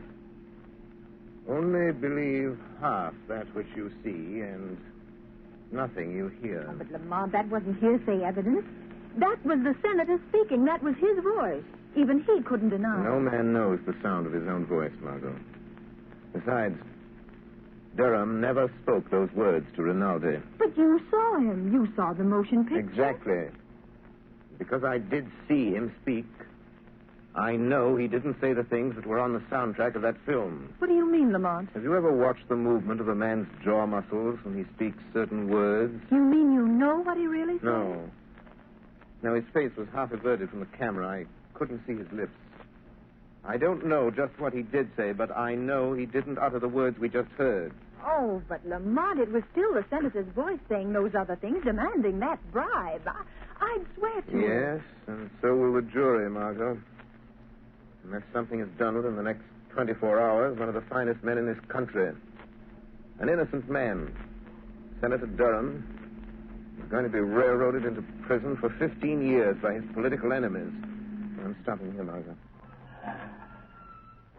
I want you to wait in the car, please. All right. The lawyer's building. What are you going to do here, Lamont? I'm going up to the 25th floor, Margot. The Shadow has an appointment with one of the most crooked lawyers in this city. Anthony Vogel was so interested in the public welfare that he went to the trouble of having a sound camera planted in Senator Durham's hotel suite the night of December 16th.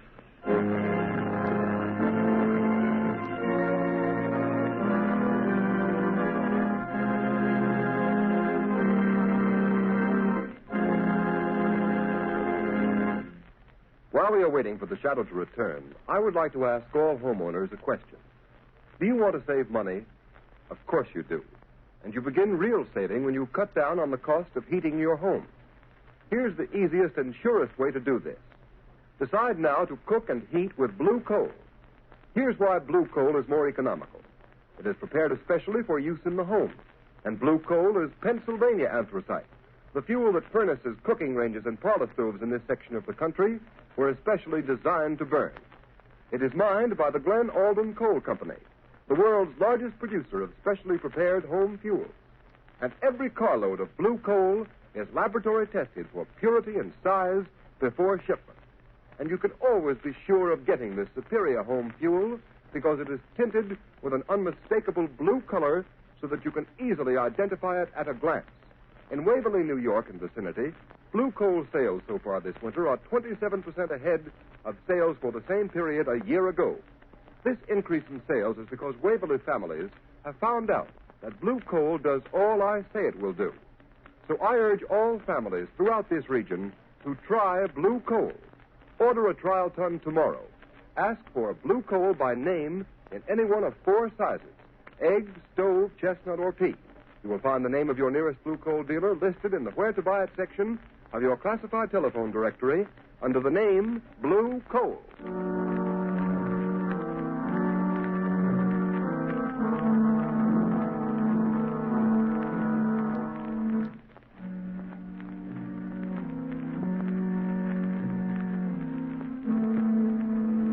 Gee, that's swell, Mr. Vogel.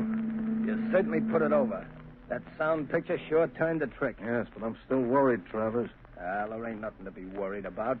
Senator Durham's as good as on his way to the pen right now. Well, I won't feel happy until he is. When are you going to get me a wrestling bout, boss? A wrestling bout? Yeah, it's about time I was getting in the ring again. And, well, I could stand the extra dough. Forget you're a wrestler, Travers. You'll make more money in this racket as my bodyguard. Any calls while I was down at court? Yeah, Wilson phoned a couple of minutes ago. Why didn't you say so? Well, you didn't ask me. What did he want? I wanted to talk to you. Hey, what do you suppose he wants? Dough? I've paid him all he's going to get. Say, maybe he's read in the afternoon papers what we're really using that soundtrack for. If he gets white-livered and talks... Well, maybe we should fix him so he can't talk, huh, boss? What do you mean? Well, he could fall out of that 15-story apartment of his, accidental-like. He'd only have to fall once. It might be a good plan. Okay, you want me to go over there now and take care of it, boss? No, there's no sense doing anything about him until we have to. But at the first sign of anybody getting wise to what we're doing, then we'll arrange a neat little accident for friend Wilson. Well, now let's take a look at that Wesley murder case. One case at a time, Mr. Vogel. What was that?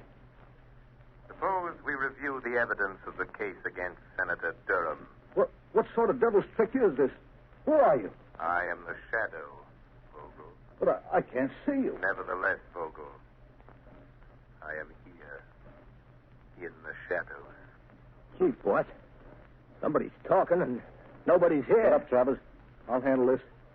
Oh. So you're the Shadow, eh? You come here to play your hypnotic tricks on me. What do you know about Senator Durham's business? I know everything about it. I've been listening to your interesting conversation about this Mr. Wilson. He seems to play an important part in your case against Senator Durham. Listen, Shadow, I've heard plenty about you. I don't want to fight you. How much do you want to keep out of this? Always the fixer. How much, Shadow? There isn't enough money in the world to cover up what you're trying to do, Vogel. Who is this man? Wilson. What part did he play in this scheme of yours? Oh, so you don't know. You're just trying to find out, are you, Shadow? Travers, lock the door. Okay, boss. That's locked. Melodrama won't help you, Vogel. Boss, if I could only see this guy, I could... Come on, Travers. We don't need to see him. What do you mean, Come over here. Give me your hand. Well, okay, but it don't make much sense. You'll see. All right. Stand up with me against this wall. Now, stretch out your arms. Can you touch the side wall on that side? Yeah, I can touch it. Good. I can touch it on my side. Now, walk slowly to the other end of the room and don't let your fingers leave the wall. Oh, I get it. Then the Shadow can't get past us, huh? You're quick. Now, walk forward slowly. Slow, you fool. Okay. Well, I don't feel nothing. We're almost to the end of the room, boss. Maybe he got away. No, he couldn't go through the door. It's locked. The window is locked, too. Hey, boss, I felt something. Huh? I got him. I got hold of him, boss. I can't see him, but I got him. I got the Shadow around the throat. He's a man after all. Gee, strong. Good. Kill him, Travers. Maybe he can. He's choking me. Give me your gat, boss. I'll shoot him. You don't need a gun. It'll make too much noise. He's weakening, boss. Kill him, Travers. Give him your famous stranglehold. If he doesn't let go, he'll kill me.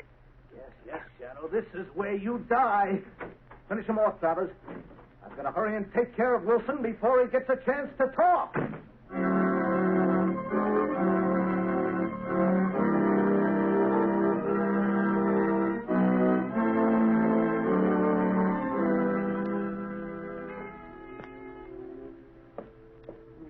wonder who that can be.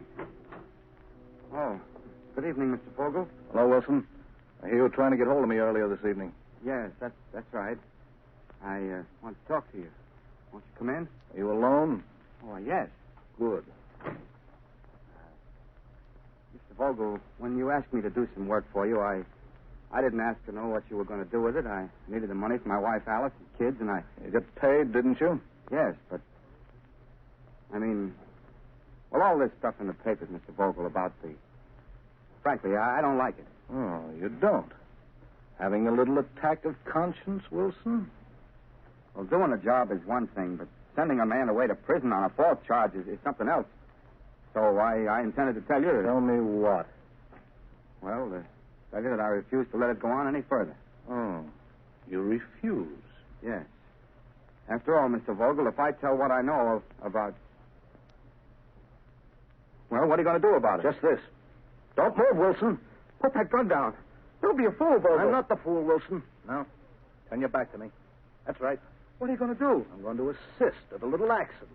Now, walk to that window. Wait. You can't do this to me. You can't. Walk. Okay. Now, open the window. All right, Wilson. Climb up on the windowsill. Just a moment, Mr. Vogel. The shadow. I thought Travers took care of you. You thought Travers took care of me, did you, Vogel? Well, I admit he's a good wrestler. But there was one little hold, Vogel, I learned in the Orient that he didn't know. He had me beaten for a moment.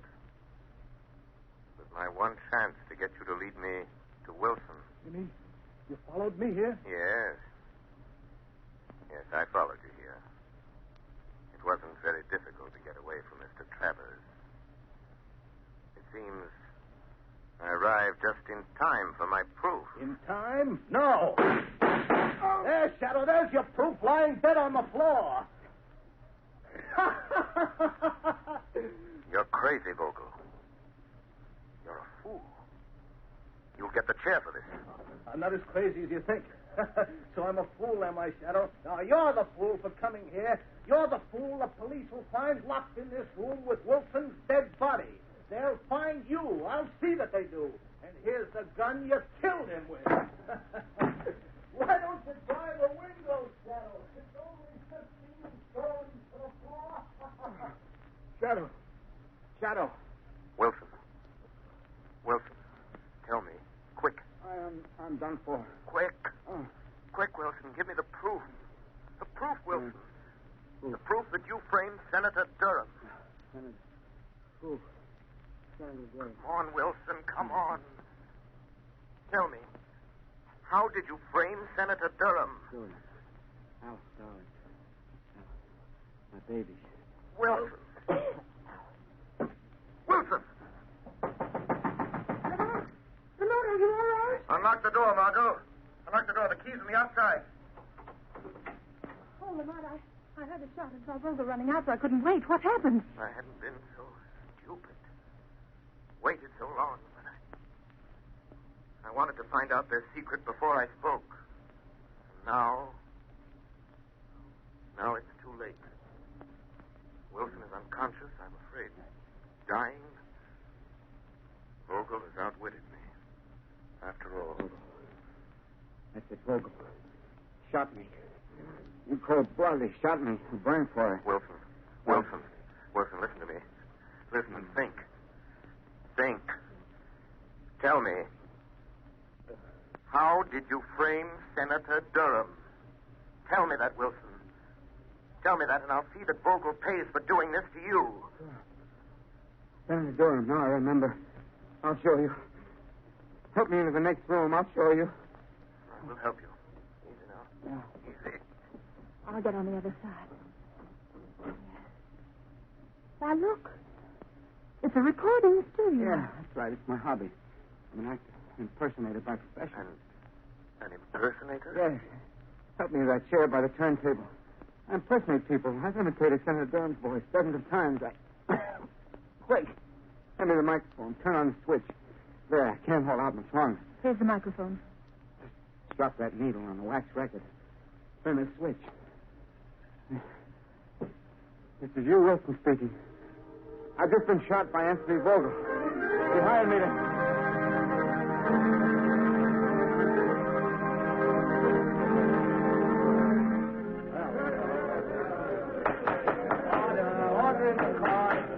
You're my client, Senator Durham, be dismissed. On what grounds? On the evidence contained on this record found in the apartment of the late Hugh Wilson, the radio and stage impersonator who was found shot in his apartment last night. I ask the court's permission to play it at this time. Permission granted. You may start the record now. Yes, sir. This is Hugh Wilson speaking. I've just been shot by Anthony Vogel. He hired me to impersonate the voice of Senator Durham. It's my voice on the soundtrack of the picture shown at Senator Durham's trial. I'll show how I did it. Listen. Of course, Rinaldi, I told you you'd get the contract for consideration. But you didn't send me my present of $50,000 for swinging it your way. So naturally, that's how it was done. That's how I did it. Durham's innocent. You never wrote those words.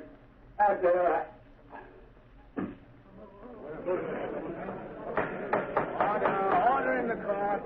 Why, this is amazing, incredible. Your Honor, there is one more voice on the record at the end. Listen.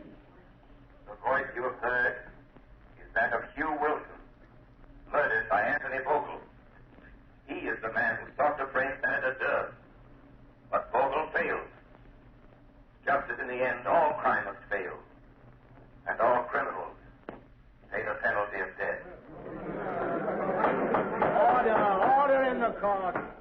Whose voice was that? That, Your Honor, is the voice of the man to whom Senator Durham owes his vindication. The voice of the shadow.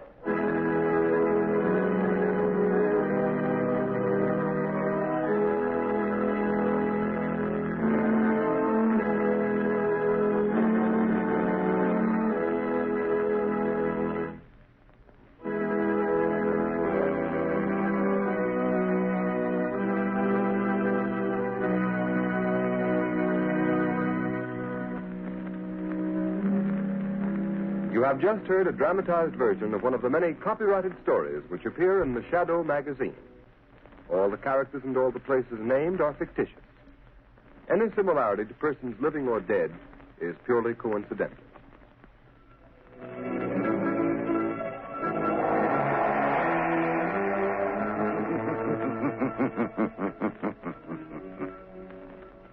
As you sow evil, so shall you reap evil. Crime does not pay. The shadow knows.